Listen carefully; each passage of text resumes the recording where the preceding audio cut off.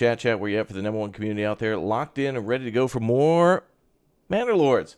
We're continuing on with our quote-unquote new game mode. We have been playing a mode that we haven't yet played before on the channel. Until yesterday, we're playing the On the Edge mode for Manor Lords, which allows us to basically build a village, but also have to defend against constant invasions. In my opinion, it seems to be the most complicated of all the modes, because, of course, we can also set it to where we can be attacked more frequently. Honestly, in the other game mode, the main game mode, known as Restoring the Peace, this one you have to do the same, but they're kind of a little bit more relaxed in their attacks, and you kind of get to pick when the enemy goes to war with you, because you get to choose when you take out or press a claim onto a new region. So thus, when you do that, that's when the enemy will bring out their military. And so there's invasions, yeah, or bandits every so often, but not as frequently, I think, as in On the Edge, where they're kind of turned up a little bit more. So we'll be seeing, like, raiders attack a lot more often, as you can see here, 2 versus 1. And then there's also a bandit spawn limit of 3. Here it's 3 as well, but we'll see. Anyway, let's continue on where we left off yesterday. Good times. Hey, welcome back. Good to see you all here. Milo, thank you very much for the Twitch Prime sub. 5 months in a row, dude. Locked in and ready to go. Good morning, everybody. Welcome. Welcome. Yeah, everything's great. We're excited. We're locked in. We're ready to go. So let's go ahead and get back into Manor Lords. Let's go. Bum bum bum ba-dum bum bum ba-dum. Oh, there we go. Our big O city.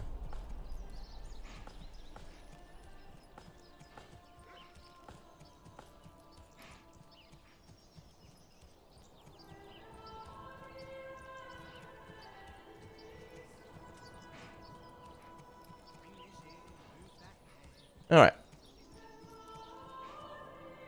Oh, there we are. Okay, so we got ourselves maybe 2 years until the next enemy attacks. No, actually, it's every even year. So spring of year 4 they're going to attack. So the beginning of next year. So we're already going to be facing another attack, I think.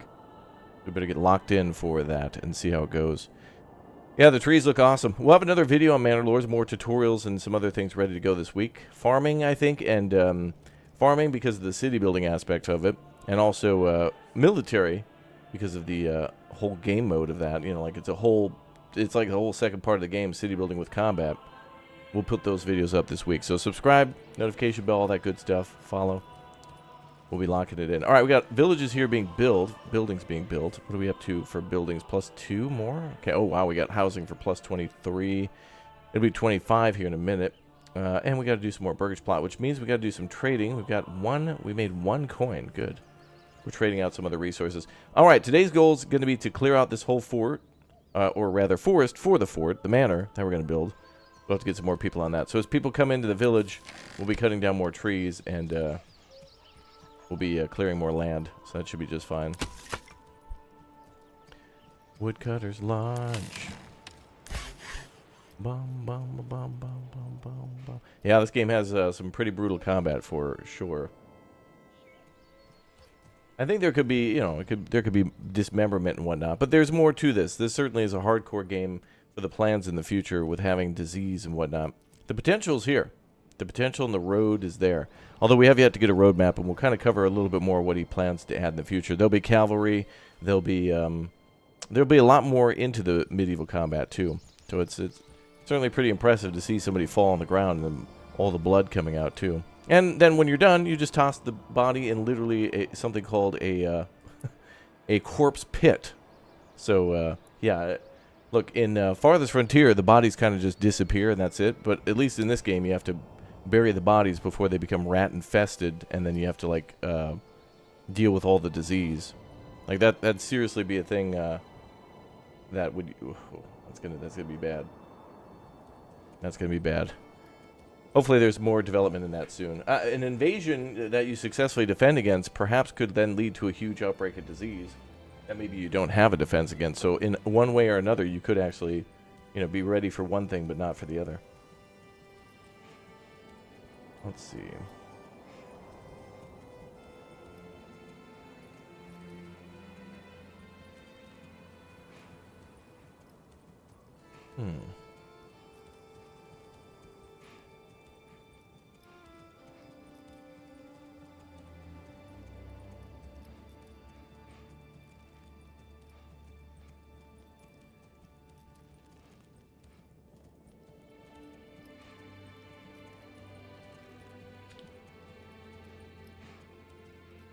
All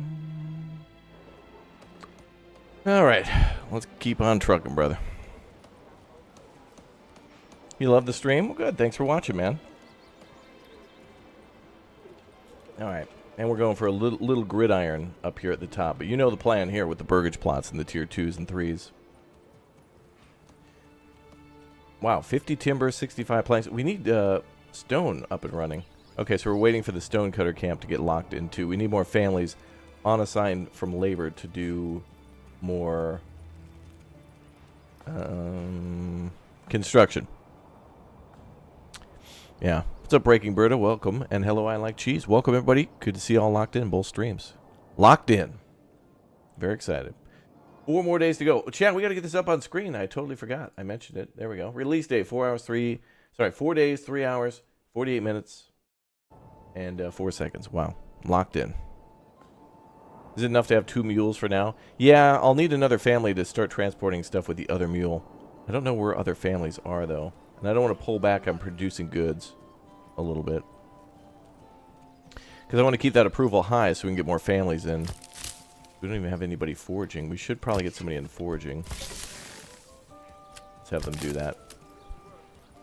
We got to get food variety up, though. We got meat, vegetables, and berries. We want to keep those high. Higher variety means more people moving in quickly. And that'll be a great way to prepare for the defense. We also are building a tannery, which should provide... Oh, there we go. Is getting a log dropped off there. So the tannery will hopefully provide, oh nice, 4 out of 4, us with clothing. So that'll be another thing to increase the approval rating, which means more people moving in faster again. You hope cheese is in the game? Not at the moment, unfortunately. What's up, Rambo? Good to see you. How much is the church upgrade? That's quite a bit of material. We need 20 stone, 10 planks, and then we need also 10 roof tiles. We could trade for that, but there is clay nearby, right over here. I think it's easier to just do the clay real quick and at least get to 10 and upgrade that church, and then upgrade the houses to tier 2, I think. Actually, the tier 2 burgage plots can do... we can have a Fletcher right away and start selling that stuff. We did build we are building a trade depot over here somewhere. Oh, here it is. Trading post is constructed. And we already got somebody shipping out planks down to 65. We're keeping it at 65, trying to ship things out. Actually, wait, we're not trading those. What are we trading instead? Thought we were trading those. Yeah, maybe not. What do we... Oh, firewood. We're trading firewood. That's what it is. I needed to get some cash going. No, I haven't watched Shogun yet, no. I might have some time to do that soon, but still got some last-minute things to prepare for Japan. Basically, to go a little clothes shopping and lock some last-minute things in, so yeah.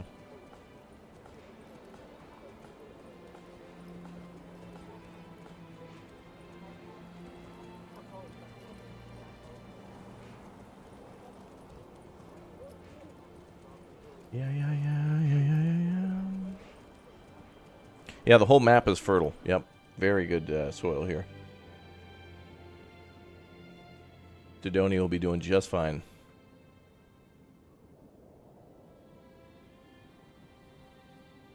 All right. Yeah, we'll be doing good. We'll be doing some good stuff. We got to prepare for an invasion, though. Also, that's kind of why this is going to be more of a challenging game mode, too. We actually face more invasions that way. Much more combat. We're going a little bit more towards the warfare and the combat and the military stuff than, like, the peaceful little city building.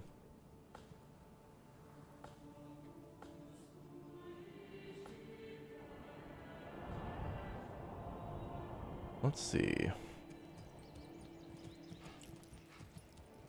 Wooden church in the market look good. The burgage plots look good. House is good. Yep, good. Ethan, welcome as a Raptor Plus member. Good to see you, bro. Oh, 360 influence, too. And we got a lot of hides, so we got to make a lot of leather. A lot of hides. There's a lot of hides behind this. And we need more people.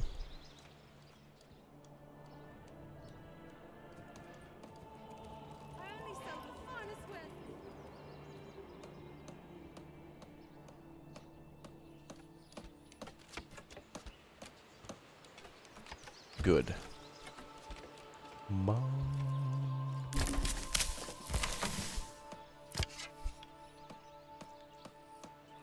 Oh, got a lot of good food coming in. Trying to clear that forest as quickly as possible, too. We got 3 people on woodcutting duty.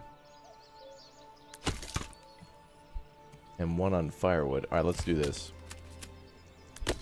I need another free person. Start working at the tannery. There we go. Gotta keep that happiness up. The approval rating must grow.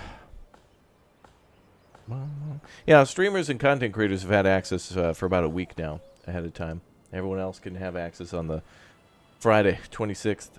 Good times. GOG, Steam, Epic, and Gamepass too. And we'll be coming to Xbox eventually. Do you know if this game's going to support modders? Yeah, there should be mods, but I don't think the dev will be able to support that until a little bit more further in development. Going to try to make his game first, and then help to make other people help to make it better. Yo, Webby, 42 months, dude. Wow. Been waiting for this game for a long time. Same. That's why the hype is really here. We've had a long, slow burn to build up the hype for this one. Didn't come out of nowhere. Although for some people, I'm sure they're just learning of it this week and whatnot. That's fine. People learn about this game maybe a year after its release. I mean, the later the better, too. There'll be more content. But for now, there's a lot of hype. There's a lot of hype and excitement about this game. Trading post, tavern. Trying to get this area cut out as quickly as possible. I want to build that manor. And I think actually we could probably start building it now and then just clear the rest of the trees out later. Okay, let's do this. The war manor. Manor war. Manor wars. Locked in.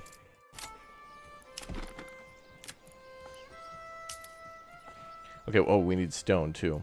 But I think we could still put the, I still think we could put the manor, like, here-ish. Yeah, and have lots of room to expand. First, we gotta build the manor, and then we can focus on walls and things like that. Won't really be able to generate a lot of tax dollars, though, until we've got the city a lot larger. Like, we can't really tax people who don't really exist or have a lot of money. It's going to be impossible.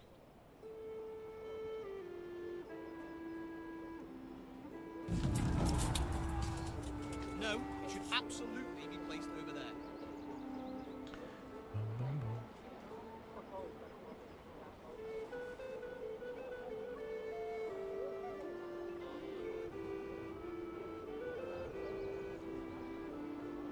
All right. A bandit camp was sighted again. Oh boy, more bandits.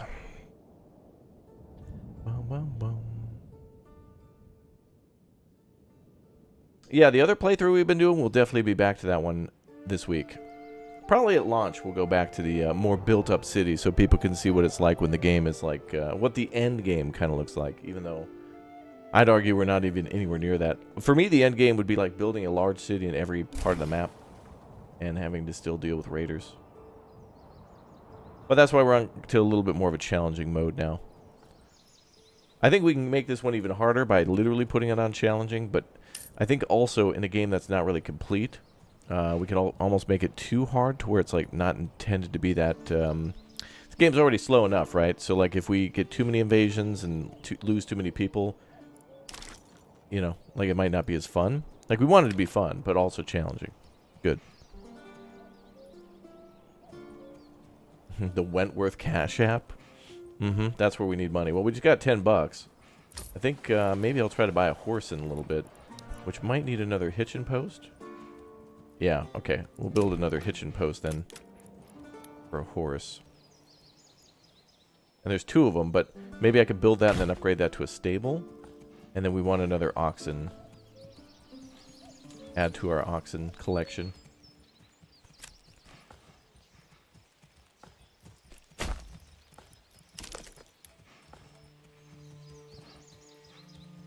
There we go.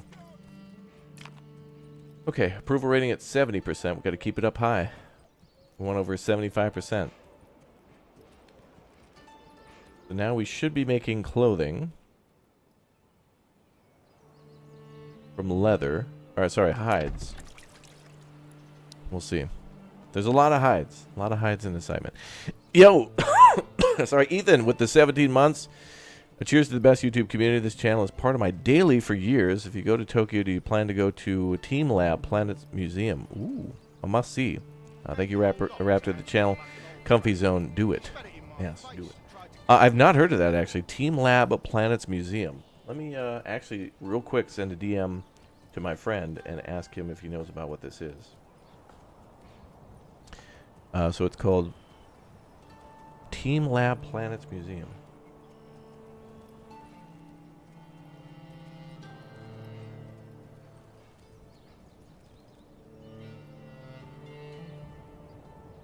All right, put it on our list of things to investigate. Cool.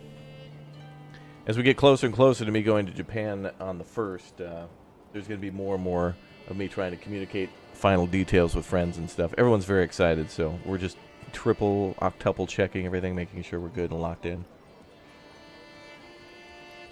Everyone wants to have a good time, so doing all the pre-work now and being stressed now means we can relax later. There's a lot of hype. There's a lot of hype and excitement about Japan. More money? Good. Oh, we're going to get a horse next. Since we're so close to the border, they don't really have to walk that far. So hopefully the horse travel will be even faster than that. How are we doing on firewood anyway? 40? And we're trading down to... Is that a commodity? Material? Material. Down to 25. Okay. Yeah, we're locking it in, chat. Locking it in. Let's see if we can get intel on that.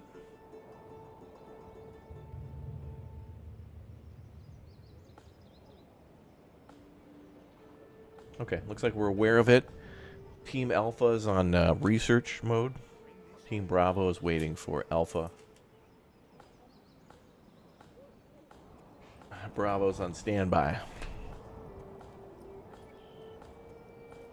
Raptor, did you see that Valheim Ashlands gameplay trailer was dropped an hour or so ago? Do you guys want to see that? We can take a little field trip in a little bit. We can go check that out. I kind of want to, I don't know. After the last Valheim update, I got excited for it for the Mistlands, but I kind of like didn't, I don't know. I like went there, and I didn't really do much more. I think we'll need to do a much bigger thing. All right, family has moved in. Good. Things are getting faster. I'm going to leave them unassigned for construction. Yeah, this will be releasing on the 26th, but there's no information yet on... wow, they're trading so quickly. There's no details on the pricing for this one, but...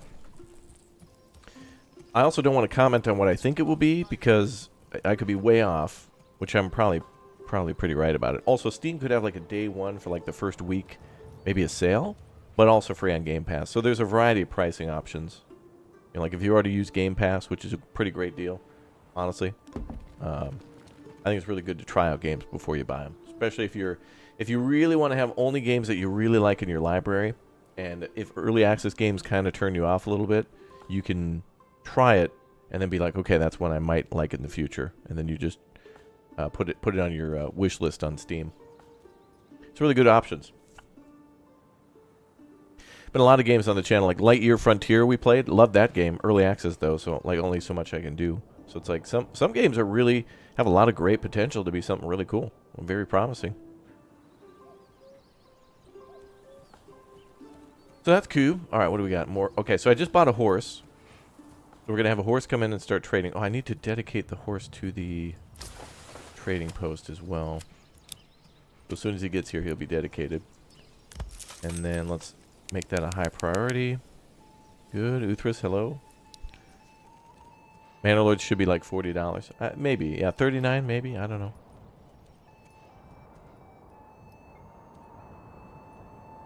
I'm not sure. But I think a little bit of the price might be what you're going to be paying for the future of development. However, you know, 7 years of a passion project, you know.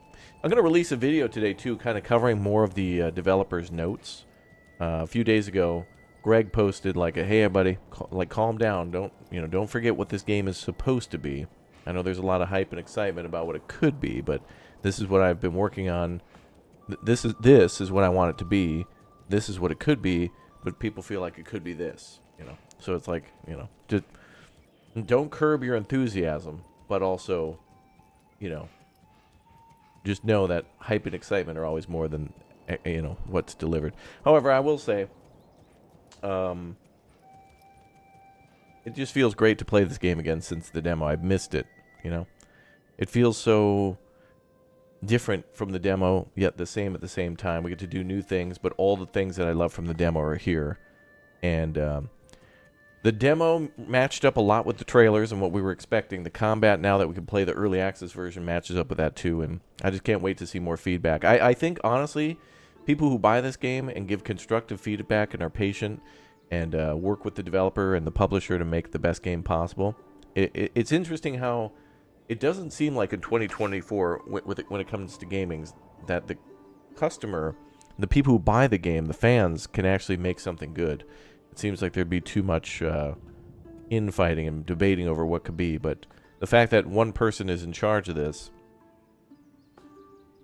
is interesting. But it's mostly because he just wanted to make a game for him to enjoy and wanted to make a game. That's the challenge and the drive. Certainly at this point could have hired a team, but that's not what he's about. Not here to make a buck, even though he's going to be making quite a bit of dollars. But that'll go right back into the game. Yeah, if they're going to be multiplayer, it's probably going to be in the future after 1.0. But that's like a slim chance, I think. And 1.0 could be years away. So that's a discussion we're going to have in like 2-3 years. And even the developer doesn't want to do a roadmap yet. I think there will be a roadmap in the future because there is a discussion about having a open, like, pre-release beta to each of the new updates, which I think is smart. Farthest Frontier does that too, where the developer could say, hey, we're going to add cavalry, we're going to add an advanced mill, and we're going to add, I don't know, a woodworking shop to make furniture or something like that to sell. Or something like that. And then people will be like, the woodworking thing's awesome, don't like the advanced mill, cavalry's broken, or something like that, and then right back into the oven again and fix and tweak and tweak and fix, Everybody's basically going to be paying to be a beta tester, and I think this game is good for that. Indie games that are early access like this is good.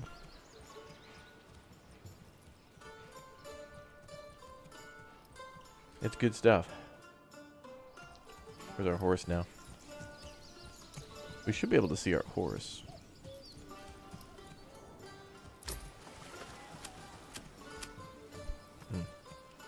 Let's straighten this up. Well, we have him. I guess he's just coming in from the border.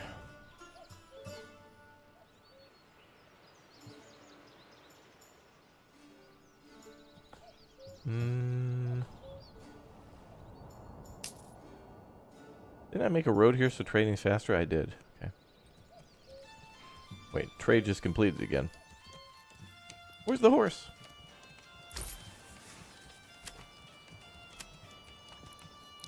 Hey. Whatever. 4 months of firewood, good. Even though we're down to 33. We're trading down to 25. Then I want to start trading leather, I think. Clothing would be better. Alright, good. 3 out of 4, good. And we're starting to make leather. That means clothing at the shops. Mm-hmm. Happiness up, good. So the housing area should be able to upgrade to tier 2 now. Then I need cash for the upgrade so we can make like a Fletcher, and then we're good. We're locked in.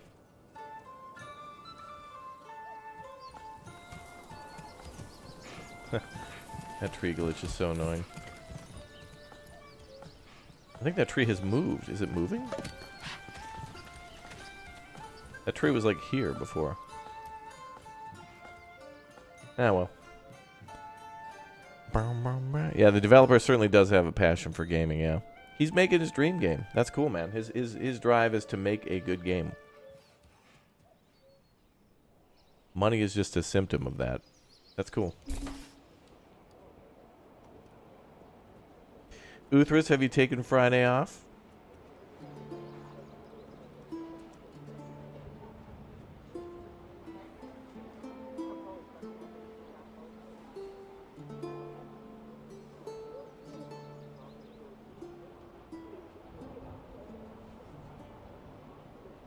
Alright, so these will be our tier 2s and 3s. And invasion should be coming in March of next year.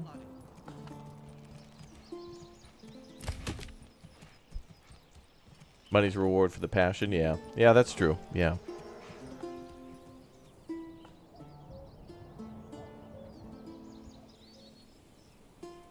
Bum, bum, bum, bum, bum.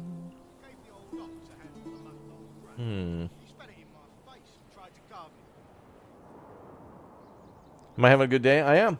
Today's off to a great start. I'm going to take care of some important stuff later today. I'm feeling the hype and excitement. You think the Steam servers are going to overload on Friday? I really wouldn't be surprised if this game created some sort of an issue. I don't think it will, but you know, I wouldn't be surprised if Steam was acting a little funny on Friday. I think too, Manor Lords, because of all the wish lists, will be huge on the banners. Like, it'll be a big banner at the top of Steam for like the whole weekend. Well, that'll be interesting.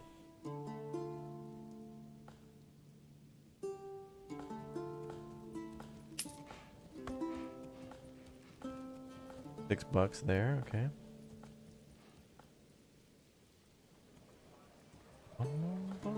Yo, Joey. Thanks for the hundo bits, dude. Appreciate it. Lots of hype. Lots of hype and excitement, yeah.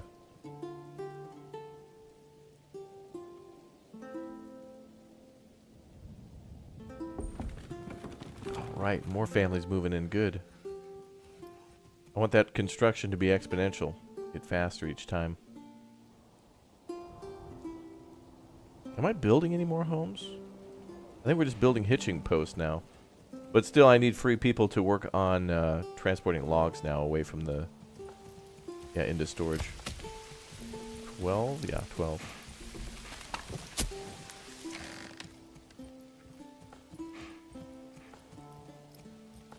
$55 hides, man. Maybe we should get some more people on leather duty. Where are we looking for leather? 4? Okay, there's a lot of hides. There's a lot of hides and excitement. Is this a harder difficulty? Yeah, we're playing in a mode that I think is supposed to be more difficult. The difficulty itself is set to default. It's my first time playing this, but it's a mode where we're supposed to be attacked a lot more frequently. So we will be dealing with a lot more, possibly sickness from all the bodies of all the death, but also a lot more invasions and attacks every couple of years. So it will be a lot more exciting this time. We will every other year have to deal with an invasion, and then maybe there'll be other attacks in between that, so we'll see. Hey, Bill, thanks for the 5, dude. I'll respond to your question in just a second. We'll let the bot read that one, and yeah, we have some news for everybody.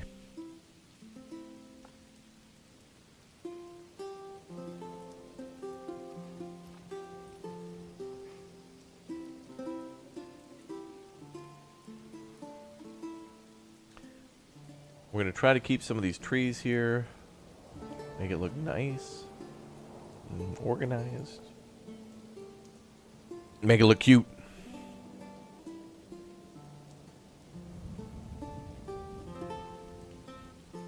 Yeah, we're going to definitely keep this, yep. Maybe I'll even add to it. We might get to a forester to go plant some more trees there. Dude, we're getting a lot of people moving in the city. Woodcutter getting those rookie numbers up. Where's our horse now? Did he arrive? Okay, he should have. Now how could I see him? There we go. Alright, so this dude's heading out again on another trade deal.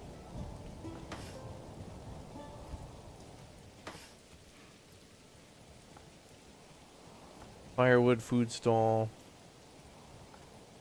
More food being added, good. More leather, good. Hopefully we'll be trading that soon. I think I'm going to trade planks down. I think we got people on planks too, yeah. So that's where one of our oxen is working too. I want to buy another one. But we should start trading more planks. I got to do anything and everything to get cash up. Pop that down to 75. 75 is more than enough for the manor for the time being.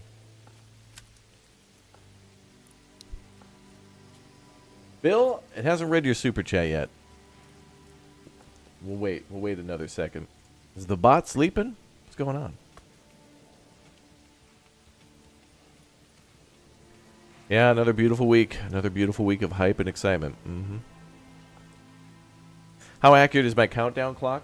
It's basically counting down to midday on Friday, but it's not accurate to like the hour or the minute or the second by any means, no. It's just a countdown time to midday Friday.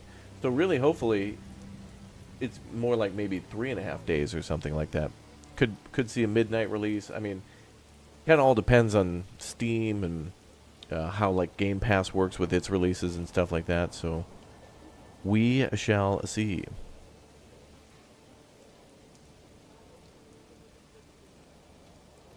No, there's no bears.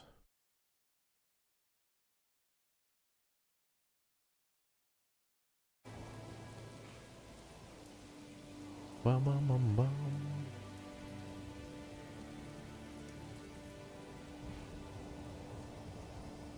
$50 timber though, damn. Okay, we need that stone mine to be done. And it is, good. Let's get somebody working there for a little bit. We need, I think, 25 stone to start the manor. 15. Not that much, then. Marketplace is going to look cool. I got to put it on my bucket list this year to go to a Renaissance festival again. With I'd like to actually go to multiple with different friends in different places. Like, I'd love to have maybe Bradford come out and go to the one in Minnesota again. And try to meet up with Uthras again this year and go to one. It'll be cool.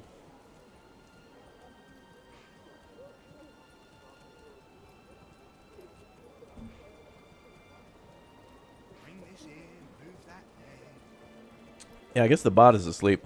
I'll read what Bill has to say. Hey, Raptor, longtime fan and lurker.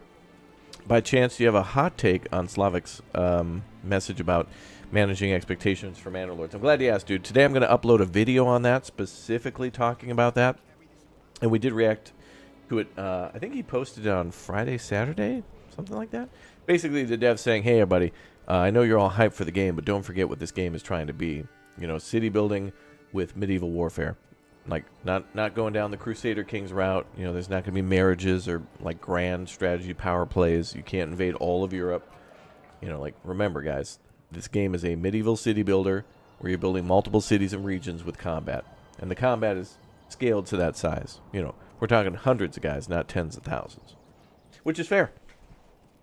And I think that was a good move to reaffirm and say, hey, guys, like, you know, I know you're hyped, but don't forget what this game is.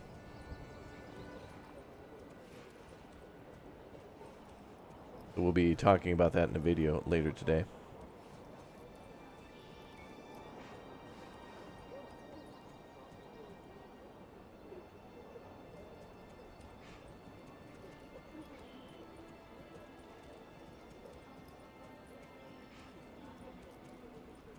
So that's cool.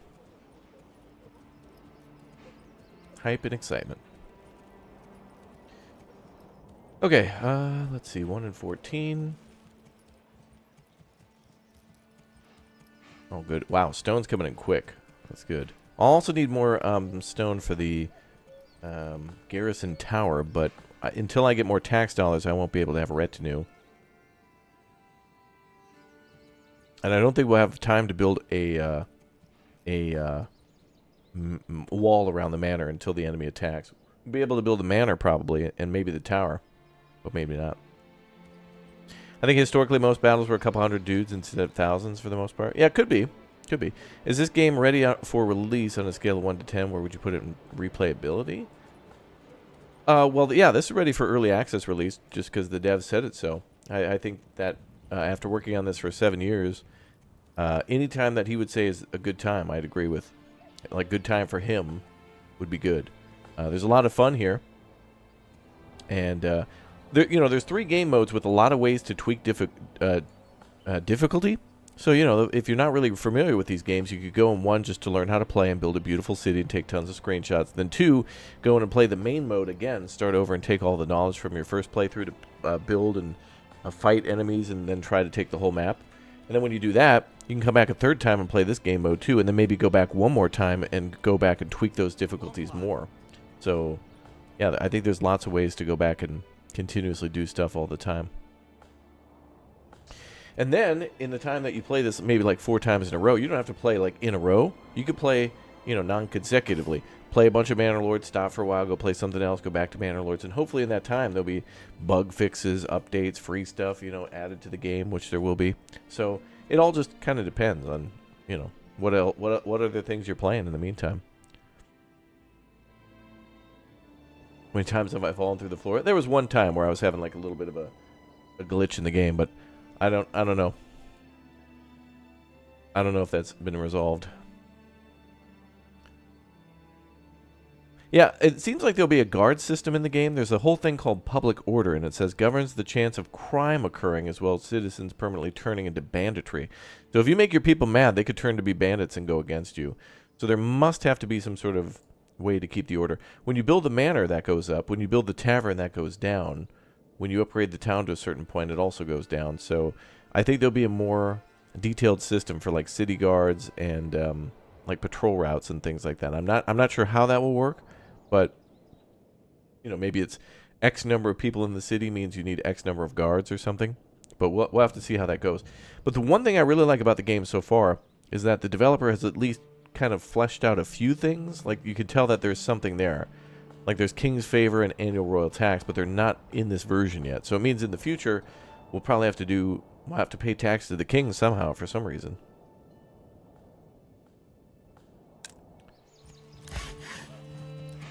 So we'll see about that. Mm-hmm.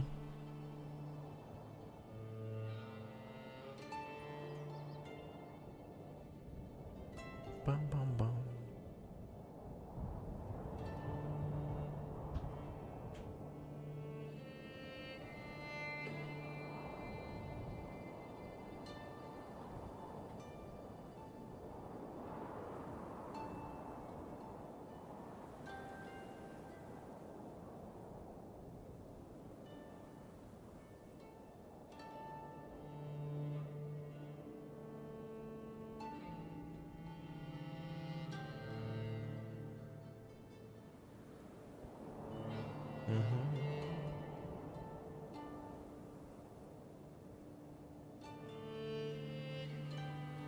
Planning Japan chat.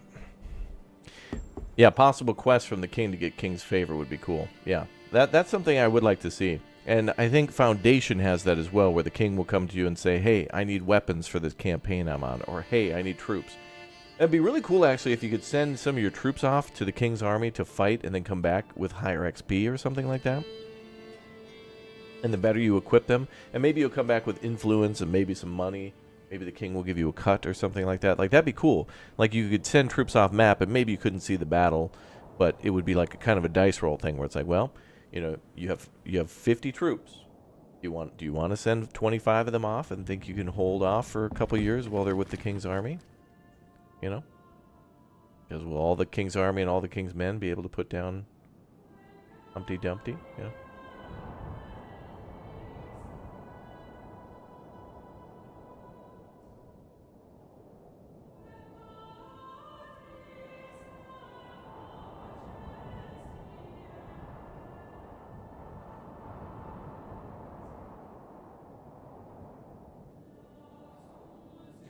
Let's see.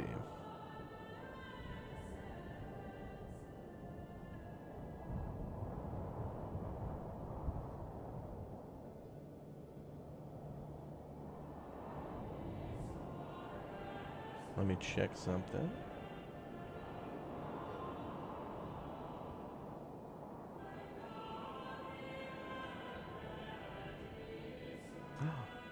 Okay.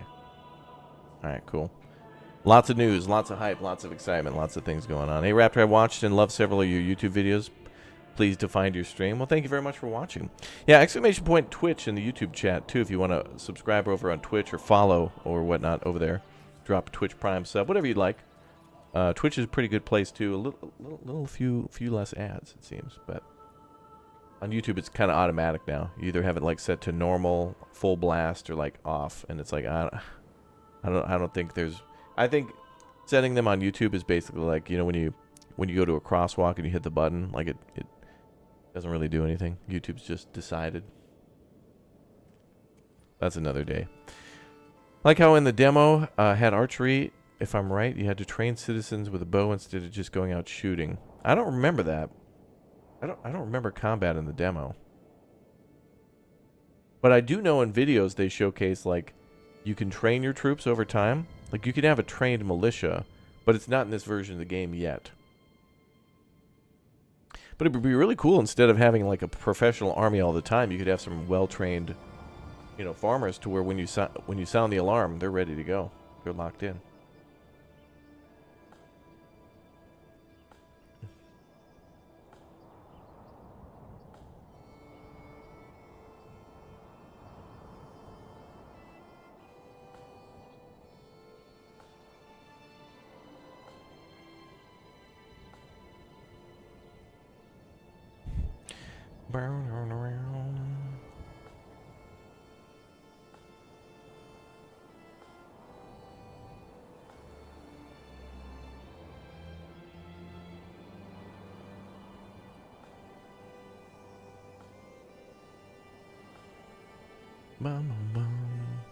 Medieval Minutemen, yeah, exactly. All right, we're 2 out of 14. I think we want to keep that 2 for the oxen at the moment. Yep, that seems like a good plan.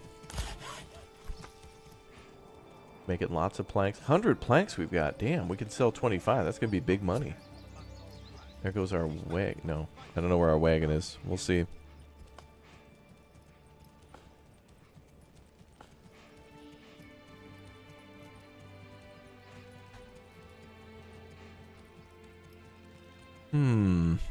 Is anybody taking time off on Friday?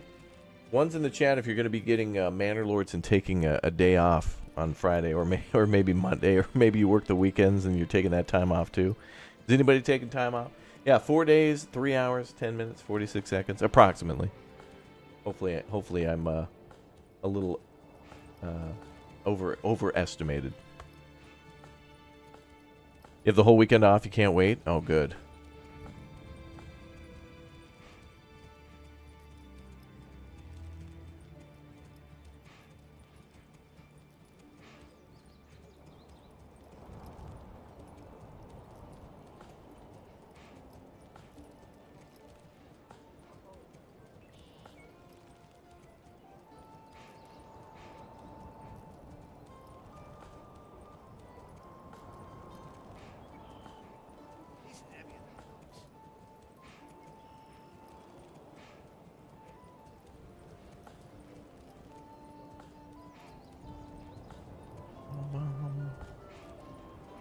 Ah, Swivel King, thank you very much for the Twitch Prime sub as well. 48.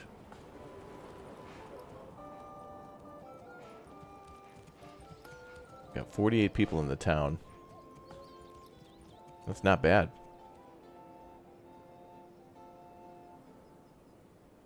Your daughter's just as excited to play this as you are? Excellent.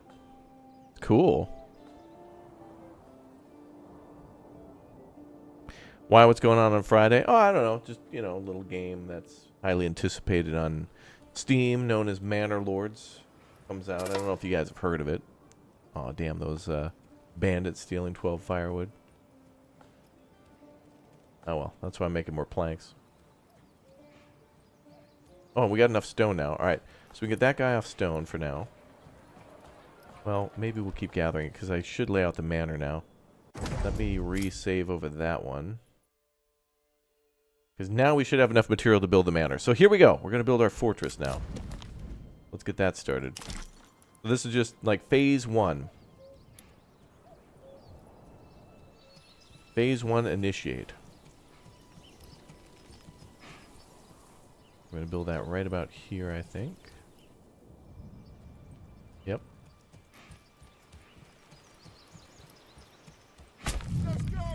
And then we'll build the garrison tower in addition to that. Not that, yeah, that one. We can build it so it's not attached to the house. Which I usually never do. I usually make it just attached to one side or the other. Well, we can make it detached. Maybe like there. All these trees will be removed anyway, so...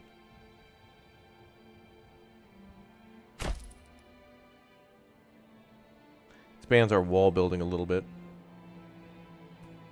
Let's start with that.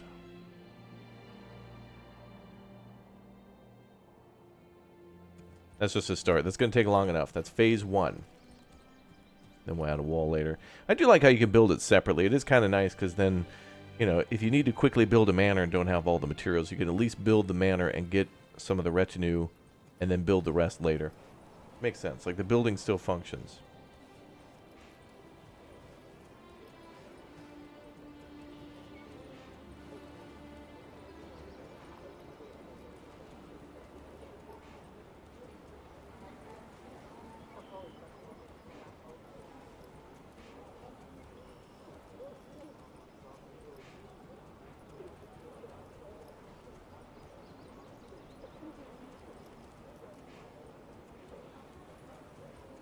No, no, no, no.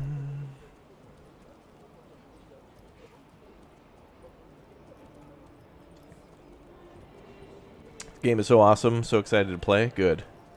I also am excited to play. Even though I'm playing now.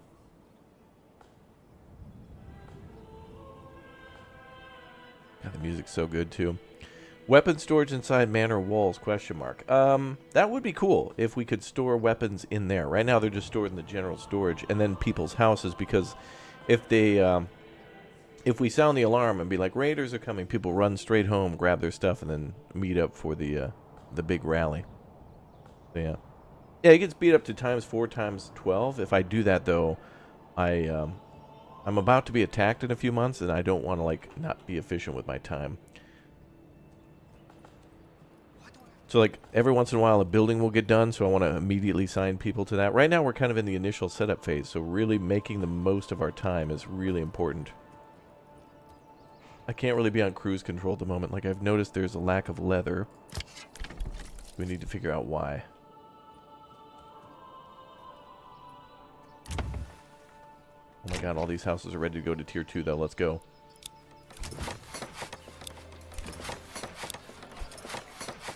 One doesn't have a burgage plot though.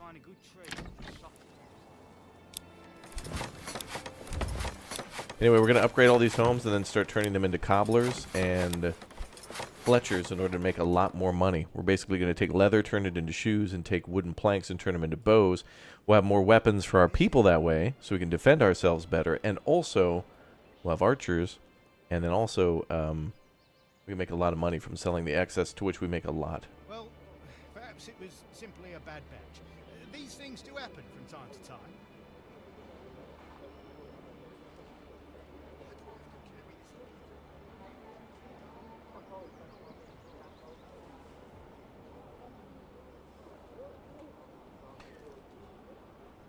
Bring this in, move that there. Bum, bum, bum. Sound the alarm. Yeah, sounding the alarm meaning like you can click on these troops, and actually I could remove that unit for now, but yeah, basically you can tell everyone, hey, the attack's coming. But honestly, you know, sometimes when the enemy comes in from the other side of the map and they invade from up here, it takes them almost a month to walk across the whole map to fight you. So even though the battle has begun, they have to walk to your village, to which it's like, oh, well, I got a month till they get here, and that time, in a whole month, you could have like three, 4 more families move in, and then you could like complete your manor or something like that. Like, that's a lot of time. That's a lot of time. Could you change burgage plots after selection? Yeah, that's a good point. You can't, but I would. That would be a great thing to bring up to the developer to be like, hey, can we edit a burgage plot later? Which would be nice. Yeah, like if you build a little one, and then you're like, you know what? Like if you build one like this, and you put one house here, and you're like, wait, I want to make this bigger afterwards. Yeah, I don't think there should be anything stopping us from expanding the fence line, essentially. Maybe it'd be it would be a different story if you had to adjust the houses, but to expand the border to have a larger plot for farming or something, that should totally be a thing you could do. You can't at the moment, but that's a good suggestion.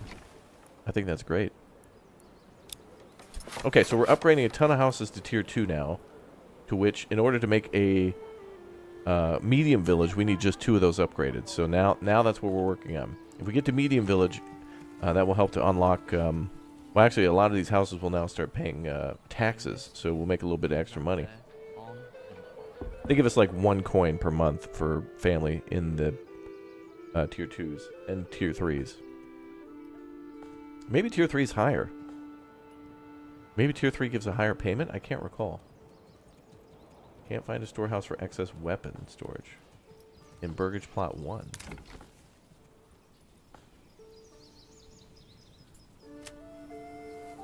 That doesn't make sense. Oh, I guess that's why the alert disappeared. Yeah, alright. False alarm. Storehouse is getting kind of full, though. Let's definitely upgrade that now, too.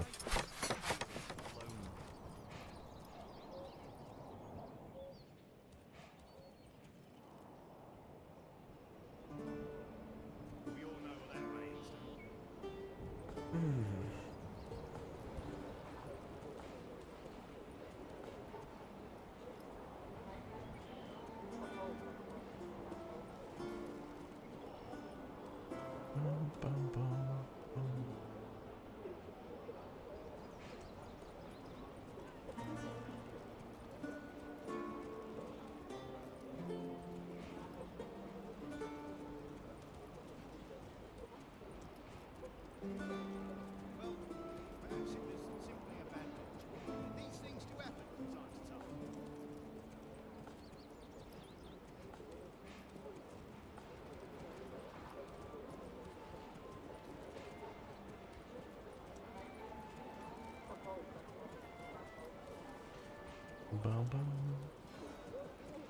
Okay, what do we got? 3? Alright, cool. How long do we have left before the attack? It'll be, I think, March of the next year. Is stone really that bad of a resource? I didn't see anyone try anything with stone. Well, stone is required for building your church to tier 2 and 1 and 2. It's also required for a few buildings like the granary. It's also required for the manor and some of the defensive structures for it. And you could also trade it, I suppose, when you're done building all that stuff. But stone is probably something you want to keep just in storage. I mean, it's going to just sit on the ground. It's not going to go bad, so you don't always have to mine it. This guy's pretty much full, 47 out of 50, so I'm going to turn that building off for now. Maybe put another person on trading. Try to get more trade going. And then when these houses upgrade, I'm going to keep a few other people unemployed so they can help with construction. We need a lot of oxen to deliver a lot of stuff. Yeah, we started building our manor. It's right here. It'll be a long time, though. And even if we built the manor before the enemy invaded, I need money in the treasury from taxes.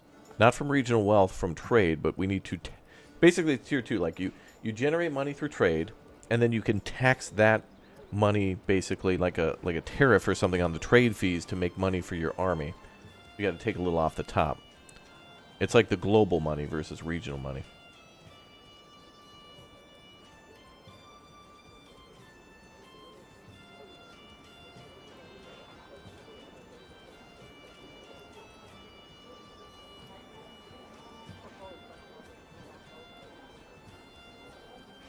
We all know what that means.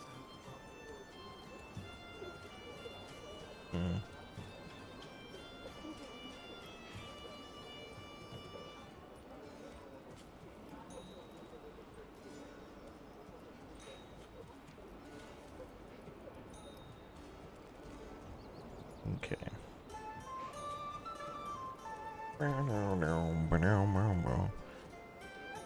Good morning, Niwa. Welcome back to the Big O streams. Hype and excitement, y'all.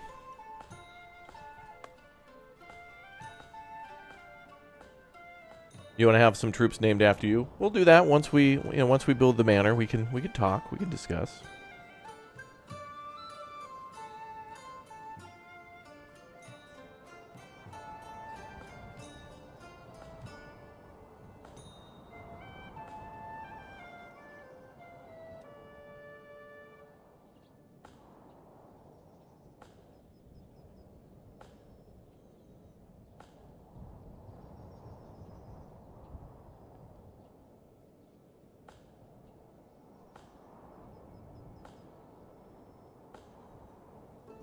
Yep. Hello, everybody. Hello.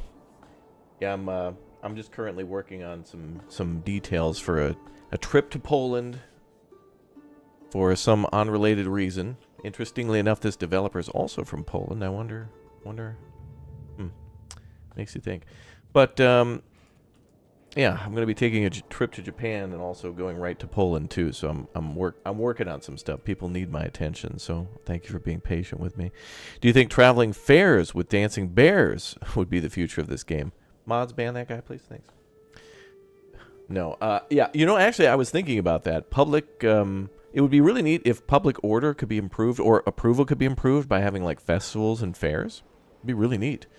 It's one of the things I liked about Anna when people would have like a harvest festival or an arts festival. So it'd be super cool if there was some sort of reason to like host a festival at the expense of resources would give you extra money or something like that. I don't know. It'd be really cool.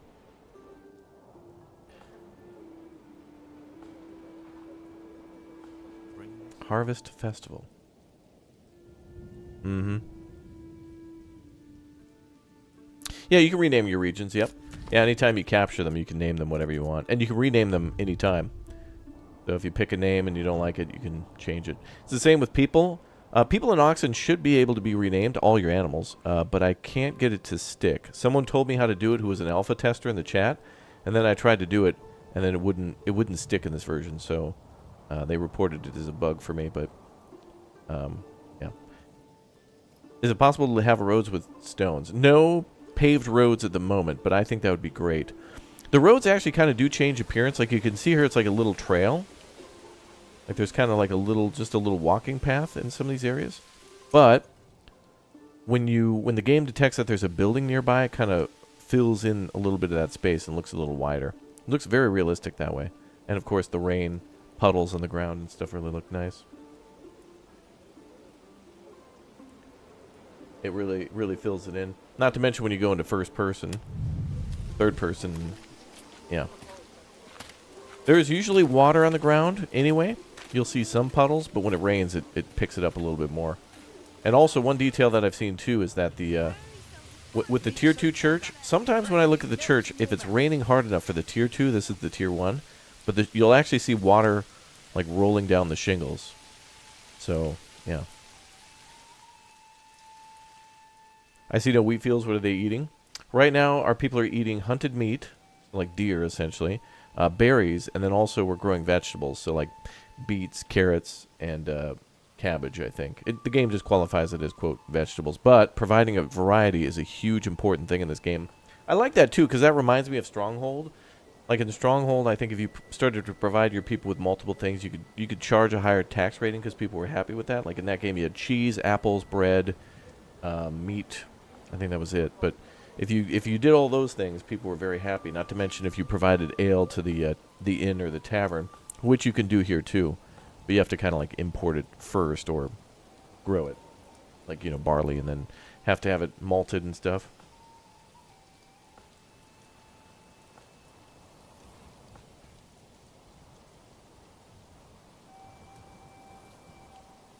We all know what that means.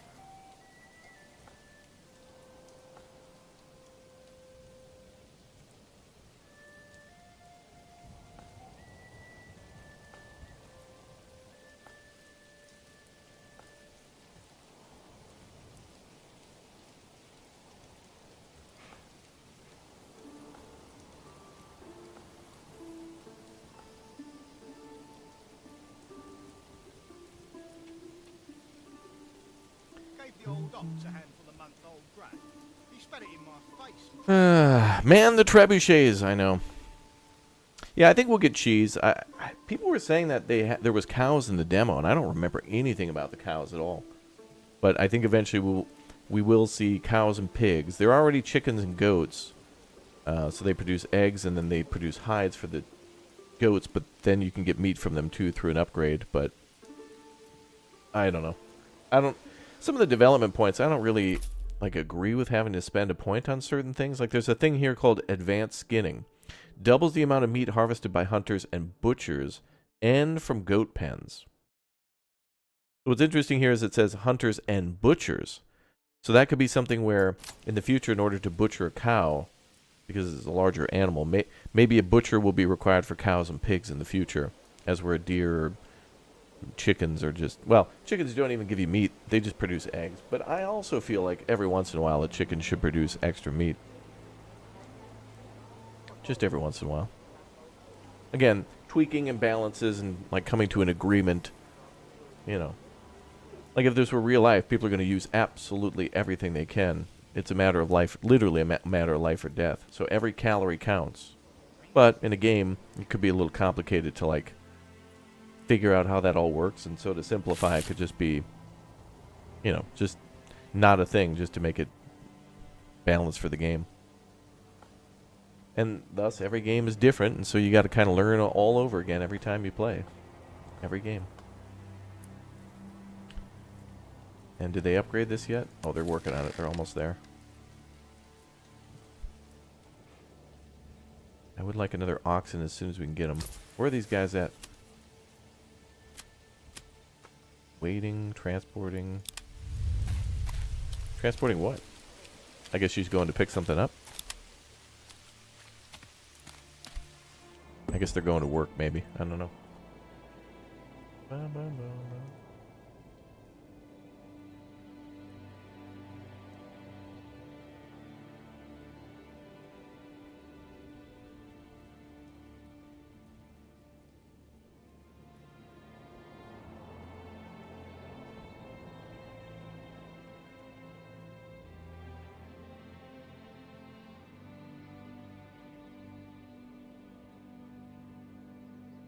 Mm-hmm.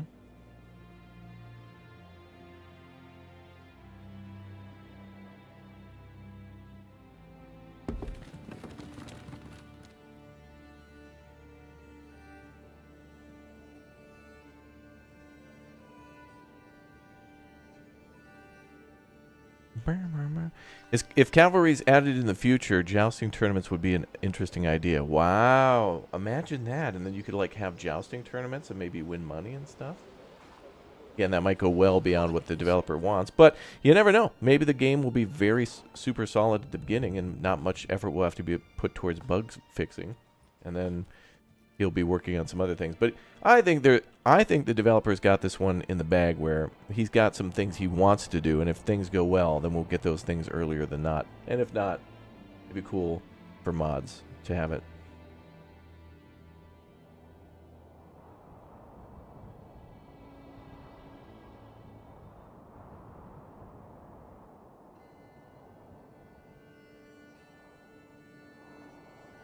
So yeah, all good.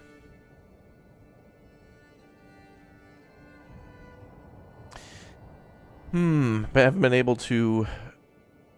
Oh, how far we expanded? Well, we're in what, second year? Year 3. So we're going into year 4. We got plenty of weapons. We've won our first battle. We didn't even take a loss in our first battle. But more enemies will be coming. So we're preparing for future battles.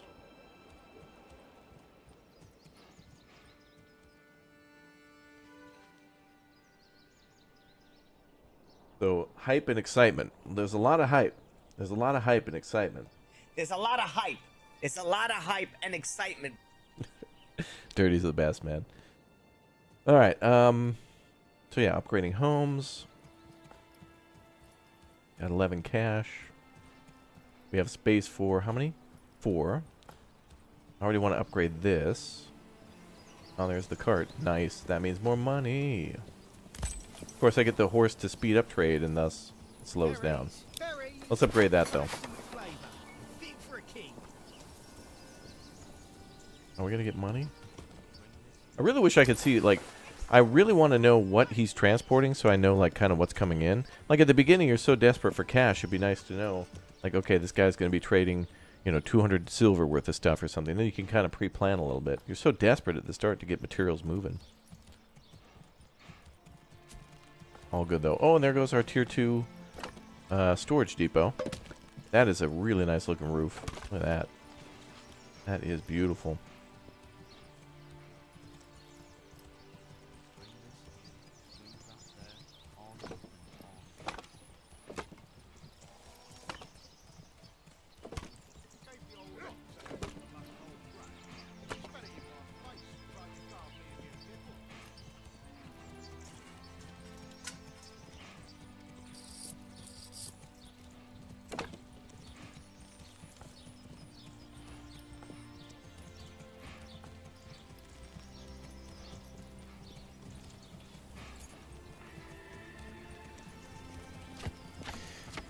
How large is your collection of sunglasses? Oh, really? I think,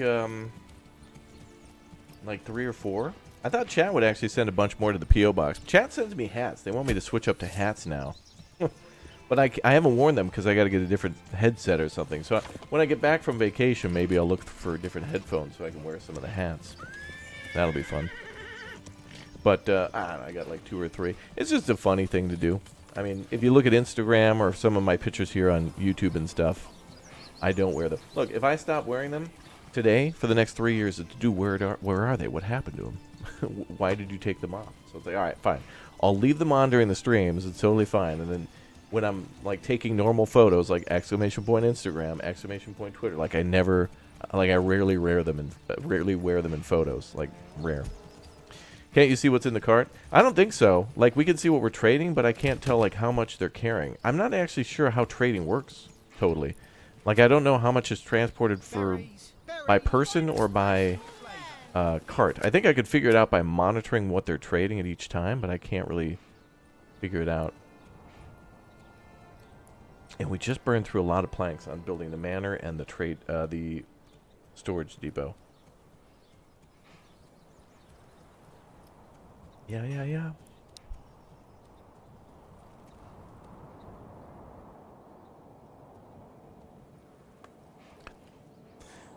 I wore them at PAX East. That's true, but that's because I was streaming on my channel. I was streaming on my channel. Those are the rules.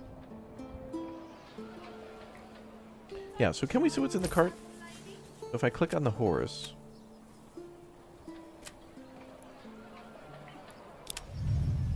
Like, I can see this guy trading. Like, this guy's carrying stuff to trade, but I don't know how much. Like, is he carrying 1 plank? Like, I don't know. Takes a long time to trade, though. But that's why in some of these big cities, I've built, like, 4+ trade depots and stuff. Like, they're not enough. You just can't make enough.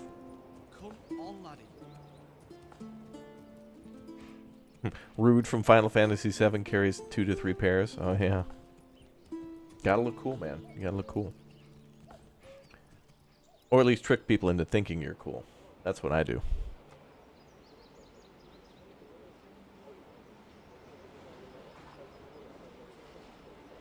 Feast your eyes on our fine selection. Sample.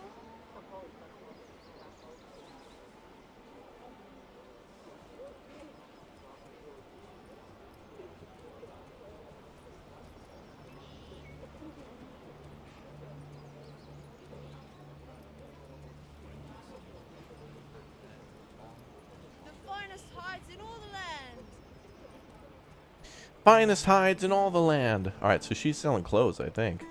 Kind of cool. People only shout out at the market when they're actually selling a particular product. Perfect for boots, belts, and, well, anything really. Wow, 9 leather now, too. Okay. 4th strength, 4 stam leather belt. Yeah, I'm really looking forward to, like, selling more commodities and stuff. I really think bustling trade in this game will be interesting to see. People, you know, just selling things at the market. But right now it's basically variety of clothes, variety of food, and firewood, and that's it. People don't seem to want to buy candles or salt or any of that stuff. Maybe they will. Honey, that kind of... Actually, honey is a food, so they will buy. But where are commodities? There it is. Yeah, so cloaks, clothes, and shoes are all clothing. Candles, I don't think they'll buy that. Salt, I don't think they'll buy that. Ale, they buy at the tavern. And then herbs... I don't know how herb and sickness works. Like, you can make herbs, but I don't know... I think they get stored at the granary and then sold at the market from the food trader as a medicine. Yeah, horses help with trade. They'll speed things up a little bit. So, yeah. How does this rank compared to other strategy games you played? I feel like this is more of a city builder with strategy in it. I would qualify this as a a city builder with real-time strategy attached. But it doesn't feel like an afterthought, you know? Like, I feel like with Age of Empires, it's a perfect blend of city building and combat, but it's more focused towards where your city is a base, like in StarCraft or World of Warcraft or something. But here it feels like Banished and Anno with combat. Well, Anno has combat too, but it's got the land-based combat everybody wanted from Anno. Oh, good. We got a little bit of cash now. So when we upgrade these houses, we're definitely going to be bringing these up to... Know how to cook properly. Actually, maybe I should spend my money right now on another oxen. Let's do that. You all know what that means. Because then we can get buildings done faster. Yep. Okay, so all money in the future will go towards a burgage plot to bring in, like, Fletchers or something like that. Yeah, I mean, people could mod the buildings to look like Warcraft for sure. Yeah, there could be a Lord of the Rings mod for this. A Shogun mod. I mean, we could see Japanese style building. I would not be surprised if somebody modifies this game heavily in the future. Step right up and sample.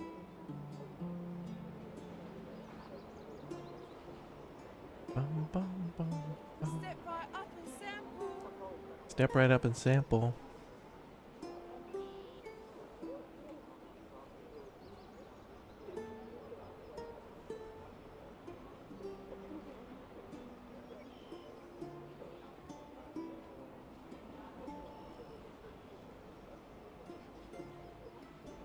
Okay, things look real good. Good. Yeah, Game of Thrones mod for sure, yeah. All sorts of stuff. Am I weird as I never liked Anno? No, I could see you maybe not liking that if it's maybe too complicated or too much of something going on that you're not interested in. Anno is nice though because there are ways to kind of stop the warfare in Anno 1800, and that's totally cool, but last year, from like February to like July, I played with Sheefox like every weekend, and it was just like, this is a lot. And we both, I don't know, I don't think we got a like a satisfying ending to that yet, but I feel like that's the thing with Anno, where you could just play it endlessly. And the same with this game too, but I think at a certain point you kind of just get bored of the map and then want to restart. And that's the same with like City Skylines and stuff. Like you get to a certain point and you're kind of like, eh. And then maybe you go and start a new town in a whole new, you know, maybe you build a coastal town and then your next one is like an island or something. A little bit of a difference. But still all good.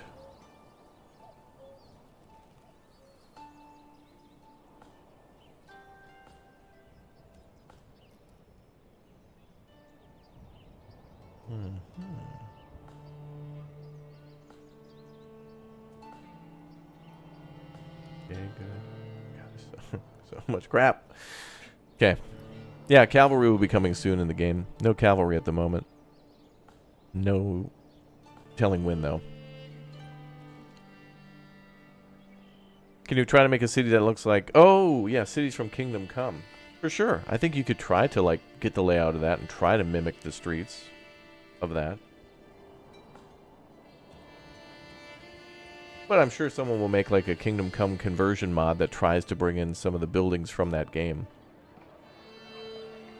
I think more than ever, this will get close because of how organic the road and the layout of stuff is. But, you know, it'll be hard to make like a castle or something that looks like that. Unless someone can figure out how to import assets like that. We need more work here. We got people working on leather. Cool. Okay.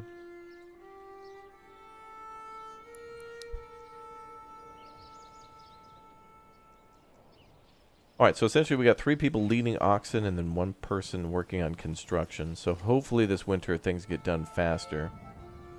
We got a lot of houses to upgrade. And a lot of those houses upgrading will give us money for the population that moves in. I think we won't build any new houses for a while. Half the people are living down here. And we need these for food. So like chicken coops and stuff. That'll give us another food type, raising approval, which will bring more people in.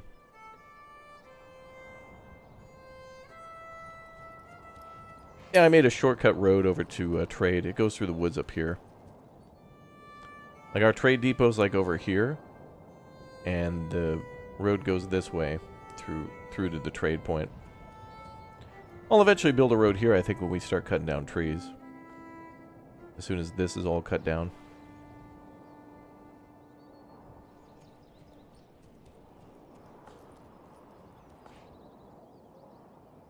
I think the manor's going to look real nice up here. Nice and flat land. Right on the edge. The colors look so good. Good stuff.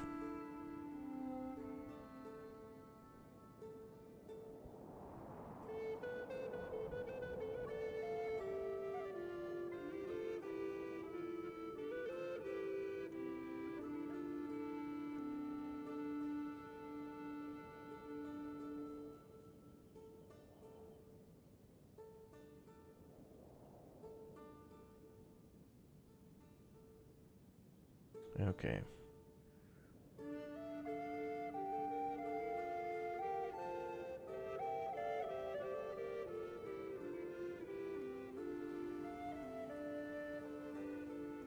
Bum, bum. Make a circular town? Yeah, I've been trying to make more organic cities. In my experimentation, I found out that Tier 2 and Tier 3 buildings look a little better when they're on a grid, and I'd want to avoid grids as much as I can. However, the church and the market square, I think, look best when they're square. Having a few squares from the center of the city then turn into kind of more organic, you know, like maybe eventually triangles and then kind of just curvy roads. Essentially what I try to do is either make a square or I try to make something like an iris shape, kind of like an eye, you know, like an oval. Something like that. Looks good. The terrain is nice here. We're actually kind of on a hill, so there is a defensive area a little bit. So the city is built uphill a little bit. But I think the nicest hill in the game is over here. There's a real nice spot up here to build like a church. And then there's like hills that go all the way down. I think this is maybe one of the highest points in the map that we're allowed to build in. I think. I'm not sure. But there's also a really cool cliff over here. If you want to build on the cliff, if you settle in an area called Nuslo, there's a little area right here where there's a cliff. It's just on the, kind of like on the, where the E is. And there's a really nice little cliff. And you could build a manor up there. Or you could build a city up there, or below it if you want to. But, you know, it's a good defensive position. Enemy can't climb that. Yeah, we'll try to take out raiders for cash, yeah, eventually. Yes, we'll be playing Bellwright soon.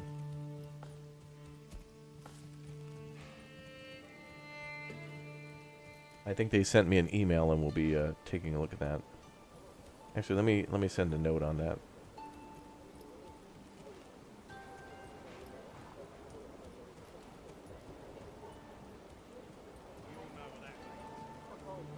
We'll check that out. They wanted me to take an early look at the game, and so I'm like, all right, you know, I was interested by Bellwright. I want to see more. I think I really like Bellwright because it just is somewhere between like Medieval Dynasty and Manor Lords. Medieval Dynasty is a lot of fun. Manor Lords even better. So it's cool to do the combo. How much did you pay Greg not to put in Barris? I'm basically the biggest financial backer of this game. Yeah. $2.6 trillion per day. Yeah. But the hills here, the landscape is a lot more rolling. Looks nice.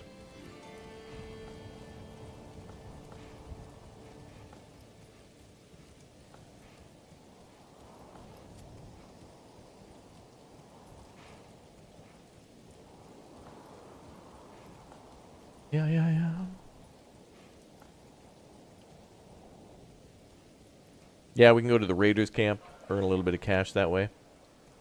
I'm afraid to have our militia leave, though, because they're busy doing stuff. Like, I want to have them focus on construction as much as possible.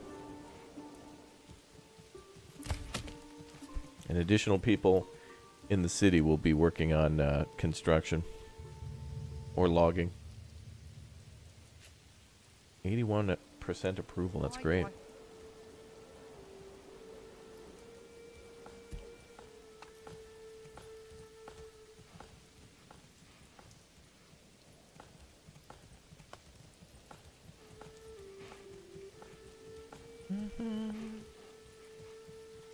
Have I had a look at Noble Fates yet? Having so much fun with that. No, but I think what we could do, chat, is in a couple minutes we could take a look at the Ashlands trailer. We could take a little field trip. It's kind of nice to break these streams up with a little, you know, let's look at a different game or game trailer of other things we might be interested in. But we could take a look at Noble Fates and Ashlands, I think.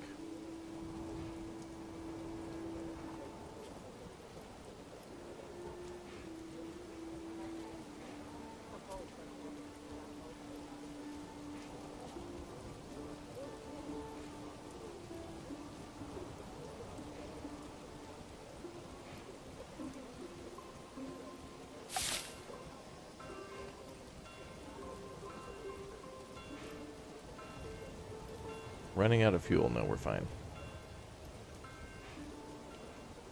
Alright, well, let's take a little field trip then.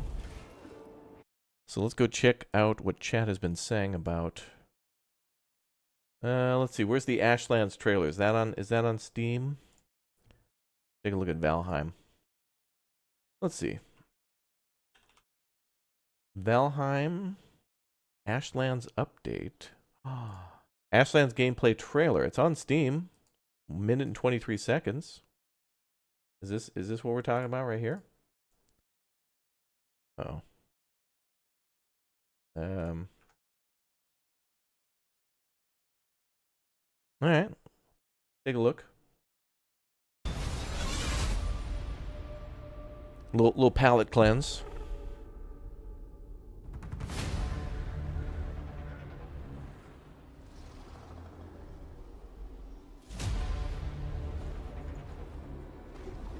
Oh. Oh. You have to build a shield. Or you can, maybe.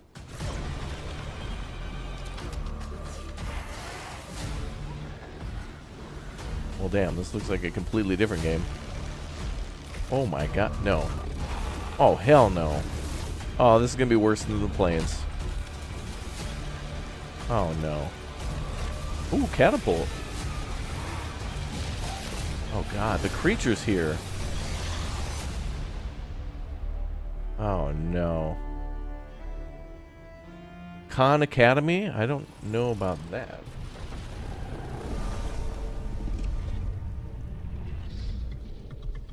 Oh, that's fun. Available now for public testing. Alright, so the Valheim Ashlands update is out for public testing. I don't know about that. Dino Lords? Maybe. What's Noble Fates? Noble Fates. Oh, it's on my wish list, so I must know of it. Wait, that's from 2021. Wait, is this out? The hell is this? I guess I forgot about it. It's been like 3 years. Well, that sounds like DMCA territory right there. Nope. Is this like... Oh, it's like RimWorld, I think. Is it? Oh, no. Raise children. Oh, that seems cool. Oh, a little Minecrafty, maybe? Oh, okay. Oh, this I'd be into. If we get to build castles that look like that, then yeah. That's probably why I wishlisted it. I've not seen anything on that one, though. It's weird. Let's see. Siege engines? Yeah, maybe. Mm-hmm.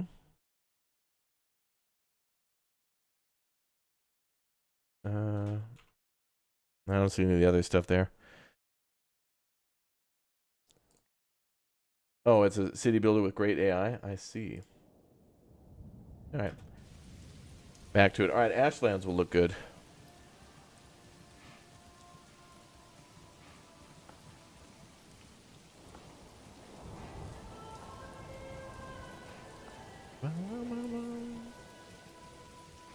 Trailer was too fast. Yeah, there was a hell of a lot of stuff going on in that Ashlands trailer. That is going to be the area for like ultimate combat. It looks like, as if like any of the other areas were peaceful. I guess the meadows in comparison to the. I don't know what's worse. Yeah, the Desquito. Desquito is still the worst thing in the game, hands down. Like I don't like the blobs and all the other stuff from the swamps, but no.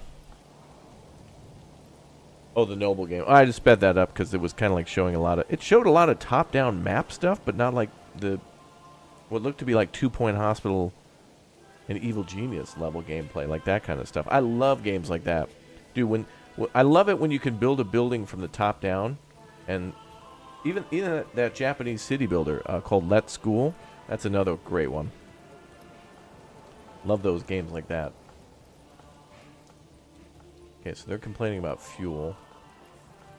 Well, it's not. It's more of like a caution, but we're producing firewood continuously, and I'm rather trading it, so that's not a problem. We have 10 wood to trade. Mm-hmm. That was a quick little field trip, yeah. Yeah, we'll talk about... Here's what I'm probably going to do. Tomorrow we'll play Bellwright, and then I'll build a city, and we'll have some fun in Bellwright, and then I'll probably make a video on it showcasing what I've built and the story so far. And, because the earlier beta of that game I didn't like. The more recent one, it was like, oh, okay, this is actually kind of cool, kind of fun. And then, now I'm willing to do it again. Now that I kind of know some of the weird stuff about the game. It's not even weird, but it's just like, you know, every game's a little different in how you build things and how the AI does stuff. So now that we played a little bit, we know what's important. Like, research is kind of important, but not really. Like, food's a little bit more important, so you definitely want to make sure you got people working on food right away. But then that doesn't really become a problem. Okay, so we're waiting on building. We're waiting. The manor I don't think needs to be constructed yet. But I think we'll just make 2 buildings high priority, like this one and then this one, so we can get a couple things built. Come along, lad.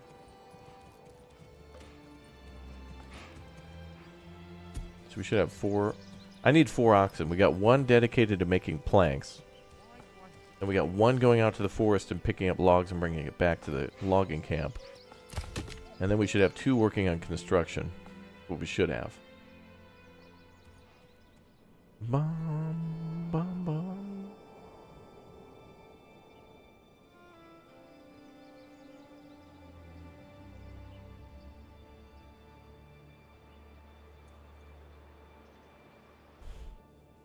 Yeah.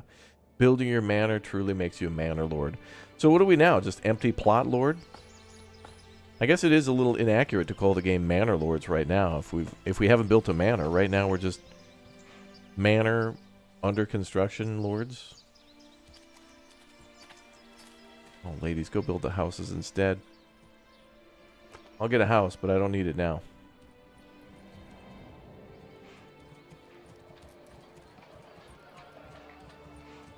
We'll see. Quality, you say? Impossible.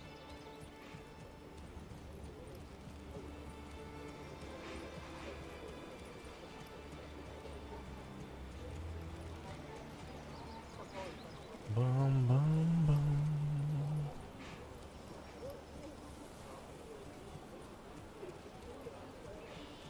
Developer lord.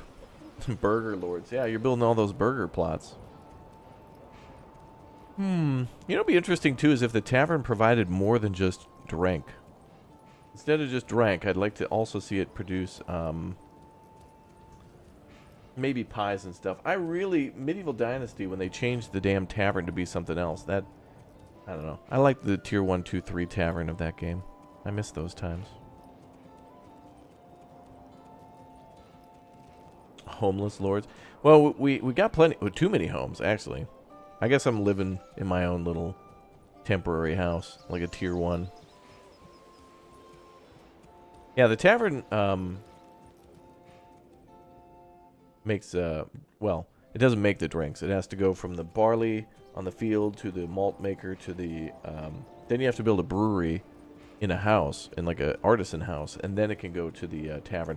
To which, actually, we could probably have this house here be our little brewery. If it has the burgage plot, which it might. Like the little extendo, I don't know. I think it might be a little too small. But regardless, I like that. What's up, Chris? Welcome aboard. Good to see you.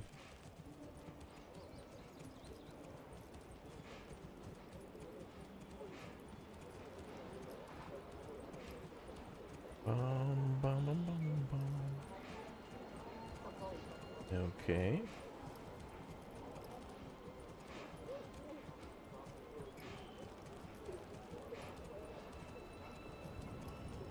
Nice. Nice. Burger Lords. Burger. Yeah, music. Yeah, entertainment in the tavern would be great. More music and stuff like that would be cool. Okay, so spring the next attack strikes. I'm trying to get these houses upgraded to maybe we can get a Fletcher at the start of the year. And then we can get some bows going. We'll have 35 people able to defend the town. I'm not making enough cash, though, to buy weapons. I'd rather... What we could do, too, is we could literally make a ton of bows, sell them, and then just import from all that money shields and spears, which I think... Honestly, I think melee is much more effective. I mean, if we take the high ground, go in defensive mode... Wait for the enemy to plow into us, then hold the line, and then push them back down the hill. Instant win. We don't even need archers. No range needed yet.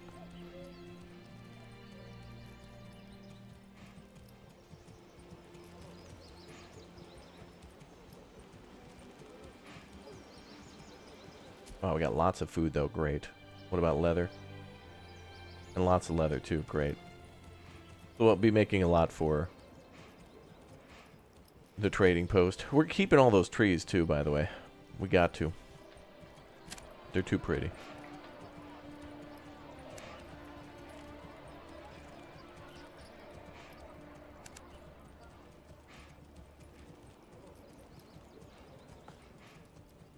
Seven days to die 1.0 in June. Wow.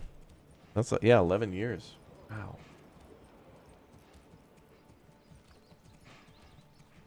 Yeah, it's cool that there's more and more games proving that early access doesn't really mean much anymore. Well, kind of. The meaning has changed. Crocs with socks with the one bomb for the chatty chatters over on the YouTube chat. Let's go. Thank you very much, dude, for the big O support. Oh, these bandits stealing all the meat. All right, we got more.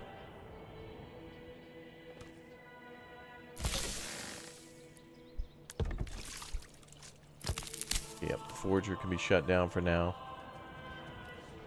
And, yeah, they're going to be complaining about firewood, but that's fine. Still cutting down the rest of these trees, and then we're good.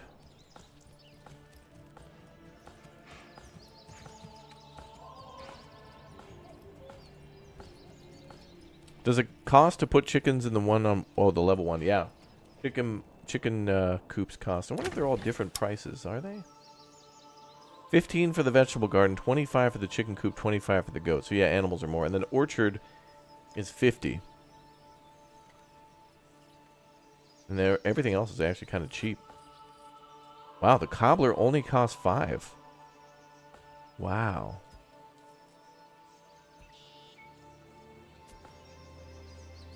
And the boyer or the Fletcher is completely free. There's no expense for those. So once we upgrade those, we don't even need money. They only make money. That's awesome. That's why we're upgrading these first then. So they're bringing over, yeah, they're bringing over logs to make those into basically weapons factories. We've already started to make weapon factories now.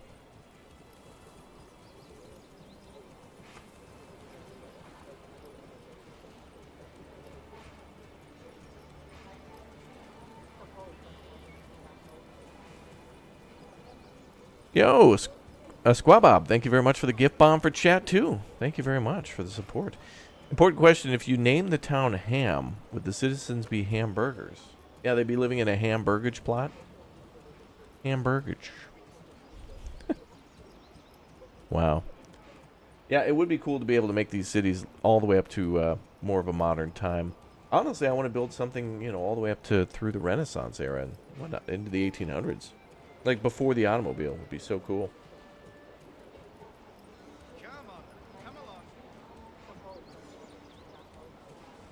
Cheating him? Never. Perhaps he simply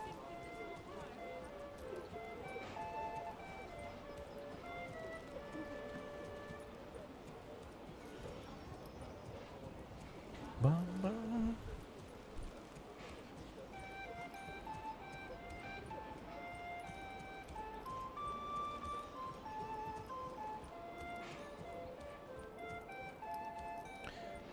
Bum, bum, bum.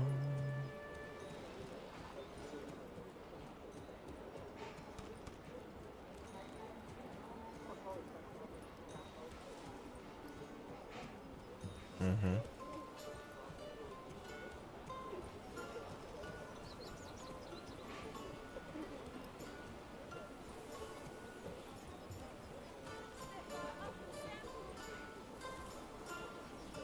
Bum, bum, bum, bum, bum.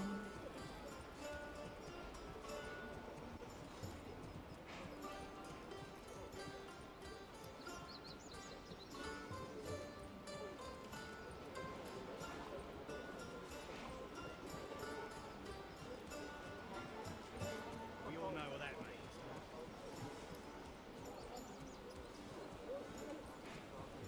means. Okay. Good. Good. Let the beat drop, exactly. I know, burgers, I know. Yeah, Flute Guy will be popping in once we... Actually, we're starting to get more of the poppier soundtrack, aren't we? God, it takes forever to get those logs over, but it's cool. This game is a slow burn, man. I'm telling you. Do I like a cup of coffee or a cup of tea? Cup of coffee every once in a while when it's real... you know, I really need it. But tea is my preferred recently. Mostly Earl Grey. I like it. Peppery. Poppy. Pop it off. Buy yourself the finest wares in all the land.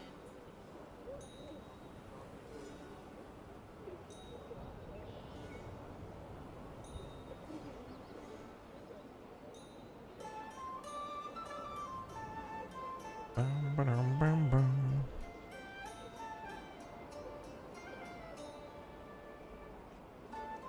Alright, what do we got?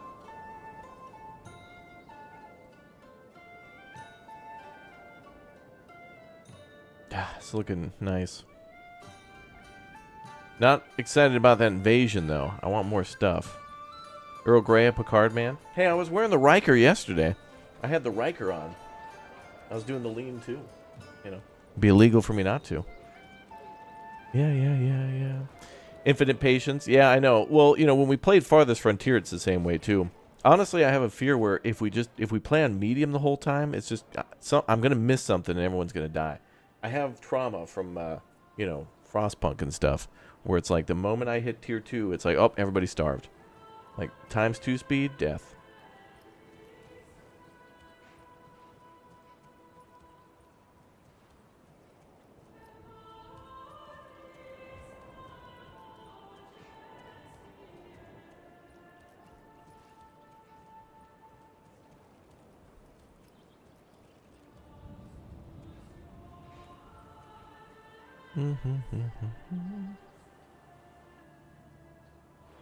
The Riker maneuver, yeah. Cav housing for another Ox, but 80% approval. This is outstanding.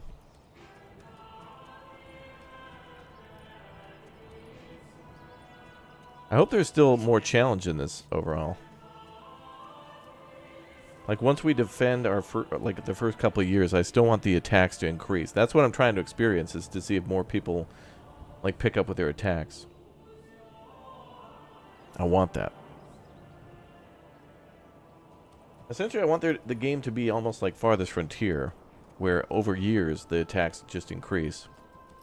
Yeah, we can increase difficulty, but what I mean is like I want the game to somehow give us a more difficult time as time goes on, not just like a constant, you know, like level like that. Can we increase difficulty mid-game? I don't think so. No.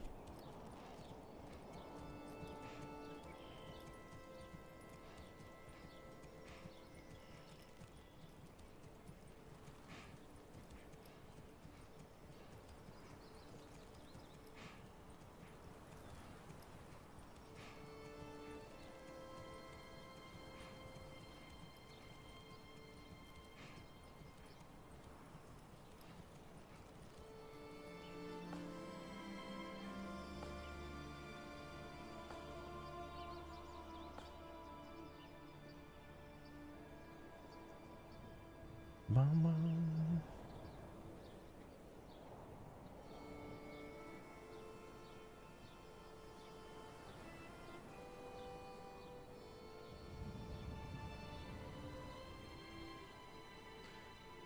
Alright, so the manor is being TBD. Got a lot of logs coming out. What is the shortage? Is that the firewood? Yeah, okay. Oh, there we go. There we go. Action. Got some hot construction action going on right here. 4 logs? It takes 4 to upgrade those. My god. Has anyone told Raptor that the game comes out this week? It does? Are you telling me that Manor Lords releases in 4 days, 2 hours, 11 minutes, and 31 seconds approximately? No way, dude. Oh my god. It's here. It's finally here. It's coming. It's coming soon.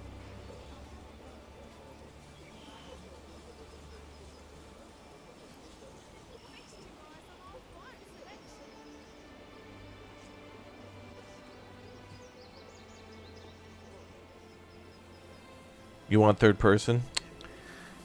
Fine, we can do third person, chat.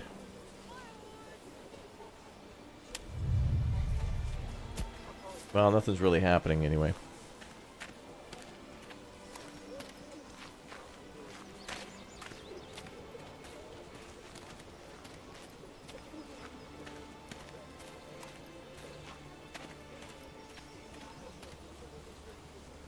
Okay. Hopefully it's all locked away. Steam says 3 days. Why does yours say 4? It could be, you know, the time zone you're in. It could be, like, for example, technically, you know, in 2 hours it'll be down to 3 days. So my estimate is a little generous, but I would rather be a little over the estimate other than under. Because if I said, like, you know, like when we're streaming on the 26th and it says, all right, guys, release time, and then Steam says another 2 hours, like, who knows? Winter is approaching. It's just an approximate time. This is a countdown to like midday Friday. To which it could be released midnight, you know, like Thursday or Friday. You know, all depends on Gamepass and stuff. Maybe Steam will want to compete with Gamepass, who knows?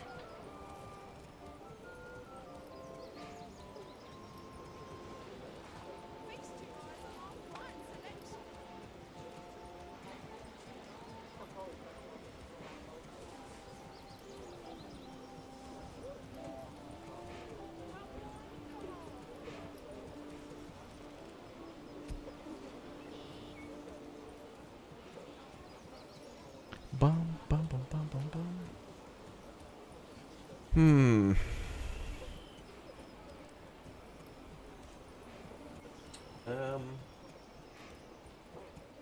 Boy, I'm really nervous about this attack. What I really want to do is try to lose no people whatsoever.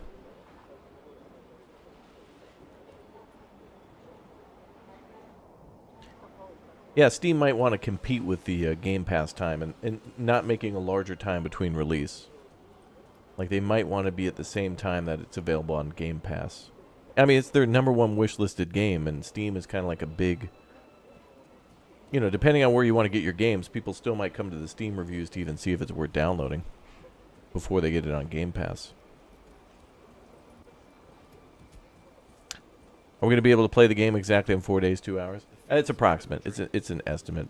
I mean, it's counting down to, like, release day, not, like, release time, you know. Mostly it's just kind of to answer the whole when does this come out, to which I'll just be like, yep, right there, you know, Friday, approximately. And I don't want to say midnight on Friday because that might not be the case. I honestly don't know. And I've also been told particular times before by developers, and then it's just available early. Like I'll get an email from a dev saying, hey, our DLC comes out Friday at noon, and then it's available like Thursday in the evening. Yeah. Thoughts on the game so far? I like this game. I want to play more of this game. I think this is going to be one that a lot of people enjoy. I think there is an eventual limit to the content, and you know, eventually people will get everything they wanted out of early access. We'll put it on the shelf for a little while and dust it off when there's updates and whatnot. But I think this will be a game people will be playing for a few months at a time, you know, especially at the release.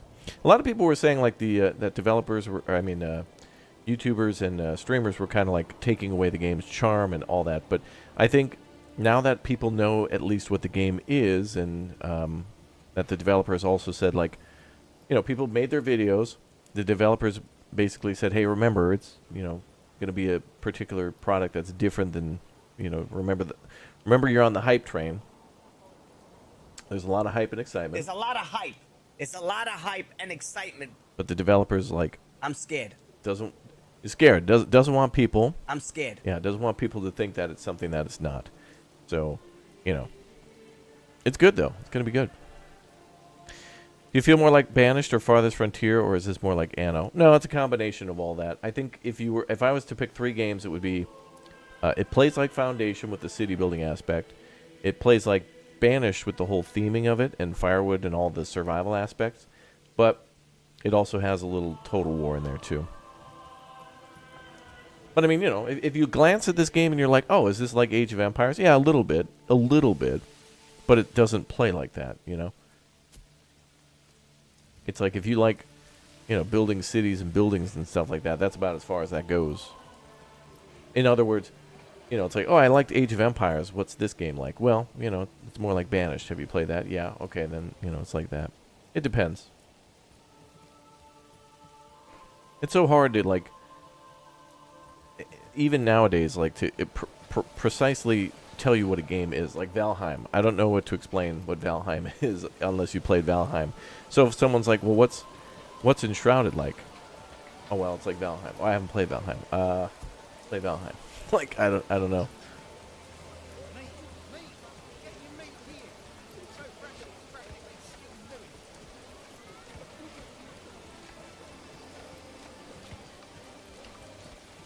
Yes, it looks like a game. It looks like a fun game. If you like fun, and if you like games, this qualifies as both.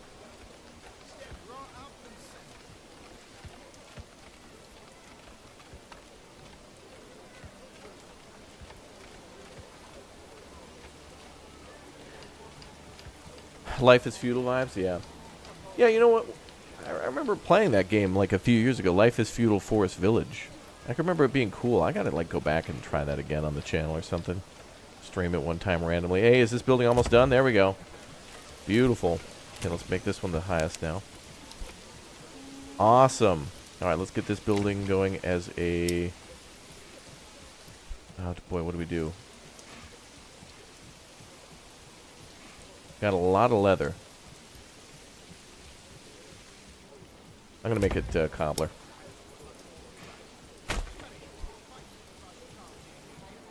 So the thing is, you got to build a tier 1 house, then you got to upgrade it to tier 2, then you got to upgrade it one more time to a specialization. So that's cool. You hate fun? Oh yeah, if you hate fun, you'll hate this game. Yeah.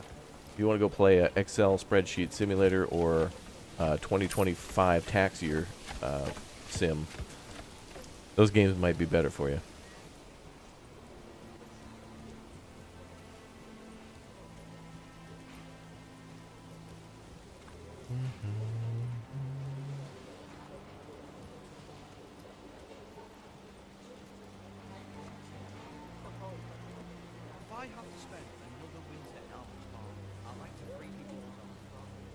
That was a cool game. I got it after watching your streams. Oh, really? Yeah, I haven't played Life is Feudal on the channel in streams, but there is a video series, yeah. And I think Life is Feudal had like an MMO, and they like emailed me, and they were like, "Hey, our MMO is out or whatever," but it's been out for a while. I was confused. I'm not sure what the hell's going on in the whole Life is Feudal department. I don't know. I know a lot of people played it. I don't know. I don't know nothing, chat. I don't know nothing. We know you don't. Big fan. 28 coin. Do we want another oxen? I think we do. We got 4 families free. Did we upgrade that house? Oh yeah, we did. The stables are upgraded. Nice. I'll get one more. One more.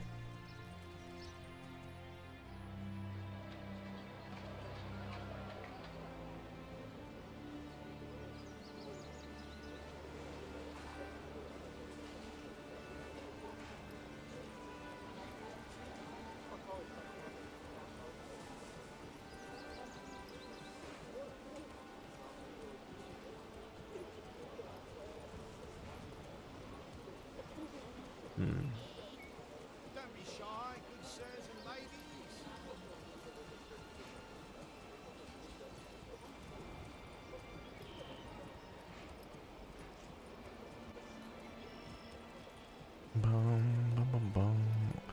Look at that tier 2. That is a pretty tier 2.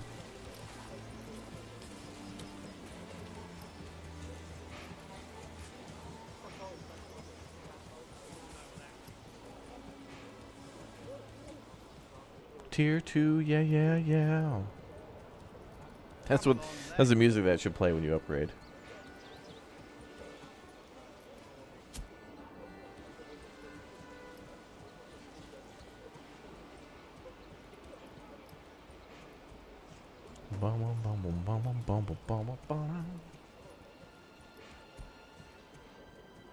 Come on, laddie.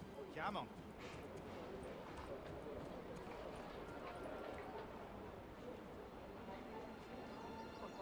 Oh, we need more timbers.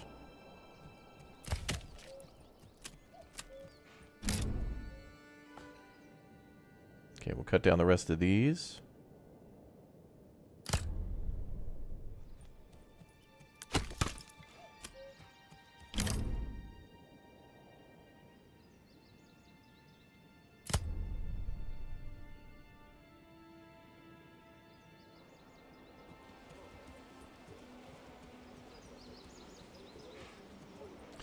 I really like the way this game looks. I just wish houses weren't so depressing, like some details, clutter, and stuff. Oh, I think there are, actually, quite a bit of... I mean, I've taken strolls through some of the tier 3s and stuff before, and eventually there'll be, like, crates and barrels and other stuff sitting around, yeah.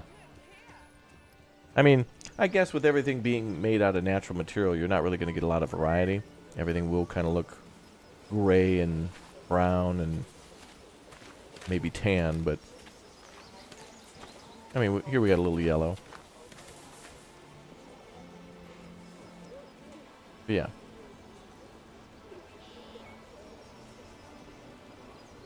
Yeah. Good stuff.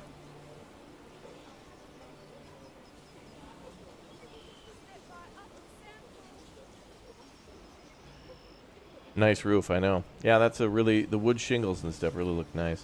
And the little... hatch there. Oh, look.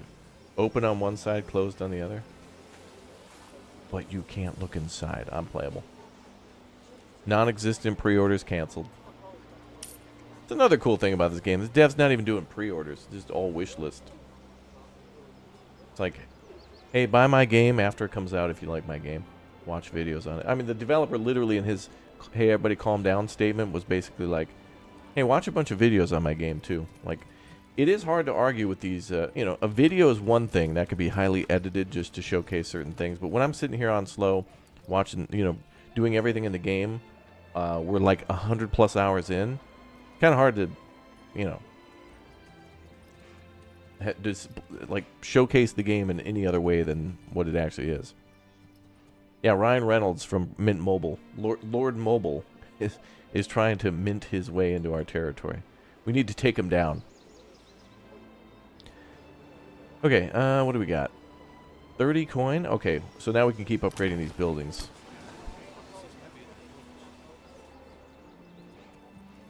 And we've got 4 oxen. Gotta get more people in this town. I gotta do an advertising campaign. Come on down to Stodoni. We've got everything, including a road, trees. And coming soon, the TBD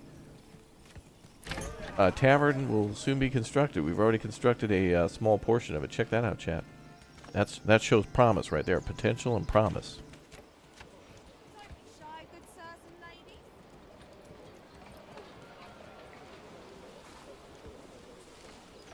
ladies. Oh, there goes your tier 2 again.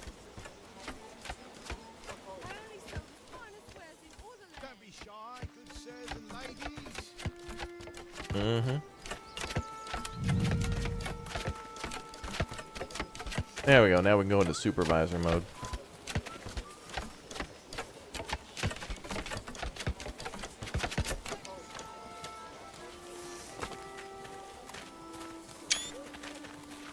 Actually, I don't think they have all the materials, so they're walking away. Yep. I do like how they can build in phases, too. Like, there's 2 ways they can build. Either each little bit of material they get, they can build a certain percentage, or they can just build it all at once. It's randomized, though. But, yeah. Bum, bum, bum.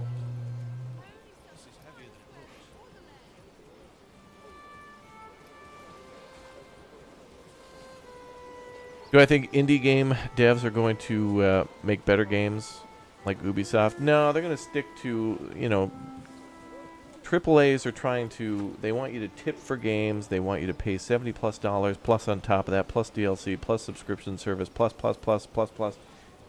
It's just never enough for these dudes. It's really like, they're starting to become addicts to your money and attention. It's like, come on, man, can I have another $20? Like, I just gave you $20, dude. Where's the content? Come on, man, I need it.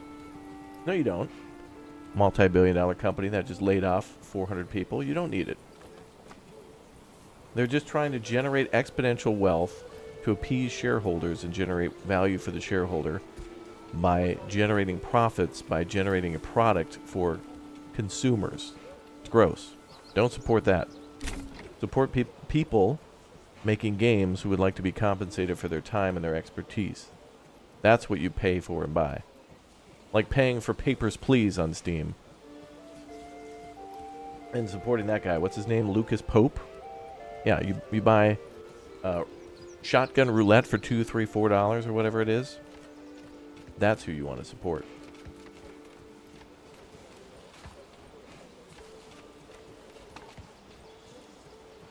On the other hand, I do find it hard not to say no to things like Anno 1800 and more DLCs for that, but not cosmetic stuff.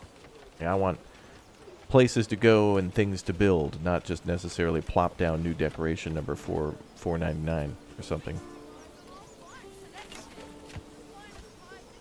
And, you know, smaller, I think 11-bit studios, for example, is still a smaller dev. So even though they're starting to get larger, I still want to support things like Frostpunk and, you know, even if they make a hit that's not as popular as the previous game. We got to support the little guys, otherwise the big boys aren't going to move. These companies will become the United States Postal Service, and they won't innovate, the only changes they'll make is to downsize, like fire everybody, downsize, keep the price the same, and then, oh, we're passing the savings on to the consumer. No, you're not. No, you're not. You're passing the value on to the shareholder. All they're going to do.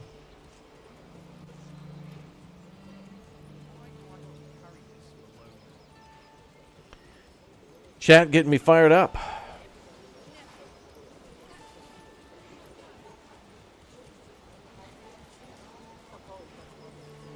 Yeah, I mean the post office is still fine.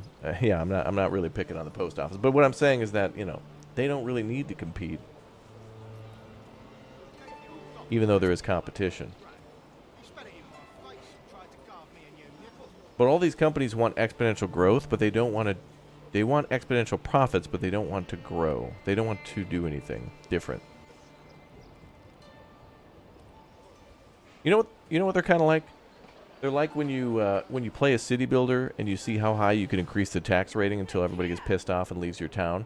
So you go in there and you're like, tee-hee, I'm going to make the taxes 10%. Oh, they'll pay that? Okay. 11. Oh, they're still here. 12, 15, 25, 300%. Oh, they're mad. Okay. Hey, guys, here at local government, we missed the mark. Black background, white text. Here at thing, we do. Oh, you found out we were greedy? Oh, okay. All right, we'll scale it back a little bit. And we'll call this the way forward. Don't want to say we made a mistake, we effed up and we're reverting the change. We missed the mark. However, I will say the recent statement from Colossal Order and Paradox and stuff, they were like, "Hey man, we made a mistake. Our bad. We did you wrong." Like they're actually using they're not using the corporate words of "we missed the mark," you know. We strive for excellence, committed to excellence, that garbage. We need, we really need, when you go on Google Translate and you can translate something from Polish to English or something, we really need a corporate translator. That's what I want to specialize in, is corporate translations. We missed the mark, the way forward, committed to. I can translate all that stuff for you guys. I'll do the corporate translations, no problem, Definitely could do that. The man who got me into Star Citizen 3 years ago, still play it to this day, love this guy. Me? Yeah, I don't know about Star Citizen anymore. I think they even did downsizing too. Even they laid off people. The company with the most amount of money in a game that kind of doesn't really work 90% of the time. Oh, we're going to have to lay people. Hey, we're having problems with our game. What should we do? Well, we could make it better. Or what's going on over in that department? They seem happy and productive. Get rid of them. Eliminate them. Oh, execute order, HR order 66. Just troops drop out of the ceiling. Idiots.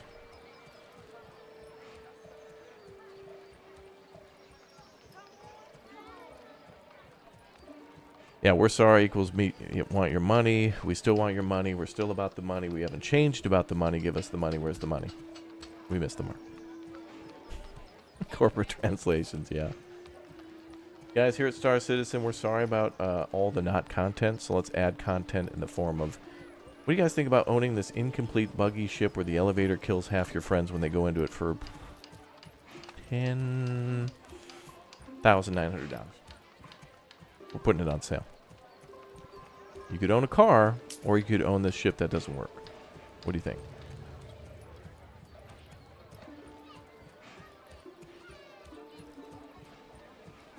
All right, house number 2 is going up. Cobbler's shop. Has it made any shoes yet? I wouldn't be surprised if it did. Nope, not yet. Also, remember, we lose a family when we upgrade these houses, and they specialize, so we've got to be careful when we expand. I remember dying to an elevator. Dude, one in the chat, if you've ever died in Star Citizen to, like, an elevator, a ladder, an escalator, or in my case, just... You get out of bed, your character falls through the wall, and then they're dead. I can't believe that, dude. How do they not have a meeting and work on fixing that stuff, dude? Like, literally the foundation of Star Citizen's built on quicksand, and they're like, oh, let's just add another layer of the foundation. I'm sure it'll stop sinking. It's like, just stop building in the quicksand, dude. Like, fix the quicksand problem. No, if we just keep adding layers, eventually it'll hit bedrock. Dude, we've added towel tech and rope tech. And then people pick on me for picking on that, but it's like, dude, fix your basic problems, dude. Like, look, I love all the added features and the realism, but, it's like adding on an extension onto a house that's on fire. It's like, put out the fire, dude. It's like, the living room has burst into flames. Oh, don't worry about that, dude. We're adding another garage onto the garage, and we're putting a pool onto that garage. Doesn't that look cool? Look at this pool. Look at how shiny it is. Look at the pool. Look at it. Look. No, look at the house fire. It's now spread to the kitchen. What are you doing? Oh, don't worry about that. We'll just put water on that. That'll be fine. It's a grease fire. What do you mean? The grease. Now you've added water to it. Now it's burst into the den and the library. Great. Oh, don't worry about that. We'll just add another layer onto it. They're trying to outbuild the fire. Fire goes up, you idiots. Stop it. All I'm saying is build confidence in your actions. That's all. Just, you know, just build. Look, I'm just tired of, like, you know, climbing a ladder, dying, and then all my inventories disappeared after spending an hour and a half trying to realistically take the tram to go to the market, to meet up with friends, to go clothes shopping. Then we swing by Wham Burgers or whatever the hell it is, or Whammers. We realistically eat a hamburger. Then we go to find, then we start to be bounty hunters. We chase somebody down. They cower out in Grimhex. We're outside Grimhex waiting for 45 minutes. The dude disconnects, and then that's the stream. I mean, how can I entertain people and, like, tell you guys that it's fun? It is fun to do that stuff, but man, it's like a fishing trip where you know damn well that there's holes in the boat, and, you know, you wake up early, everybody meets at a restaurant, you know, we all get together, we're going up to the cabin, it's time to put the boat into the lake. We see how long we can be out on the lake before the boat sinks. We swim back, and we're like, wow, that was really fun, and then spend the rest of the day in the cabin. It's like, what the hell, man? I can't like the very thing that I wanted to go to the lake for, I get to do for 10 seconds, and then I have to just hide out in the cabin and just drink coffee from the frickin' you know, from the deck and be like, oh, well, that was fun. That one time we got to go out for 8.5 minutes before the boat sunk. You guys remember that? Remember yesterday when we were able to go out? That was fun. Let's keep talking about that one particular short amount of time where we had a good time. Let's spend most of our time talking about the good time instead of trying to have more good times. And pushing the people who built the damn boat to plug the damn holes or to build a better boat. No, can't do that. Can't do that, dude. You're being outlandish, dude. Here, buy another boat. This one has even more holes, but it's bigger, so it probably won't sink as fast. Oh, okay. Oh, it sunk again. How the hell? and that's the cycle people keep going on, man. Like, bro, I love the cabin. I love being at the cabin. I love the lake. It's beautiful. I love being on the boat. I just wish it didn't sink at all. There shouldn't be any holes in it. I shouldn't have to turn on the bilge pump. It's, oh, dude, another patch. That's just a bilge pump. You're just buying time. Plug the damn holes. Dude, lock down all the watertight doors. You know, that'll save the Titanic. Dude, if we close all the doors, the water can't get in. Anyway, we're a tier 2 city now, guys. We did it. Medium village. All right, cool. Locked in. All right, let's do another cobbler. The shiny bells and whistles. I know. Have I missed super chat stuff? Sometimes I get on my rants and then you guys drop. Okay, I just want to make sure I didn't miss a Twitch Prime sub or something, because sometimes I get fired up and then I don't read chat anymore and then I'm just yelling at myself. Yes, Flex Seal.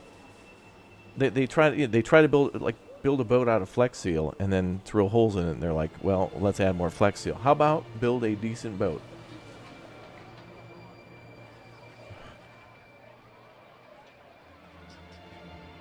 I mean, it's ridiculous. Yeah, I do need a hug, actually. I would like that, yeah.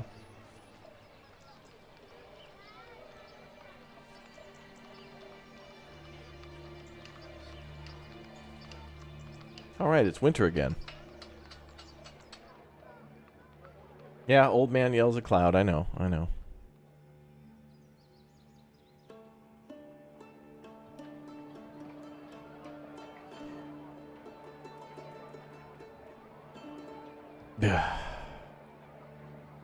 Renfest in Kansas, near Kansas City. Ooh, okay. Oh, it goes in September, October. Oh, that'd be nice, because then you probably get a lot of Oktoberfest stuff in there too.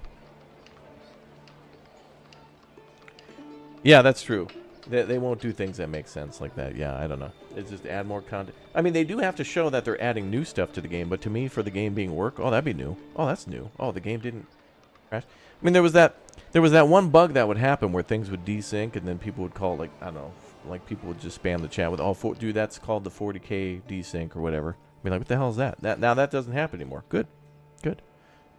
But I don't know. I don't want more stuff to do. I just want more ways to.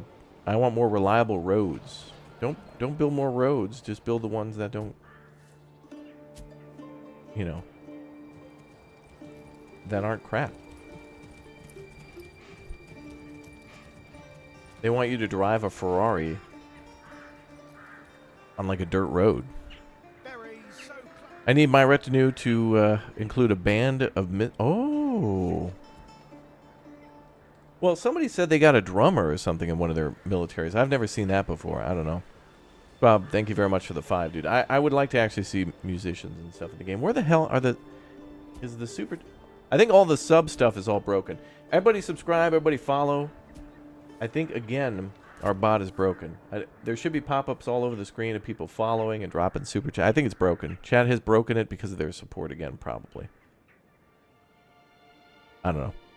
Everybody do me a quick solid. If you haven't subbed or followed, just do that real quick. If there's not any pop-ups, then it's probably broken. I'm sorry. I'm sorry.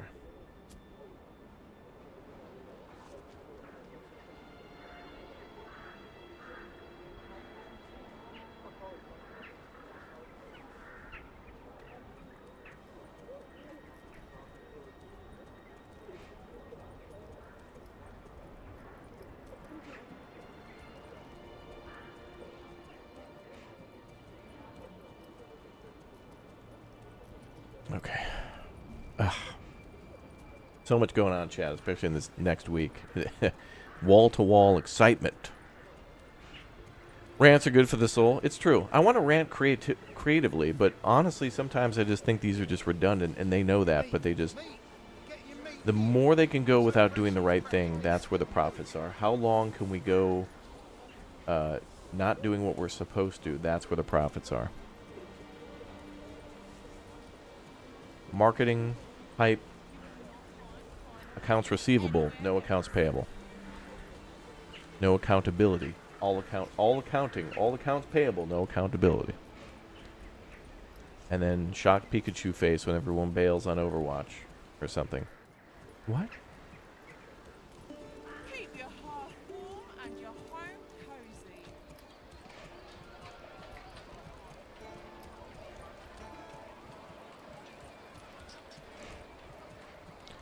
Hype.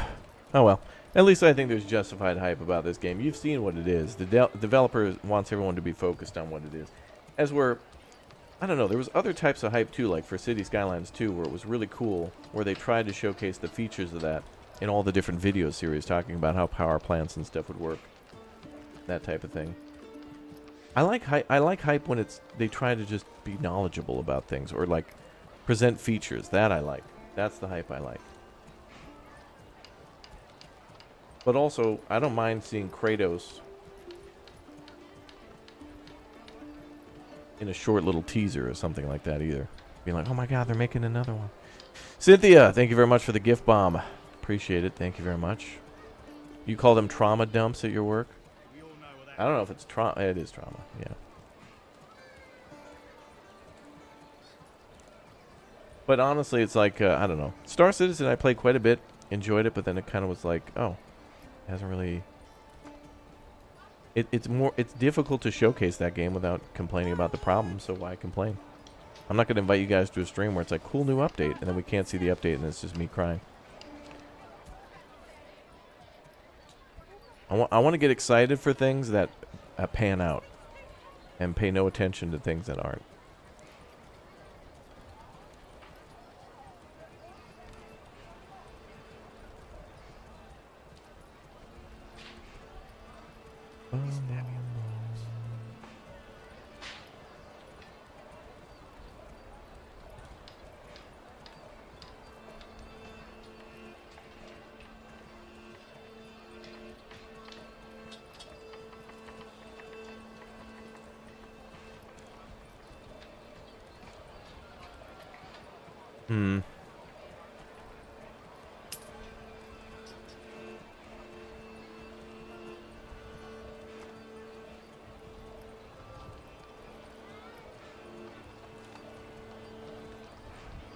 Who the hell is this guy?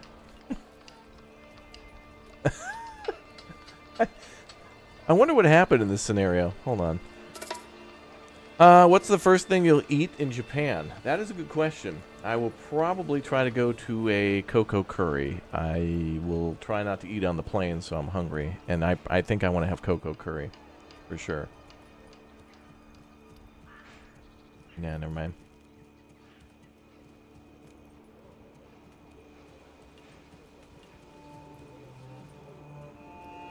All right, we're getting a lot of good upgrades going. Now, remember, we're about to be attacked in March, so the attack is coming in pretty soon.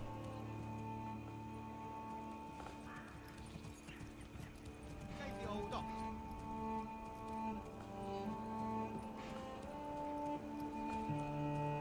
You're making chicken stir fry tonight? Oh, man. It's been a while since I made stir fry, for sure.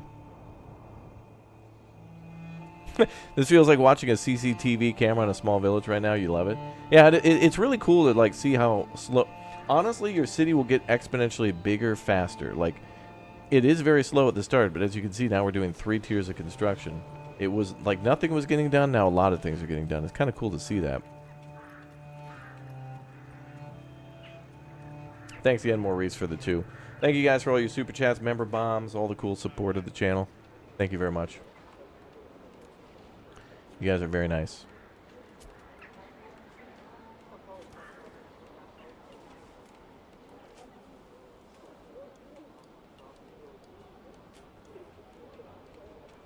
Just give me a hammer and something needs to not move.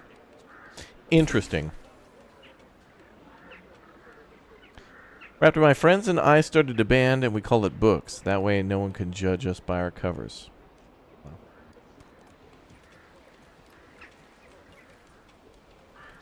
I guess that does deserve...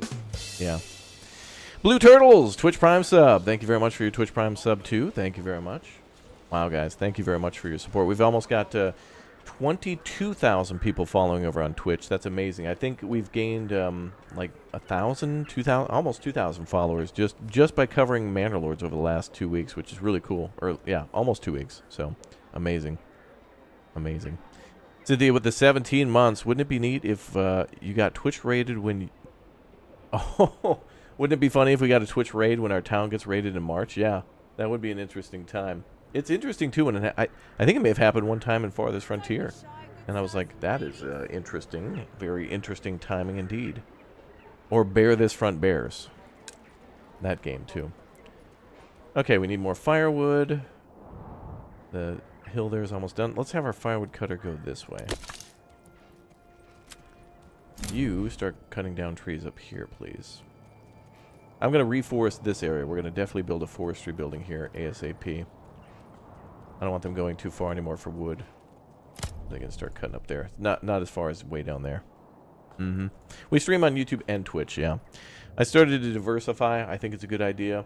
I think YouTube notifications don't go out a lot. There's a lot of back-end manipulation and shenanigans that YouTube does. Same with Twitch, but YouTube does it more because, you know, they want you guys watching shorts and shorter videos so more ads will play. They don't want you watching streams. A stream? God, you guys would actually be able to watch content with minimal interruptions. Now a short. Now, that's good. Hi, is there a map editor or something like Infection-Free Zone planned? No. There will not be a map editor or any sort of procedurally generated stuff that I know of. I did hear rumors, and these are just rumors, that the map may change or there might be more maps included shortly after launch, but I don't know anything about that. I haven't heard or read anything conclusively. However, I do know there will be more maps, though, because it does show a map thing where you can choose different maps, so that's cool. All right, we got 31 bucks. Nice.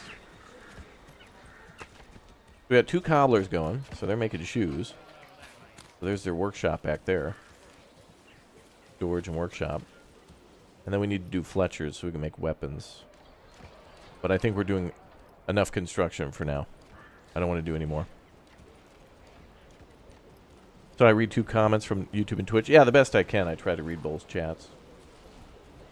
Sometimes I'll miss stuff, so try to use your highlighted messages or super chats. If you absolutely want me to respond to something, I will definitely, like, that's highlighted and I can't miss it. But other than that, just refer to the description too. If I miss a question, it could be answered in the description too, so just check down there. I try to answer as much as I can, but I miss stuff too. Yeah. Yeah, maybe the damn raiders will stop stealing my firewood. That'd be nice, yeah. That's okay. We're cutting down firewood. It looks like we're, like, out of firewood and it's a critical situation, but it's not that bad. It's okay.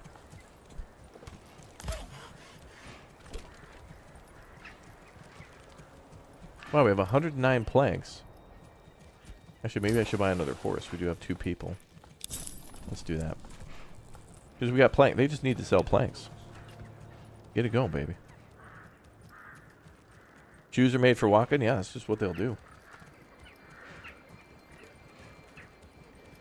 I'm answering a lot. Yeah, I try to.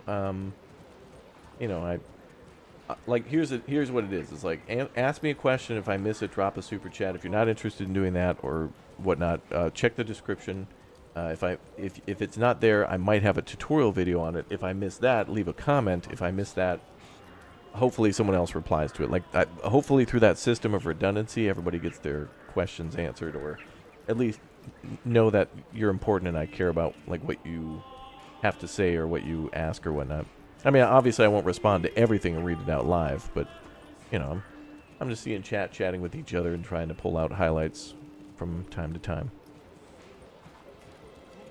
I'm not perfect, but I try, you know. Yeah, that's true.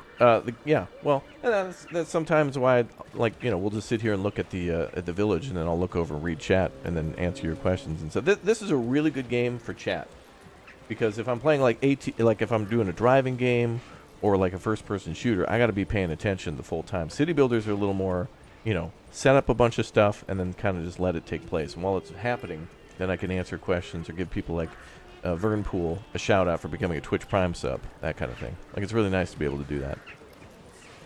So, yeah, but so long as chat knows, because every once in a while someone will come in. Like when I first started streaming the game, someone was asked a bunch of questions real quickly, and then, you know, they drop an insult and leave because they didn't get an immediate answer. And it's like, well, I don't know if we want you here, man, because if you come in demanding answers as if you're like the FBI or something, and then insult and leave, I don't think that would have valued anybody, really. I don't think anybody would miss you if you're coming in and just being all pushy.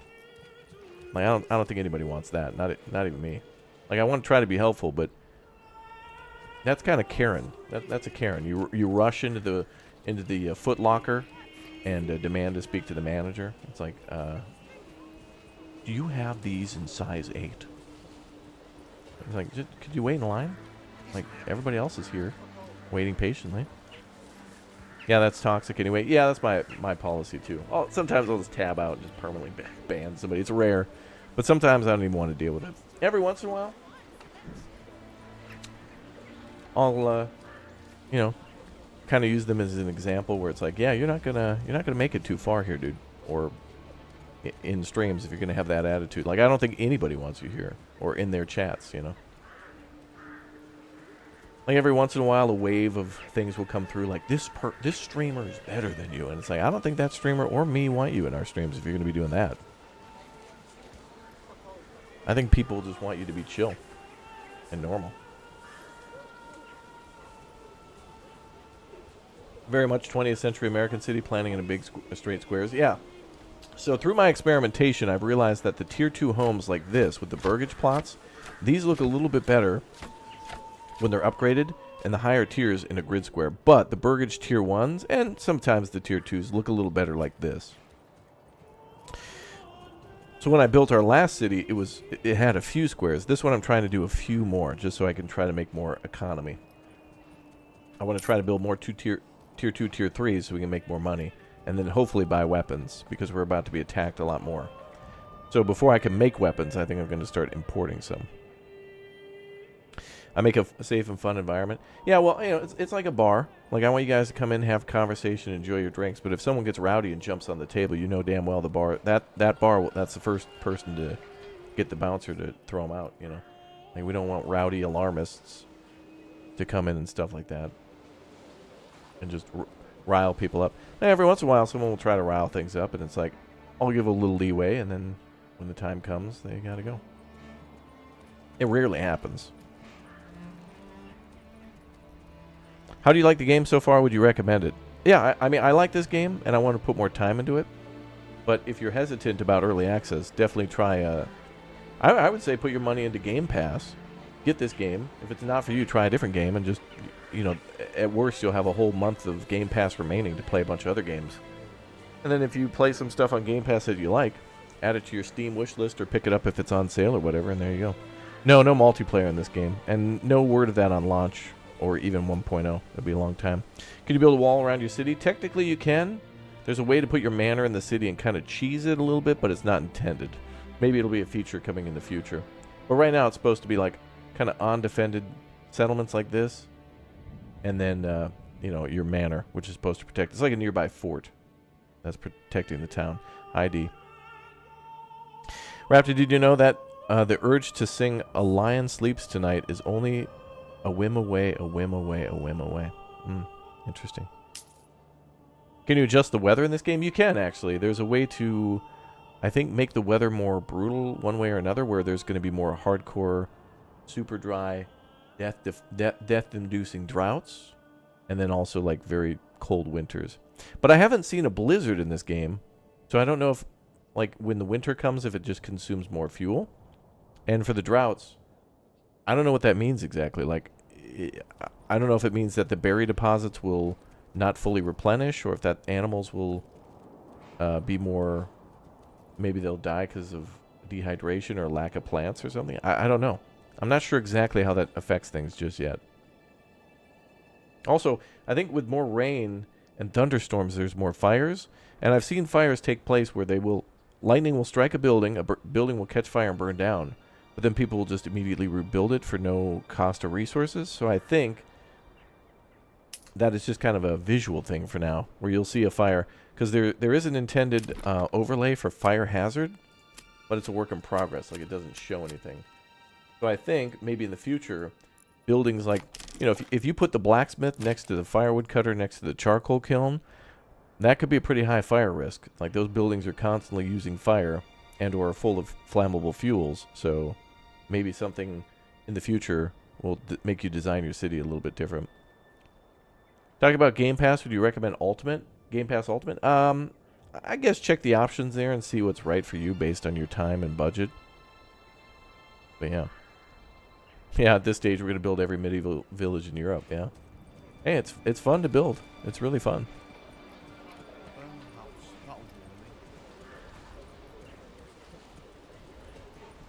Mm-hmm.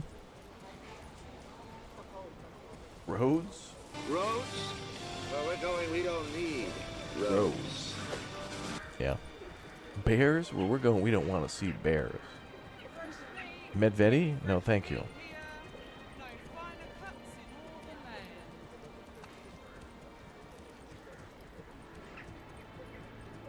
Bum, bum. A lot of bears? No bears. No bears. Nowheres. Are there no bears? Alright, that dinging means a new month. Alright, the attack is probably about 2 months away now. Got housing for 27. Good. I'm new to the channel about a week or so. What's the deal with bears? I gotta make a bear lore video for everybody. But essentially, the skinny is this. Bears are in a lot of survival games. And you don't really think about it. And I didn't think about it either. And when I started to play a few more survival games on the channel, I started to realize that there were a lot of bears and that they would kill me all the time. And that bears have, like, some games that are still, like, early access and in development, they either spawn too many bears, or bears are too aggressive, or they're, like, impossible to kill. 7 Days to Die has bears, and then also frickin' zombie bears. Days Gone has bears, and then also Freakers bears. And it's like, there's just bears everywhere, even in Farthest Frontier. And, like, pretty much, almost every game has a damn bear in it. That's a survival game. Almost every time. And they always seem to kill me. And the thing that really tipped me over the edge was playing a game called, well, there were 2 games. There was one that made me notice it called, like, I can't remember the name of it. Like, I don't know. There was a game where you could play as, like, a bear, a wolf, or, like, a hunter. I can't remember what the hell that was all about. But, then there was also, Icarus.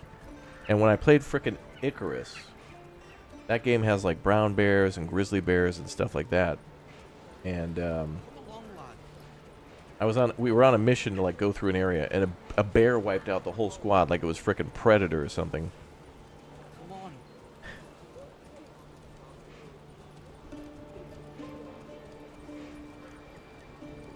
So yeah. So it seems like bears always just like to kill me all the time in these games. Mm-hmm. Put a montage together of a bear shorts. Yeah, it'd be a feature length film. It'd be like the Star Wars series. Like there'd be Bear Wars Episode 1, The Bear Menace, Clone Bear Wars, and so on and so forth. Mm-hmm. What do you think about Palia? I like that game, but I didn't have time to play it since it's a very peaceful game. But I had to move on to other things. But Palia's great. Pal World was great. There's a lot of those games, but there's so many games that it really is tough to really... You either have to become a full-time player of that game, as in the only thing you play, or you can't play it at all, kind of. You know? Like, this is at least why I'm happy about Manor Lords giving me and many other people a little early access, because it timed out perfectly for my vacation. Otherwise, I would have only had like 4 days to make content, which wouldn't have been enough. And for me to hype the game up for 4 years and then make 4 videos and then leave would have been kind of lackluster on my part until I got back. But by then, everyone would have played it, so they would have known how good it is. So, but yeah. I think we've got a lot of games. Too many games, not enough time, really. I mean, there is a lot of great games out there. I mean, incredibly... I mean, we got games from, like, last year that people probably still haven't discovered that they would love. Like Halls of Torment, or people who still haven't played Stardew. Even Stardew getting more free... even if you played Stardew over the last 10 years, there's, like, a free update every couple years that just locks you right in for another full playthrough. But then if you do that, then maybe you miss out on Dragon's Dogma 2, because you're busy playing Stardew. And this is why sometimes you got to play a game while watching 2 streams simultaneously. It's like, some of you are probably watching me play this while you're watching someone else play Gray Zone Warfare. Well, then you're also later today going to watch the Ashlands trailer or something for Valheim. Like, it's crazy the amount of, like, just to stay up on gaming news. I don't know if there's any really gaming news channels like that, but I mean, you could make a quick, maybe like 2 to 5 minute video almost every day on gaming news. Is this some new version? No, there's nothing new about the game so far. I'm assuming some people might be wondering about the title, where we're playing a new game mode. There's 3 game modes in the game. We've played the first 2, and now we've started on like the 3rd game mode, where it does change the parameters to be more about defense from bandits than like peaceful, or the other enemy lord is not here. So it changes things to where it's going to be more constant combat rather than like in the other version. It's kind of like the combat is bigger but more infrequent, and here it's going to be, I think, more frequent and exponentially get larger.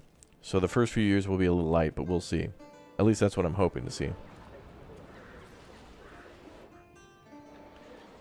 What do we got? We got a bunch of plots being upgraded. 4 families, 16. We got 20 families now in the town. That's great. When they're here, they're family. Yeah, we're kind of on the harder mode, yeah. I want a little bit more of a challenge. But also, since it's early access, I didn't want to throw it all the way on the hardest challenge, because I'm not sure... Like, I feel like the economy in this game is too easy, and the enemies could be too hard based on how many come in. We'll have to see. Yeah, true. Yeah, when you play in the hardest difficulty, it defaults it to winter, which is like... I don't know how that's going to work.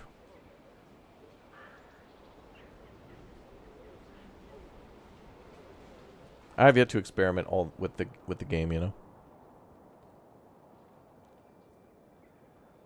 Yeah, there's a bear filter. I have my bear filter on.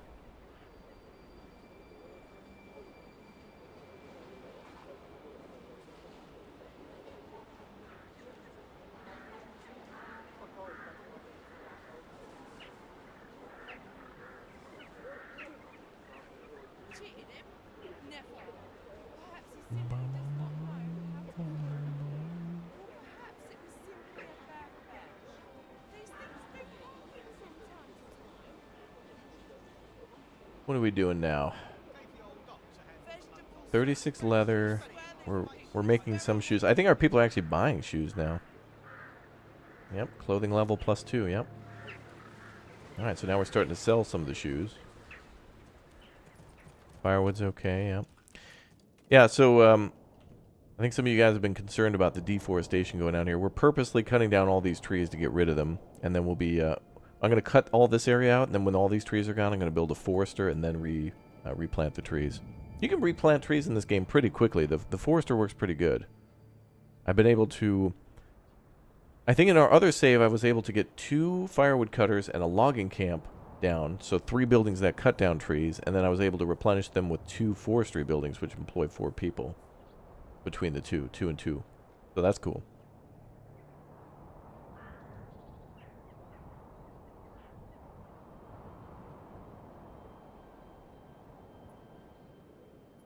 So now we got 2 development points. I still don't know what... I always feel like I just don't want to invest any of my points ever.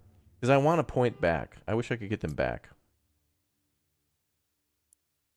Charcoal making is a good idea. I feel like that's always one I want to do, but maybe not now. I need more people to work at the charcoal burner. That's the other thing, too, that prevents me from spending the points, is that I know the charcoal burner employs 3 people. So if I was to unlock that and build it, even if I put 1 person in there, it would take people off the job of construction. So it's like, all right, I want to spend the point, but not now. Because even if I unlocked it and built the building, it would take time. Everything in this game is just, you know, don't do it until it's ready. Like, same with defending the town. Like, I don't even tell anybody to get weapons until the enemy's, like, right outside the door. Like, they're on their way, but they haven't yet arrived. Come along. Do you know what I mean?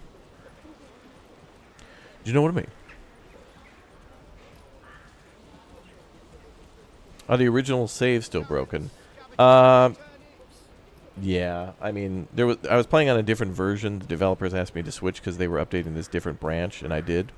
And I think my best save in the game is still fine, but I don't know if it'll work on launch. I don't know if I don't know if the update will be so great that I have to play a whole different version. I hope not. I hope that's not the case. Oh boy.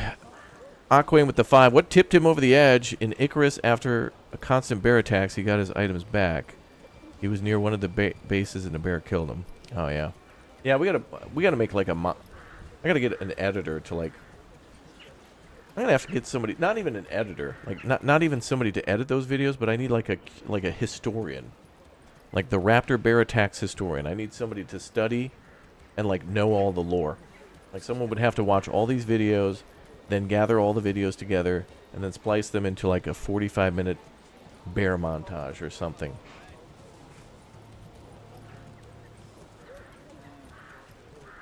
Something. Alright, we got 42 bucks. We're starting to make cash. So I think now let's go ahead and stop exporting firewood.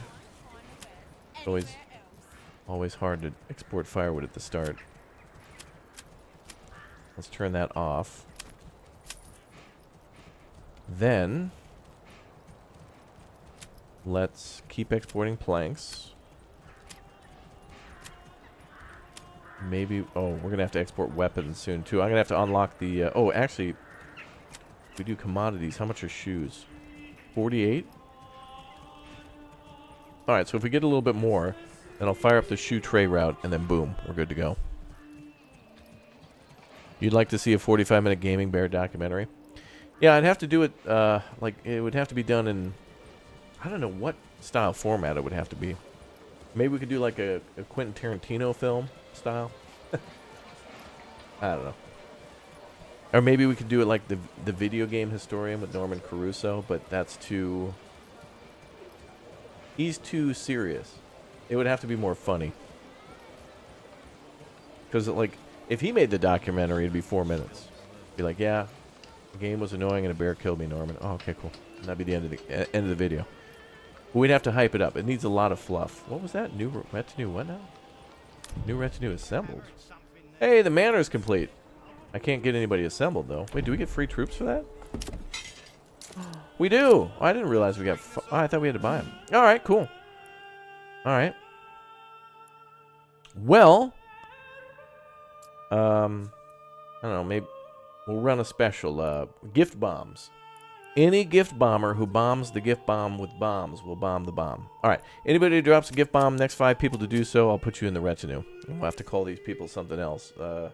What's the name of our town? Stidoni? What, Guardians? Guardians of Stidoni?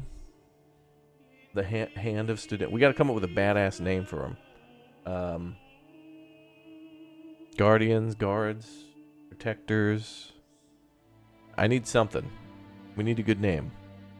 I didn't actually realize we would get troops this early. I forgot about it. Bum, bum. The badasses of badassery. Yeah. The Goober Platoon. The Goob Platoon? The Bear Force. That's what I named my first group, was the Bear Patrol. Anti-Bear Patrol. Thunder Knight. How appropriate. Thank you very much, dude, for the gift bomb. Oh, gotta change that out.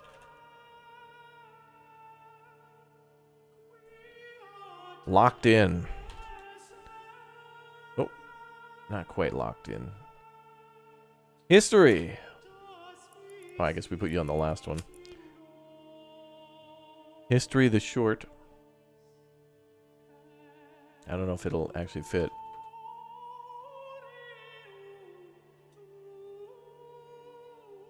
Oh, actually, oh, you can fit quite a long name in there. Although, of course, YouTube cuts it off.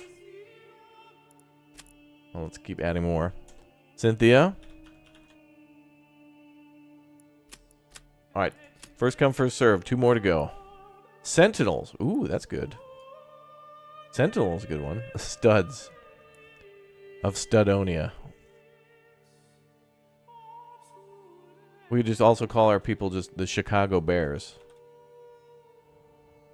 Or Chicago Bulls. Wait, will it fit? Ah, damn it. Oh, it does. It does. There. The 1994 Chicago Bulls. No one can mess with us.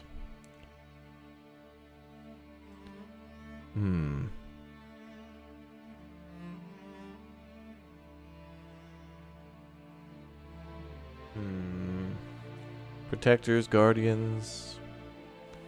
If I've typed in the 1994 Chicago, we'd be undefeatable. Like, it wouldn't be fair. The Bears and the Bulls stink. No, they're not 94. Well, maybe. Well, it depends on who you ask, I guess. Oh, I got it.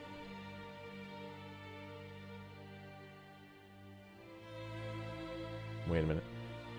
Let me, I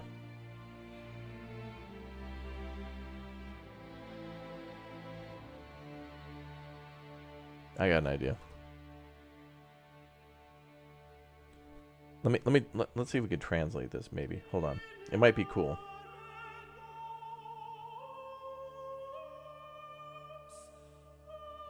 Oh, that's going to be a long word.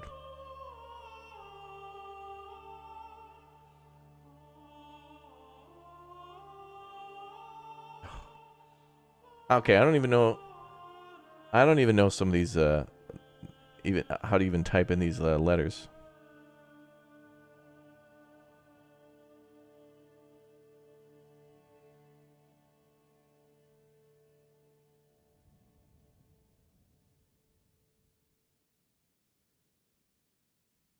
Okay, we'll let chat figure that one out. Soupy Chowder, thank you very much, dude.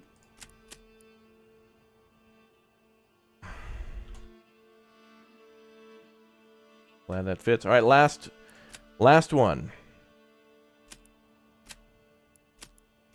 One more opening.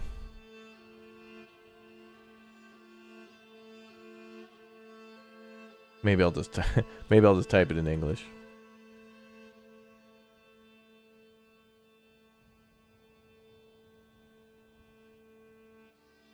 There we go.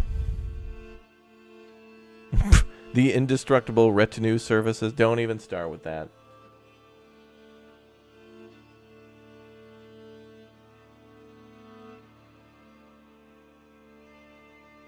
This channel's making you hungry. Why are you a bear? All the bear talks and bears killing me. Okay, let's start customizing our retinue as well. And let's go with a we'll go with a gold color maybe? Or iron. Iron, should we go with a dark? Is there a black color? Like a...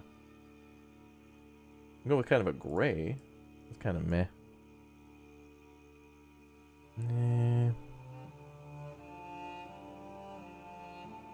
Green? Maybe just red. I don't think I've gone red before. Maybe making everybody red would look cool.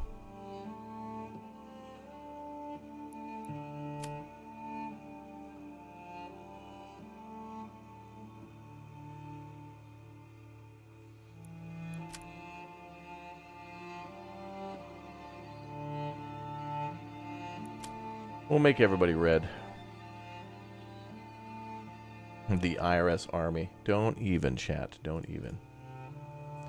Hey, and Maurice with the 1 bomb too. Thank you very much, dude.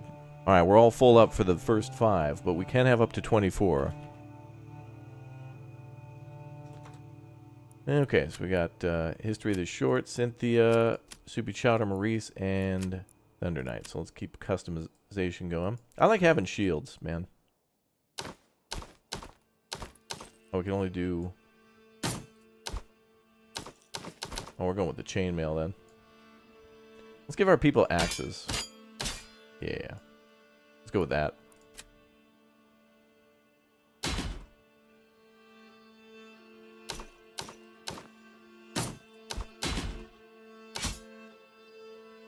Oh, that looks great. Everybody looking good. Alright, we're gonna have a... Oh, that looks nice. We'll go with those.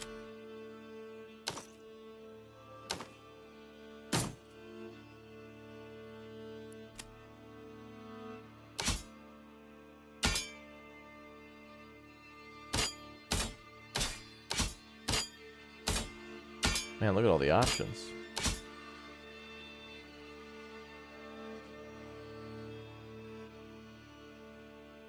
Locking in the troops. Do I like Age of Empires? I do. I think Age of Empires is a really cool game. I like that. You can change your troops like this when you make that white. When you unlock the manor house.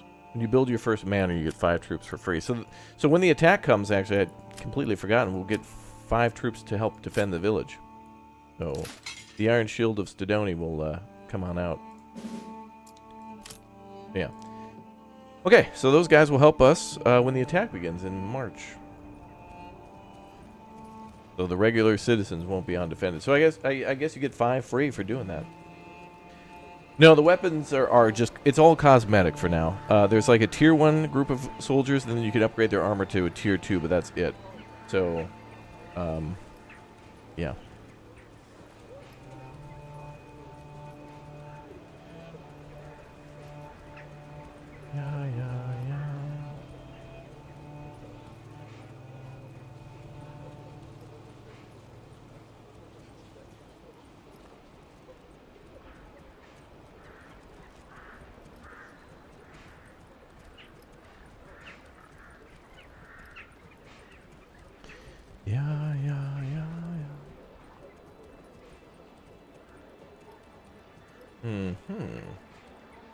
Not enough stable space. Oh, really?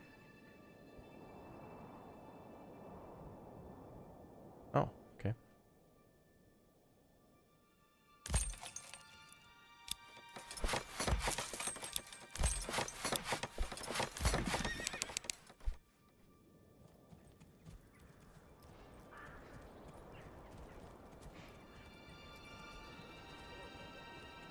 Okay, we'll need to get the stable space increased, which it is. All right, cool. Just give me a hammer and something needs to knock me.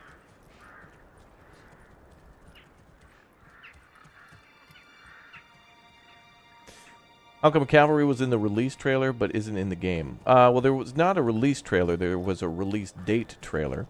So it shows that, you know, that there was a release date coming, which is April 26th. But Cavalry won't be a part of that. That's just going to be in the future of the game. So, yeah. There are horses already, and maybe Cavalry is not so far ahead, but I'm not sure. Perhaps they were planned to come in and then they were broken, so they were put back in to work on them. But I think this developer very much wants things to be perfect before being released to everybody. So maybe Cavalry was planned, it was working okay, they found an issue, and then they removed them for the time being. But maybe they could be in the release version, I don't know. This is the content creator version that was 2 weeks ago. Or at least 2 weeks will pass between when we got access to this and the full game. So, I mean, maybe. I don't think so, but I mean, you know.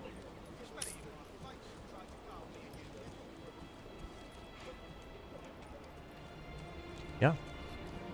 I don't know. Wait, stable space shouldn't be a problem anymore. Oh, maybe when he puts him into the parking place, it'll be alright. We're fine.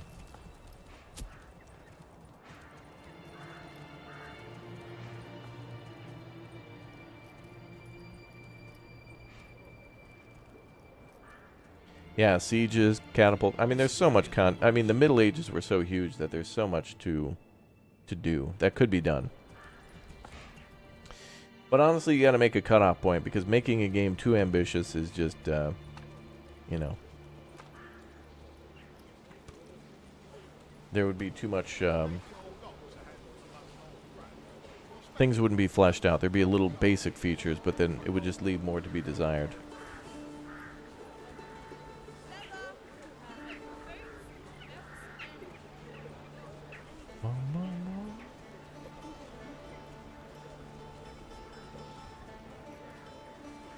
Oh my god.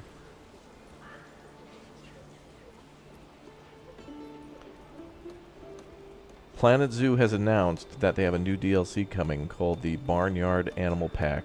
It's going to have pigs, chickens, llamas, cows. Damn, why is that game so fun? Planet Zoo is so damn fun. Why do I have to carry this alone?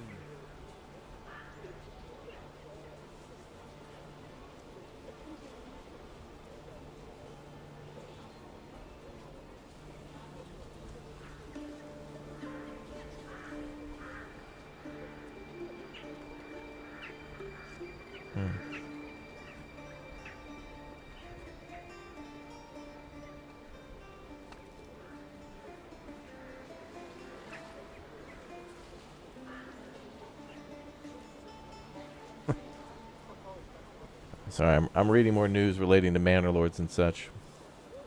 Interesting. Nothing new. Just people responding to it. You want to be a streamer like me when you grow up? Well, the key to that is don't grow up. You have to be an immature little turd sometimes, but that's what makes it fun. You got to be like the kids from the Toys R Us Kids commercial. You don't want to grow up, you want to be a Toys R Us kid, you know? You want to hang out with Jeffrey and in the Micro Machines and Matchbox cars and Lego aisle. That's what you want to do. And then try not to be blinded by the, when you pass by the girls aisle, by the pink flashbang of Barbie stuff and all things girls. Ew, girl stuff gross. I want to put together my Micro Machines play set. Yeah. Oh, the construction set? Awesome. It comes with a steamroller and a dump truck. Whoa! And look at what the crane can do. Oh, dude, the crane has a magnet on it, and it can pick up stuff. Oh, my God. What do they think up next? Oh. The mobile crane action set comes with everything you see here. Batteries not included. God, those commercials, dude. We might have to take another field trip, chat. Hold on, tabbing out. Tinnitus, yeah, I know, tinnitus. Hold on, micro... Well, wait, maybe mobile... What was that mobile crane I wanted when I was growing up, damn it? There was like I swear to God, there was a mobile crane toy commercial. There was one I really wanted. Where is it? Oh, it's all Lego. Lego Action City mobile crane. I don't know where it was. Oh, it's all the real stuff. Damn it, where's the toy one? Lego Fortnite, what the hell? Mobile crane, I don't know. Somebody, wow, a Lego Technic mobile crane. It must have been from Hasbro or something. Matchbox? Maybe it's from Matchbox? No. Oh, well. I don't know. Oh, well. I don't remember. I just love how they made those commercials go. You know? The rock music would kick in.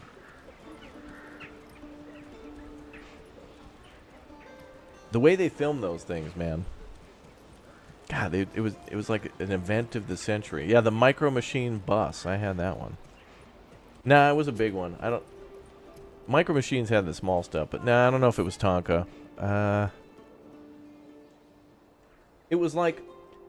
It was this mobile crane where it was not just a mobile crane, but like a whole mobile construction playset disguised as a crane, but you take it apart, but it was a crane. You know what I mean? Damn it, I need to get that so my life can be complete.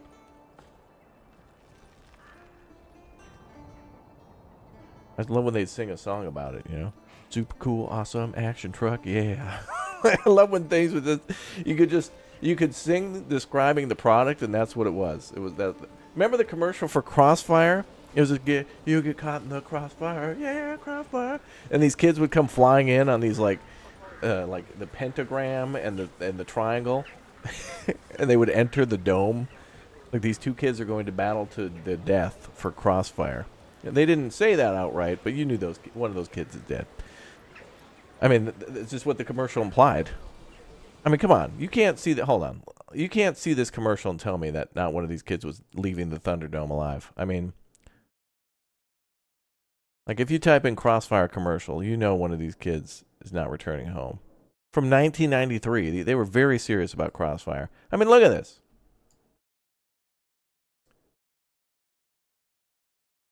Hold on. Forget that. Look at this. Like, look. First of all, the arena is ablaze, so you know that 2 men enter, 1 man leave. Wow, 240p is the best we can do on this one. Check this out. The ultimate challenge. Crossfire. Oh my God.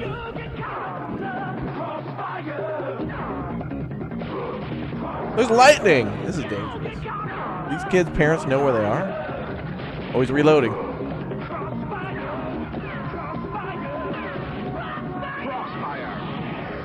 Get caught up in it. A guy is just screaming the name of the product multiple times. I love that. You'll get caught in the crossfire. Like it essentially was air hockey with like steel ball bearings. That's all it was. It was air hockey, but you just shoot the puck around, which was actually kind of a smart. Actually, was kind of cool. Yeah, that one kid got yeeted into hell. That's right. The kid's dead. I mean, how else could you? It's like Mortal Kombat, but with ball bearings. Are you talking about the Digger Dan toy crane? I don't know. I don't remember any brand names. It was cool though.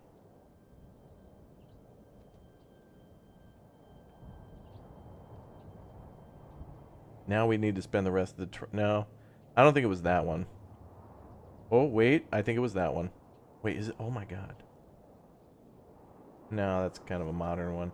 I think this crane that I was thinking about came with all these other vehicles included. Like, they were all part of the playset. It was kind of like... It was kind of like how the Power Rangers work. Where, like, this vehicle would roll in and then they would all deploy from it. Jesus, some of these toys. Holy hell. They must be $32 for that many things is gonna... No. I don't know. I'm going to have to do some personal soul searching. Was it metal or plastic? Well, it was the 90s, so probably metal. It's before the Great Awakening. Action City construction site from Real Toys. Hold on, this sounds promising. Action City? That sounds like somewhere I lived growing up. Hold on. Action City construction site.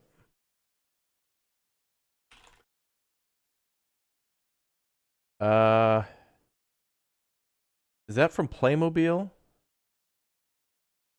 Wait a minute. I think no, Matchbox.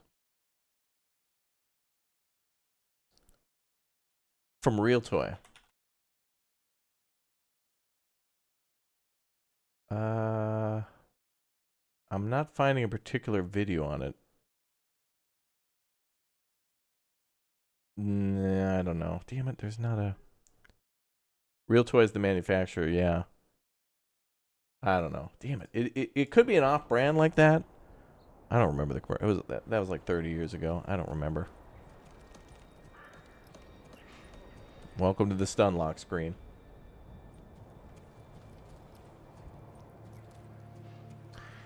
Here, chat, you watch over the town. I have important business to do. Okay? Let me just, instead of trying to type this in, let me try this.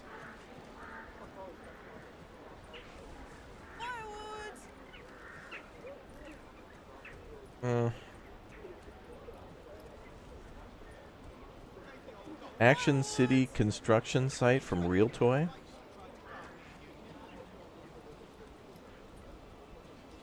Oh,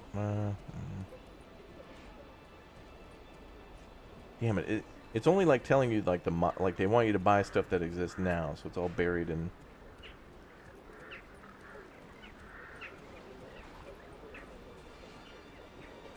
Damn! I just need the commercial. This giant crane rolling in. It was like in somebody's backyard, you know, and this massive mobile crane would move in.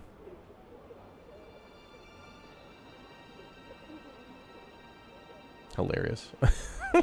I love that. You feel like it'd be cat branded. It could be. Or everything was kind of vaguely based on Caterpillar vehicles at the time. I like some of the voices they'd put in there, like they made it seem like it was a movie trailer. Action City playset comes with everything you... the voice has to be that. Like where you're saving the world from lack of construction by like helping to buy this kit or something. In a world plagued by lack of cool construction. Damn the permits, damn the architect. Just build, baby. Why do I have to carry this alone?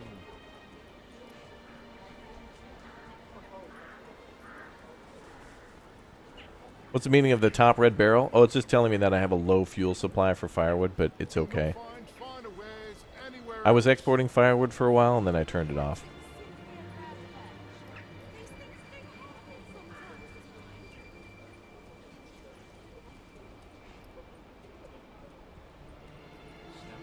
Wait, is there a video on this? Hold on.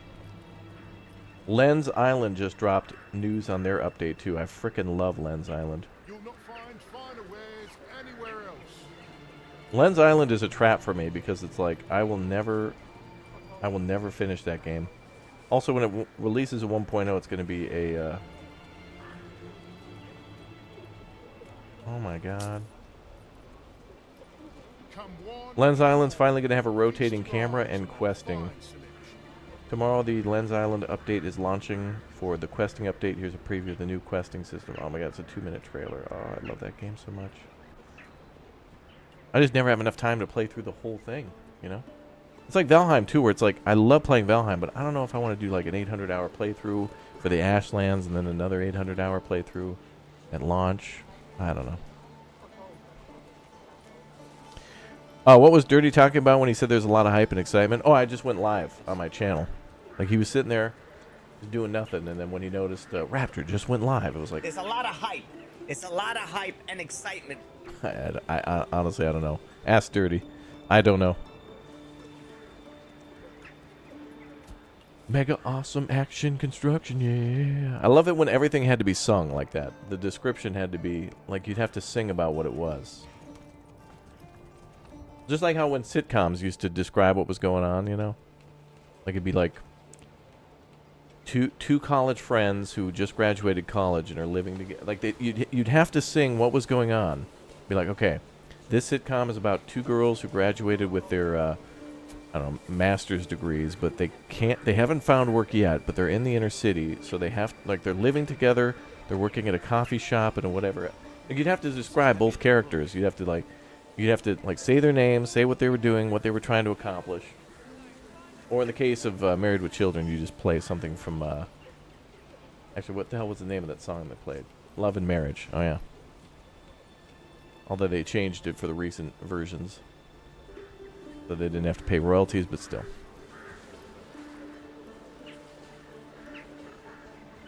Good morning from North Idaho again. Hey, welcome back. Good to see you locked in. We're building some new houses here. We got some new builds going on.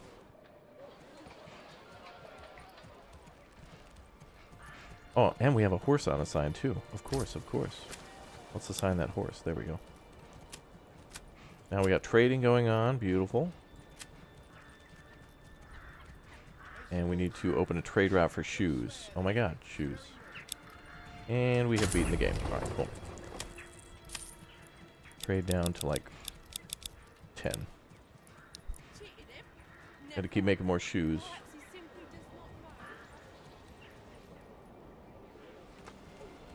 Nothing like listening to Raptor live while cooking. Well, thank you, Laura. Thank you for watching. What does the top scales mean at the top? Oh, public order. It seems like a crime and punishment system that will be implemented later in the game. And it seems like if people get mad enough, they will leave the town and become bandits, and then you'll have to defend against them too. So either give people what they want, or they'll leave town and fight against you.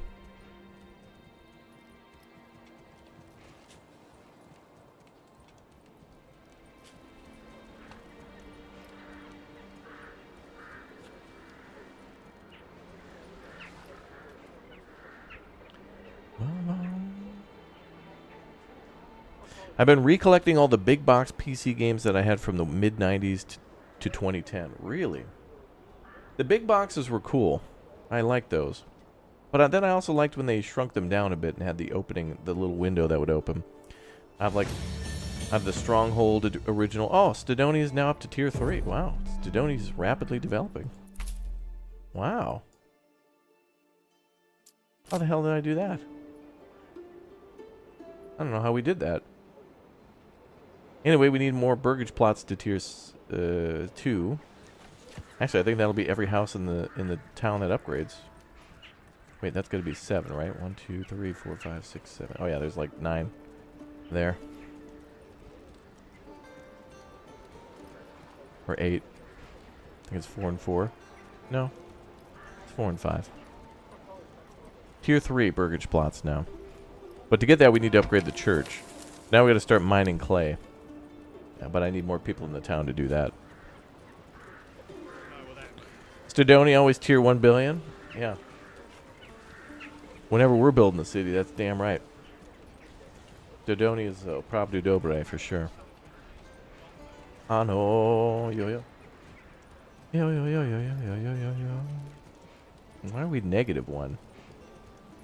We're missing a shoe. someone lost a shoe. They're looking for their other shoe to complete the pair.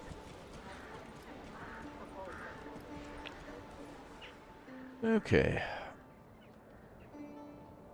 I think maybe we'll scale back on meat production for a little while. There's not really many deer here. I'll have to turn that down. Actually, wait, no. I keep that guy working at the shop, and we'll go back up to like 35. There any big improvement buildings except the manor and the church? No. I think the only other big building is maybe the tavern. The tavern's kind of big. A little bit. Got a pretty big footprint, but yeah. I hope for more buildings like that, though, that do need to be built in phases like the manor. I hope we get something like the... It would be cool if there was like a cathedral or something we could build that takes up more space, more materials, but gives a development point. I really want it to be like in Foundation. And I love Foundation a lot, and I don't know if that's releasing or whatnot. I've been more focused on Manor Lords, but regardless... Oh, finally we got a family moving in. Mm-hmm. Yeah. Yeah, we got 38 bucks. I could do another burgage plot. Probably wouldn't be bad to have more food. Food is good. Also chickens, maybe. Did we do chickling? Chickling? Nay, into chickling? Yeah, there's one decoration in the game. Now, here's the cool thing about decorations, by the way. There's only one at the moment, but it's a shrine, and it's basically just like a little pillar with the Christian cross on it like that. But it does say cosmetic only, at least for now. So it does imply that perhaps in the future there'll be some more complex things to build that might be more expensive or take more materials, and maybe they could improve approval a little bit. So maybe there's like a little shrine, maybe there's like a little bench, something, I don't know.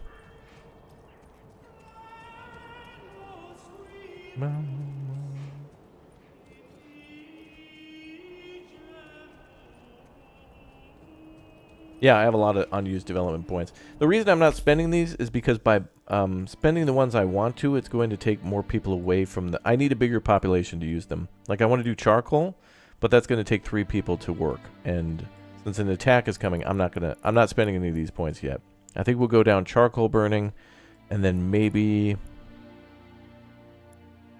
something else. I don't really need the economy. The economy is so easy. It's just I never do it. Do I know the Swedish national anthem? Du gamla, du fria? Yeah, du gamla, du fria. Yeah, I know. I know. Yeah.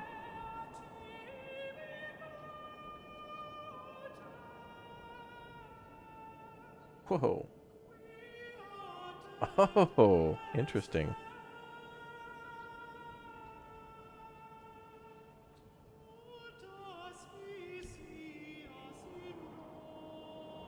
Okay.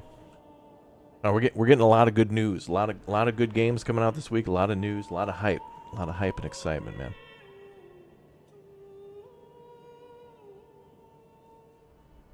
Oh, yeah, planting rose bushes and stuff and desirability. That'd be cool. It'd be interesting if we had to fight.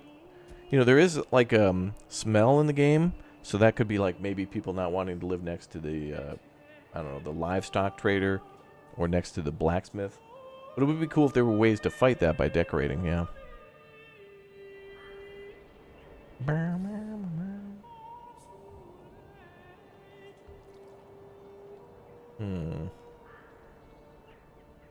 I have like 110 or 20 hours in this game. Let me check. Manor Lords, I've got 108 hours. So yeah, by the end of this stream, be pretty close to $110. There are different types of terrains or map. The terrain kind of differs a little bit based on where you build. There's rivers, there's cliffs, there's hills, and kind of a big hill. But only one map at the moment. But I'm sure there's more on the way. Perhaps at launch the developer will include a bunch more surprise that people haven't seen yet. He hasn't mentioned what will be different in the release version versus what content creators got. So there's a potential that there could be a lot of stuff we haven't seen. He might not want content creators to spoil everything. There could be some surprises here. Who do we send the invoice to for hours? I mean, you guys, accounts payable is expecting at least a like or a hello in the chat, or to join our Discord or something, or a subscription. A lot of that stuff's free if you want to support that way. I still have a giveaway to do too, chat. I haven't forgotten. I did forget, but I haven't forgotten that I forgot. So I remembered that I forgot, but I didn't forget. So I remembered I forgot. You remember? I remembered. Sorry, I had a lot of coffee. Sorry. What's a benzo effect? Welcome to the stream. Lack of latrine placement in this game is concerning. You know, actually, the burgage plots do come with an outhouse. Somewhere. Sometimes. Oh, there's one there.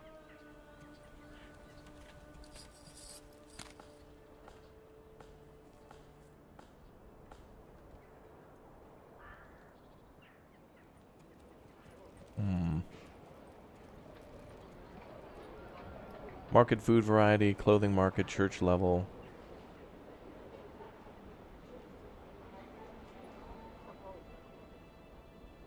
Yeah, we need more vegetables.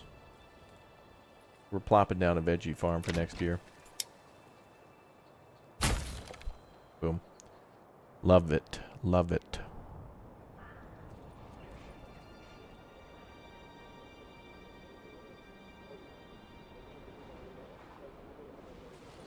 Yeah, some of the things in the backyards are kind of randomized. It's nothing really...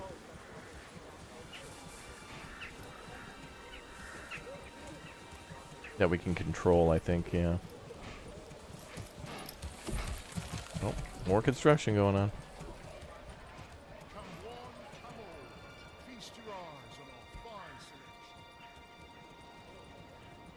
We won't be able to do level 3 until we upgrade the church, so I got to do some more clay pit mining. But I don't.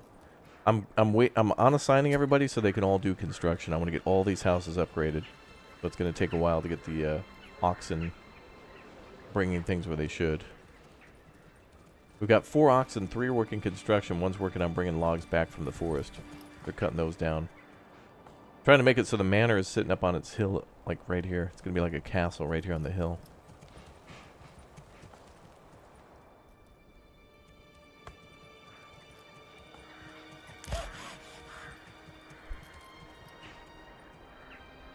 So basically the game's all about cows. Well, oxen, but yeah. That's why we, you know, called our first oxen always Fritz every time. What's the 3 next to your city name? Oh, we have development points to spend, but I'm not going to spend them just yet. Everybody's just focused on just build, build, build. We're about to be attacked next month. A big military attack's coming in. I don't know how big. It's going to be big. Not small. We'll see.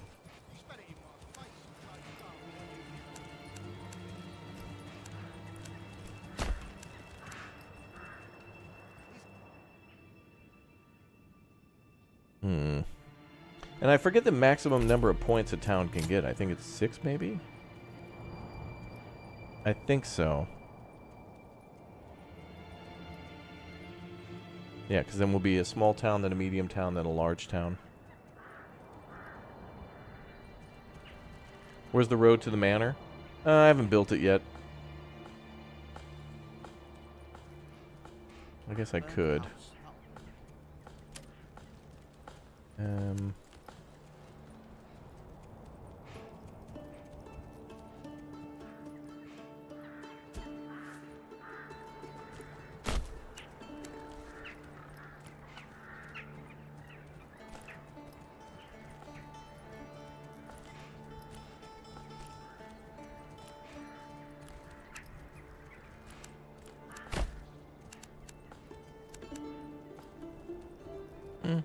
Yeah.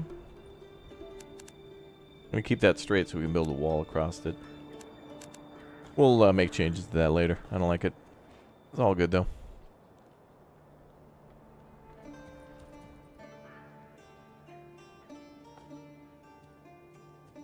Burn the house. That'll warm me.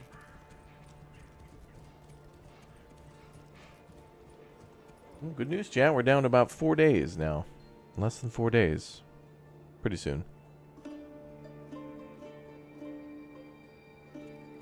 If you think the game is all about cows, you're going to be utterly disappointed. Lol. Good one, dude. Good one.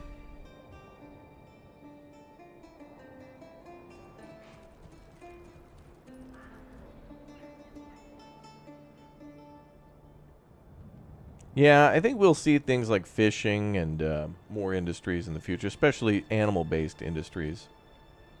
So we've got, you know, cows and pigs that could come along, and maybe we could make different types of alcohol, like we have apples and we have honey. So we could make mead and cider, and can already make ale. So maybe it'd be interesting to make different things that could be servable at the tavern that perhaps could also sell for different prices at the market. And it is implied that the market will fluctuate in the future. So if you if you turn your city into like a booze town, apple orchards, honey, and barley going on, then you could constantly make money. Where if the price of ale drops, well, then you can start exporting mead or whatever. It'll make up the difference. Diversify your exports. So that way, if a crop fails, you can still rely on something else like apples. If it's going to be a tough year for ale, and that way too, that your people, if crop fails and they want ale, and you just can't give it to them, then they'll settle for mead, something like that. Put a shrine in the middle of the road with a circle of trees here. I think if I do that, it might delete the shrine. We could, I don't know, we could try. You want it here? Shrine there? How about here? I don't know. We'll see. We'll see. Plus, people actually have to come out and physically build it, so we'll think about it. We'll probably do it. Let me get these houses upgraded to tier 2. Look at those houses. Oh, there you go. There's outhouses right here and here. Oh yeah, they're all like in the back of the house. For the most part. One on the side there. That's lovely. A shrine to the almighty Baconator. Okay, so this has 4 more stalls, and then they can start making stalls on the other side. So we got more room for the market.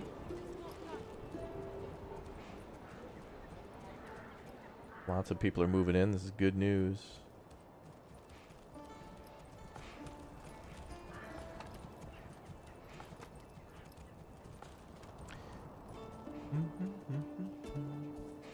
Only 2 toes left, and your wife says she'll go.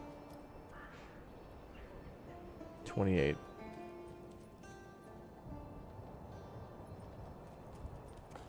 And let's put more people into firewood cutting. One more. And we can get 1 more oxen, so that would make Actually, I think we have 1 dedicated to logs and 1 dedicated to the saw pit. Yeah. Or we should dedicate 1 to grabbing logs. Then again, there's 21 sitting there. Oh, I'll get 1 more. 1 more. Yeah. We should have 5 with 1 assigned there, so there should be 4 open. Cool. Summer's coming soon. Horse was doing a stellar job at moonwalking. Where?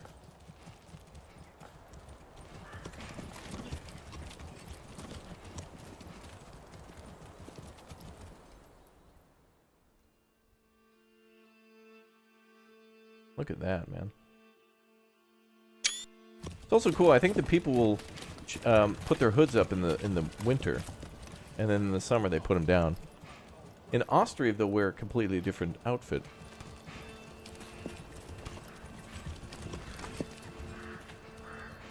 So that's cool.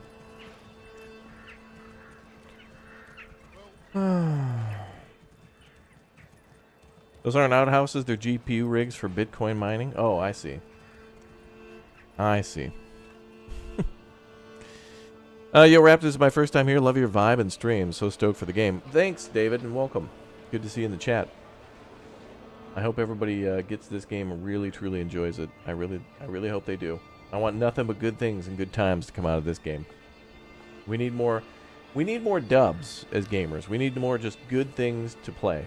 What good price, good game, good fun, good to come back to. We just need more good.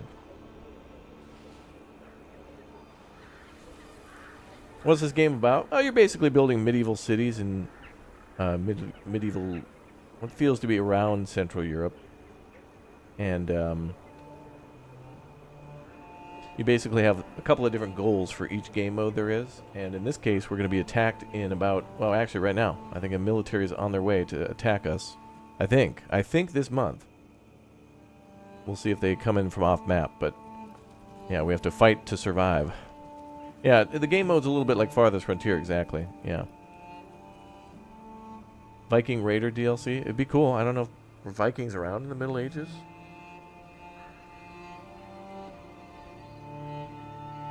Or did they migrate north for the winter? I don't know.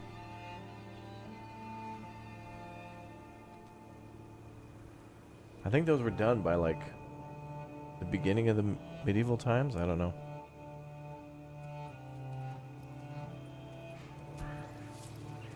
Oh yeah, we gotta make a Fletcher now. Now, do we need cash for that?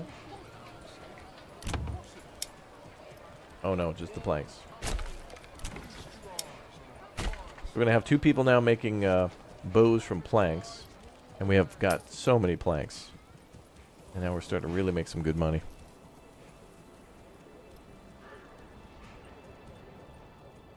So because I upgraded those homes, we also lost those people as workers, because now they're going to be working permanently from home on making bow and arrow. And that's fine. That's why I left a buffer there. 1066 is quoted as the end of the Viking Age. Okay.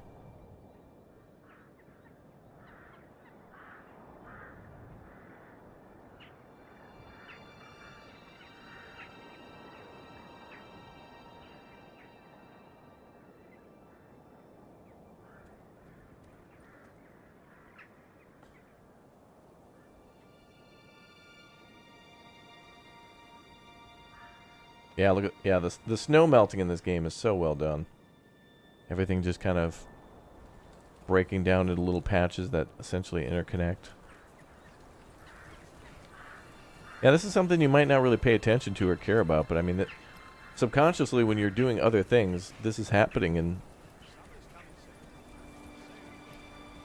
it means all the difference.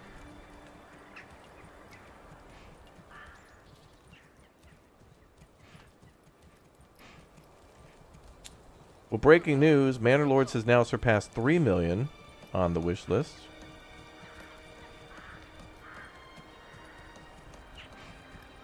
Manor Lords now has over 3 million on the wish list. It was at 2.5 earlier last week. It is possible by the time this game drops, or right before it drops, it could reach 4 million. This game could get 4 million wish lists in the next week. Oh my god.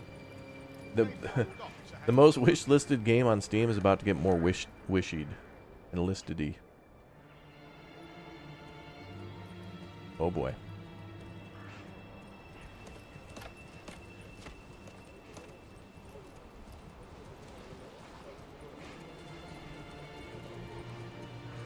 Snow's breaking all over the floor. Hell of a bunch. Put some mud on 10 minutes.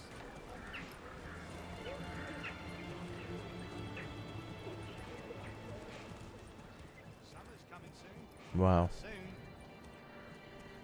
Well, it's a good thing I got a video planned for today, kind of talking about the whole wish list on Steam deal, and about the developer posting something about it. Everybody calm down is basically what he said. Calm down. I know you're excited, me too, but calm down. It's really like trying to tell people to calm down when they're on a roller coaster. Like, if you're, going up the lift hill and you're about to go down the drop, it's like, all right, everybody calm down. It's like, you can't really, that's like the worst time to say that.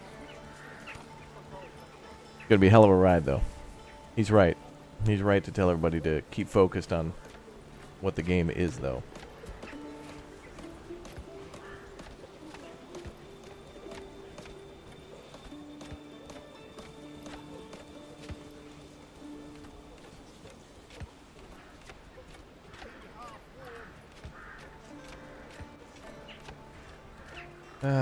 And more upgrades. How are we doing on planks? Or timber? 17. Alright, we need to get more of those. I might need to have a full-time oxen for...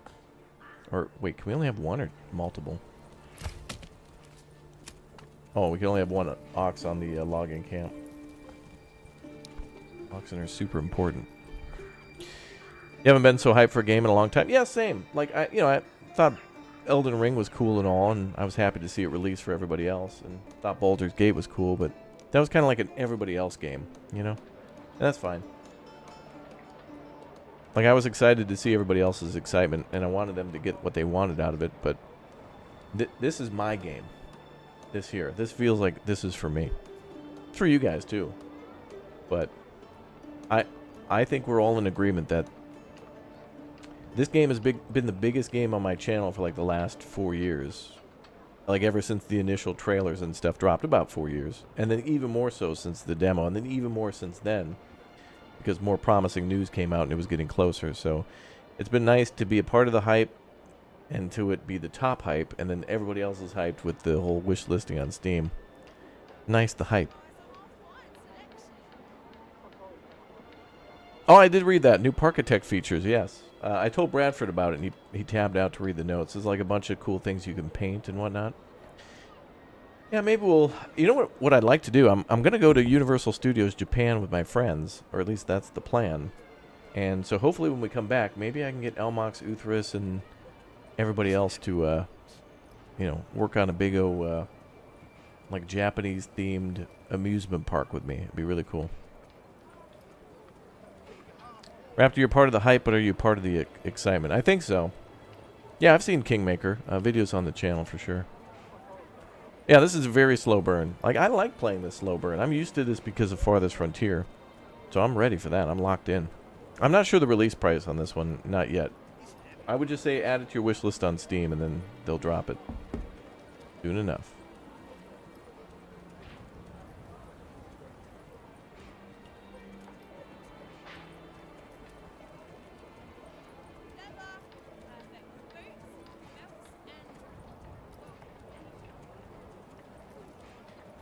Yeah, yeah. I don't know if this will be on Mac. That's a good question. I don't know much about Mac gaming. I feel like Mac is like Nintendo, where a game will come out, like Elden Ring, and then 17 years later, they'll finally port it to something else. Like it finally gets a Mac port or a Nintendo port.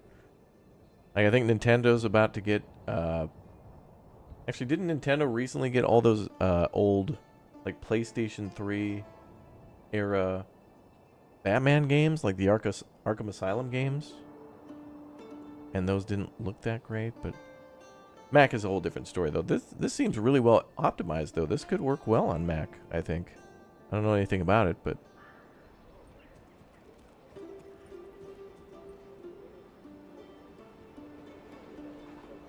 Is it weird you're excited for the dev to turn into a millionaire overnight? No, because this should be people doing part-time work on a passion project and then somehow figuring out a way to turn that into a life-changing thing should be a thing. We need to praise that. I think everybody's got their job and everybody's got work, but everybody wants a career that's a life passion. That is truly a thing that should be embraced, you know? I mean, if somebody works in data entry all day, but they come up with some sort of a new way to... They in the part-time world, make a life-changing application or a cure to... I mean, how many cures of diseases were kind of just stumbled upon accidentally without people even looking for them? It's like half of them. It's crazy. Like, that stuff should be just a thing. We all know.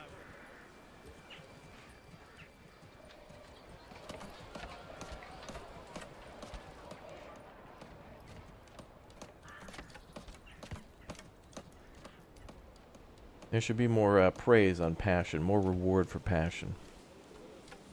And risk-taking, too. I mean, I don't know. I don't really think this guy took a risk. He was working on this as a part-time project for a while. I think just for fun, and because he was passionate. And no better place to put a game than Steam. Hey, what's up, Jan? Welcome back. Good to see you.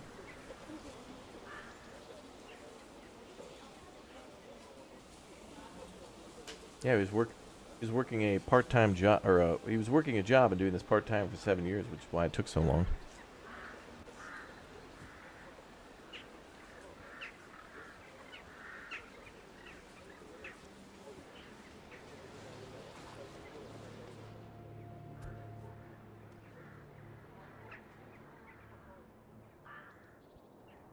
That's a cool photo here. You think that'd be a good photo?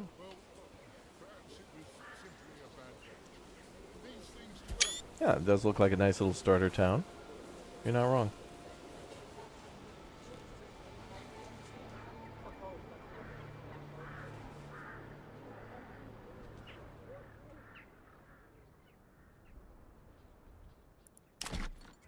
Well, yeah, I think all of us would like the developer now to do this full time after this. But who knows? Maybe he like works part time as a superhero.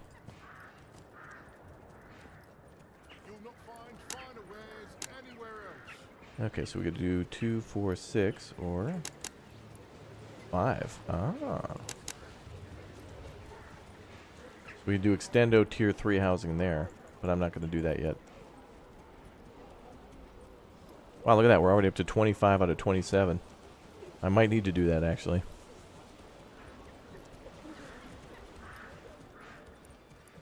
Alright. Let's build, what was it? 6 more houses?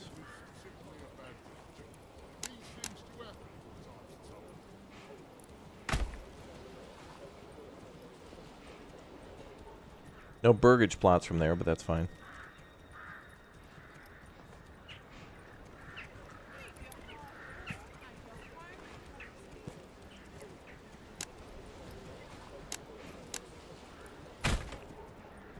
Trying to go for high density around here. You can see why I was making everything square now. A little bit.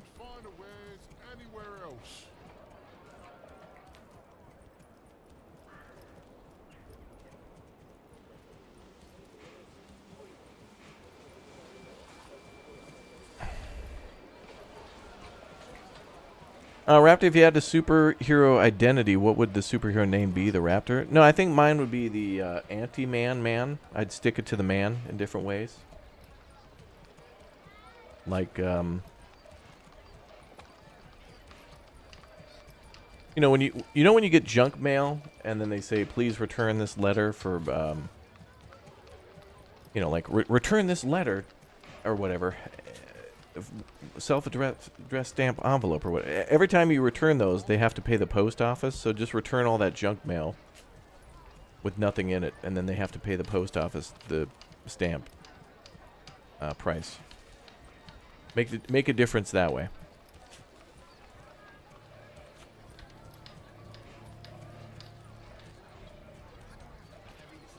Make the world a better place.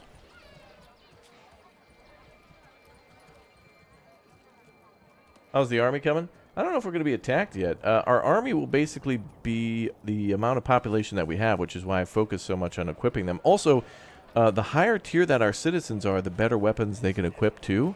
So, and we're now starting to make bow and arrow, which I don't know if we have yet. We haven't made any yet, but these houses here just opened up as Fletchers, so they're making bows for us. So that'll be able to be put in storage, and I should build another storage depot over here. But yeah, the more storage we have, the better. But yeah, also, yeah, the amount of people who are making weapons has increased. So we'll be able to export weapons now, too.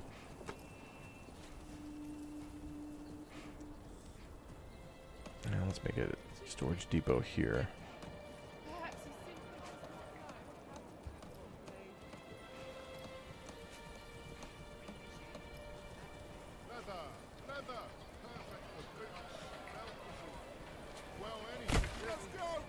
Yeah, I didn't really intend to build that there, but okay. That'll do.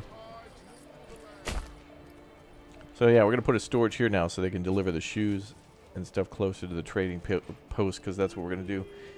Don't sell weapons to the enemy. Yeah, I don't know where they get sold, but it doesn't really hurt or help the enemy in any way, I don't think. Is it possible to make a trade town? Yeah, right now, every time you start a town, you can only build a town. But in the future, it looks like there's different specializations you can make a town. So I don't know if that means in the future, when we settle other cities, you can build a town, you can build a farming town, you could build a a logging town or a mining town. So I think what that means is it'll give you maybe perhaps a couple of development points already dedicated to a particular tier or something. So you can research other stuff. I'm not sure, though.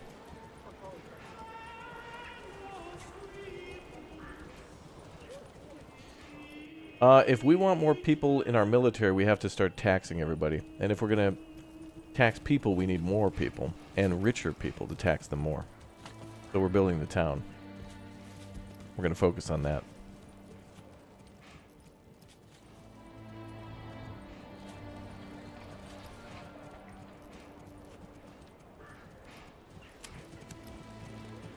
Stodoni will be a powerful town.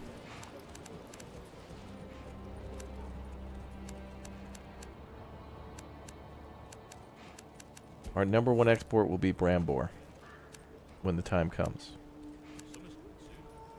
People don't yet know the power of it. What's up, Rabbit Girl? Welcome back. Good to see you.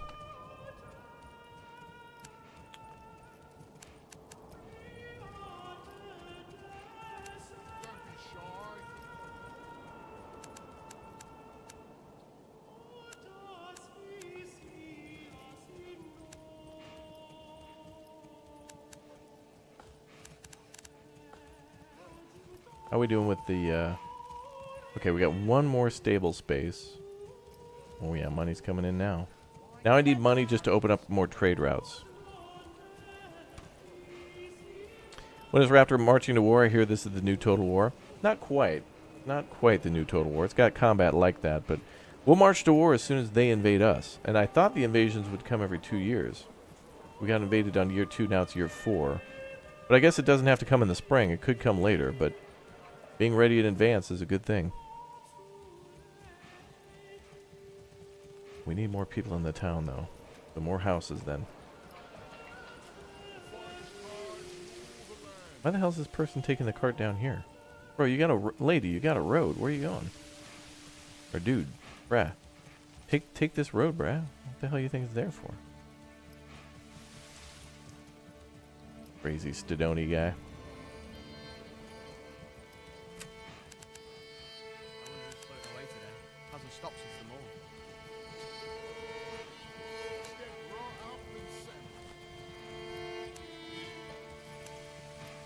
Yeah, shortcut.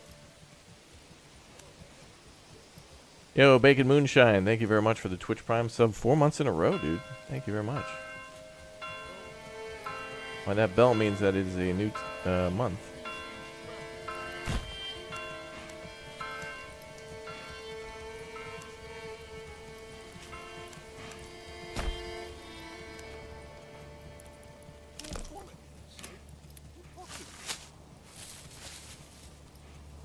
Cheated him? Never. Perhaps he simply does not know how to.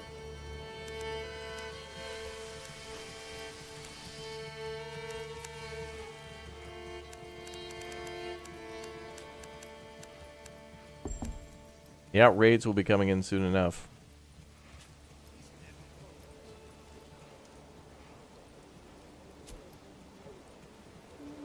Should I buy early access Manor Lords or a full release of Farthest Frontier? I mean, you could do both. I mean, Manor Lords comes out in about 4 days. Yeah, 4 days. Farthest Frontier is rumored to have a release this summer, but that could always get pushed back. So, you know, one game has an early access release date, the next doesn't have a release date. So, yeah.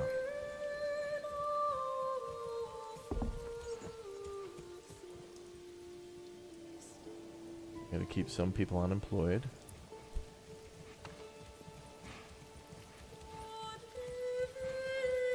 Okay, I do actually, we need people in the hunting tent again. Or rather, oh, I'm waiting for the animals to replenish though.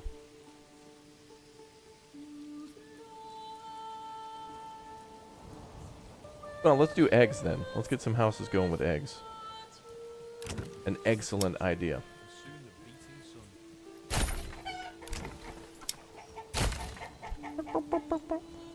Alright, that's what we'll do. More money will get invested into more food now.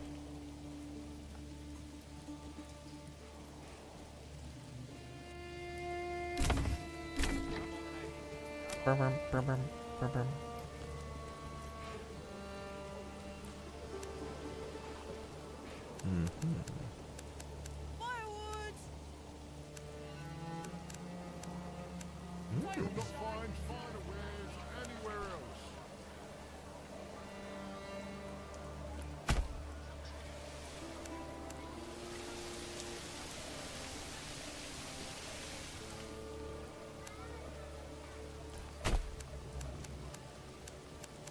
Wow, it's looking like a city skyline city, but I'm just experimenting to see how those tier 2s and 3s look in an area like this.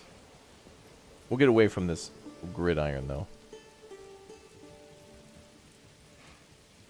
Well, step right up and set.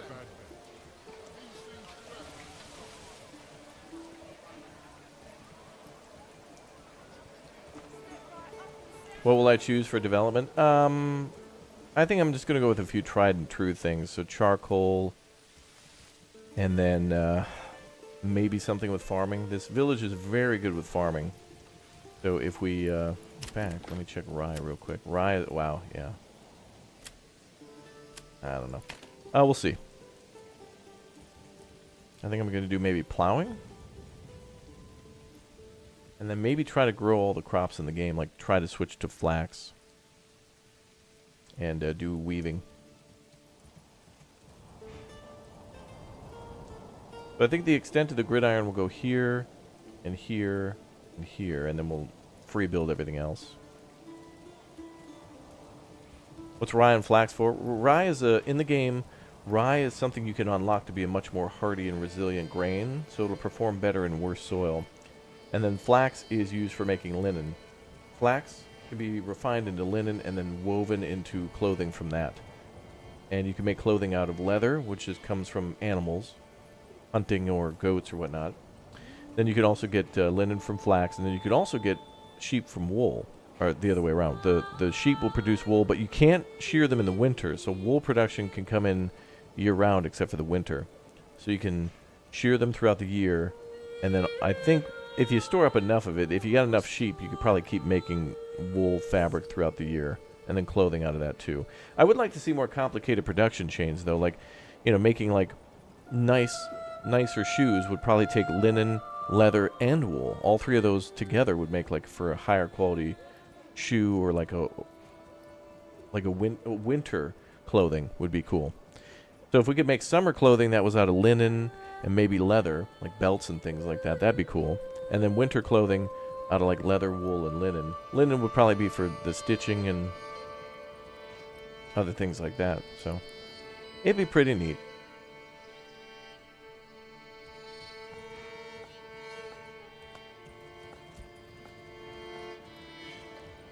Come one, come all. Kind of like ancient cities, yeah.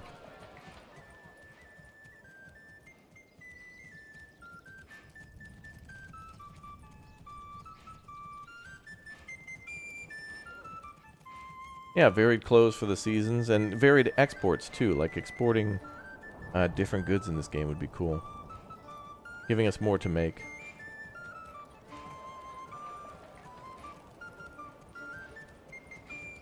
And then maybe that could go towards a more advanced survival mode where people need winter clothing to survive. But actually, I'm going to activate a policy too. Let's activate hunting grounds. That will that'll produce more animals, but it'll hurt crops. But we're not farming yet, so it's fine. Yeah, you could use berries to dye the clothes. You could make a dye maker that would use berries, but all you can do is export dye, though. There's not. I don't think there's a way to make advanced colored clothes or anything like that. Like, we can make dye and we can make clothes, but we can't make, like, higher quality clothes. I think that'll be something to come in the future at Tier 4, maybe? Or maybe even Tier 3. But it looks like there's more products planned. Uh-oh, flutes. Oh, damn it, they stole... Wow, they stole our boots. What the hell, man? Oh, that was worth a lot of money, damn it. Wow, that sucks. Each of the bandit camps stole something different. They stole all of our shoes. Oh, they're dying. They're totally dead. We're gonna attack them. How many members can be in a family? I'm not sure. They're stealing our damn shoes now. Now it's yeah, now it's on. No mercy. Wow. Oh, wait. We're making war bows now too, so now we can get some archers going. Here we go. No, the bandits just steal things randomly. There's nothing you can do to stop them. They'll just attack and that's it. But they don't attack, they just... Things will disappear, you can't stop it, there's nothing you can do. Except for taking out their camp, which we're going to do that. One thing I don't know, though, is if the... One thing I don't know is if the... If a bandit camp robs from you repeatedly, if they become, like, a bigger target to where you can eventually destroy them and get more money for it. In other words, if you leave a bandit camp out there and they constantly keep stealing from you forever, did they suddenly become super wealthy for when you take that camp back, you get a lot more money from it? It could be strategic to not attack them, let them rob you for a while, then go kick their ass and get a lot more influence from it or something. Which, by the way, I don't know how we got so much influence. Oh, I guess upgrading our town repeatedly. Alright, well, now we're building more houses. It's a great year to build. And we're going to do a clay mine, too.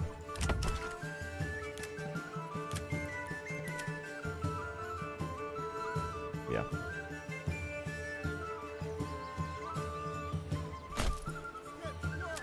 That was way back in the woods.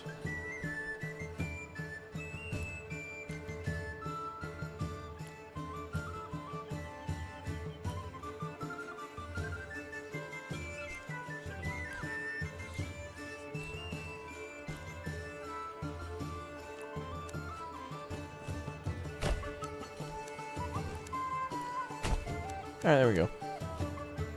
Cool. Alright, yeah, stealing your own stuff back. Or, like, it converts to money, so, you know, maybe it becomes a higher, juicier target. I mean, I don't know. The fact that they stole a lot of boots, though, does suck. That's actually kind of a big blow to at least our money situation. But it's not going to stop us. No way. We'll focus on food now and get those numbers back up.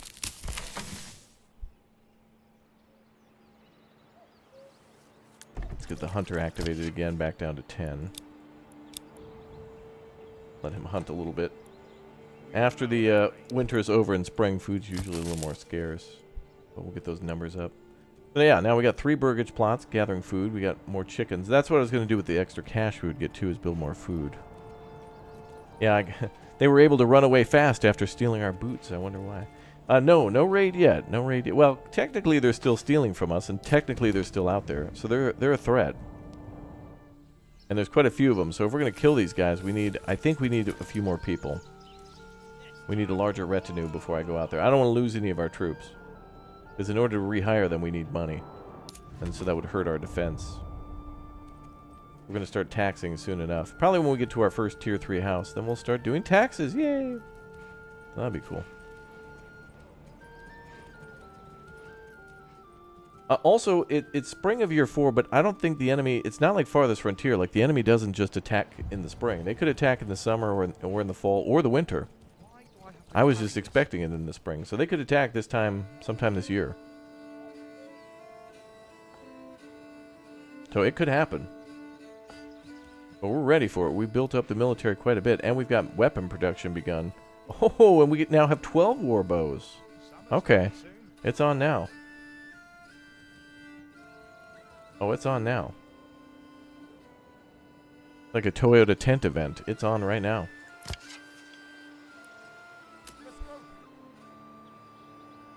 Get those animals going, baby. 2 people foraging, 2 people hunting. Can you be a part of the new army? You can, but we need more open slots. I got to get the town up a little bit bigger. Got to get that tax money rolling. But look at how quickly we're building buildings now.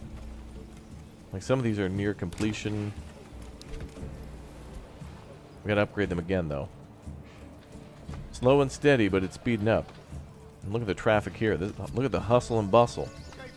People bringing in firewood. Things are popping.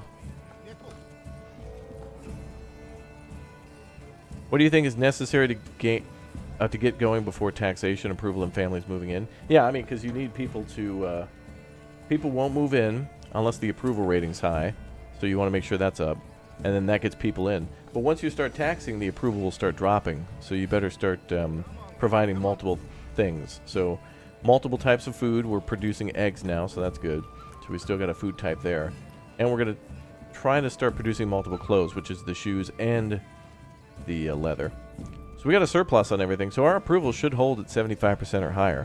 What I really want to do is get approval up to about 80, maybe 95 to 85, and then tax to at the very minimum 75. I still want to have that 75% approval because we want to keep those numbers up. Never. Perhaps he simply does not know how to cook properly.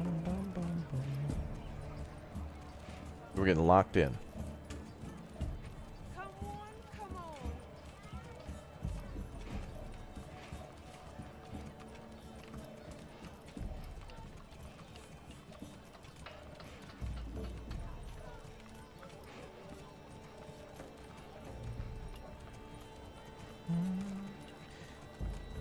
But we're going to have a lot more in our battle. We're going to have to battle it out more in the future. Well, alright, the longer they don't attack, the better, though. Like, the more likely we are to be prepared for a war. And now we got 2 Fletchers, 2 Cobblers. We can upgrade these guys, too. Oh, we could go with a brewery or a blacksmith. Although, unfortunately, we're not mining yet. We could start making more shields, though, through some of our planks. But we already got 2 buildings pulling through planks. So if I do that, we'll lose a family, which I don't want to do. And we'll lose planks, which I don't want to do, even though it's at 126. But I probably want to keep about 50 of those for the manor when we upgrade that. And then actually, I think some of these houses might take planks too. Actually, the church might. 10. Oh, that's nothing. 10 is nothing. Peach cobbler, that's right. Peach. That's a good name for this one. Peach cobbler.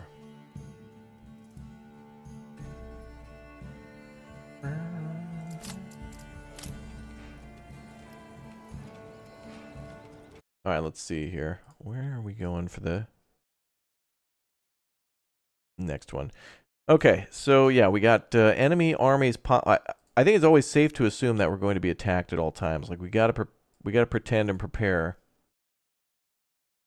that we're going to be attacked all the time. We gotta prepare and we gotta err on the side of caution. Prepare and err. We could be attacked at any time. Okay, let's see.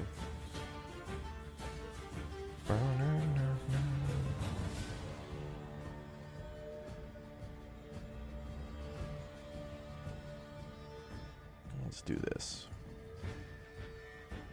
We'll have to come up with something like that. Good.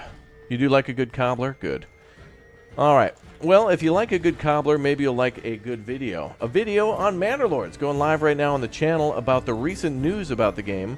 We'll be talking about everything that the developer just mentioned in an update that you may have seen before on the channel, but it's going to go live right now. So click or tap that link in the chat, and we'll be back for more Manor Lords soon, everybody. Thank you very much for watching. Don't forget to follow. Don't forget to subscribe. Turn on that notification bell. Hit the like button for Manor Lords coming out in less than, well, 4 days now. We got about, pretty soon, 3.5 days to Manor Lords, and it's going to look awesome. So I'll see you all in the live video going live right now on YouTube, and I'll be back in a bit for more city builder action. We'll do more combat, more conquest, more defense, more attack, more military stuff whenever the raiders are ready. It's all coming down to them. And I will see you all in our YouTube premiere going live right now. Let's go!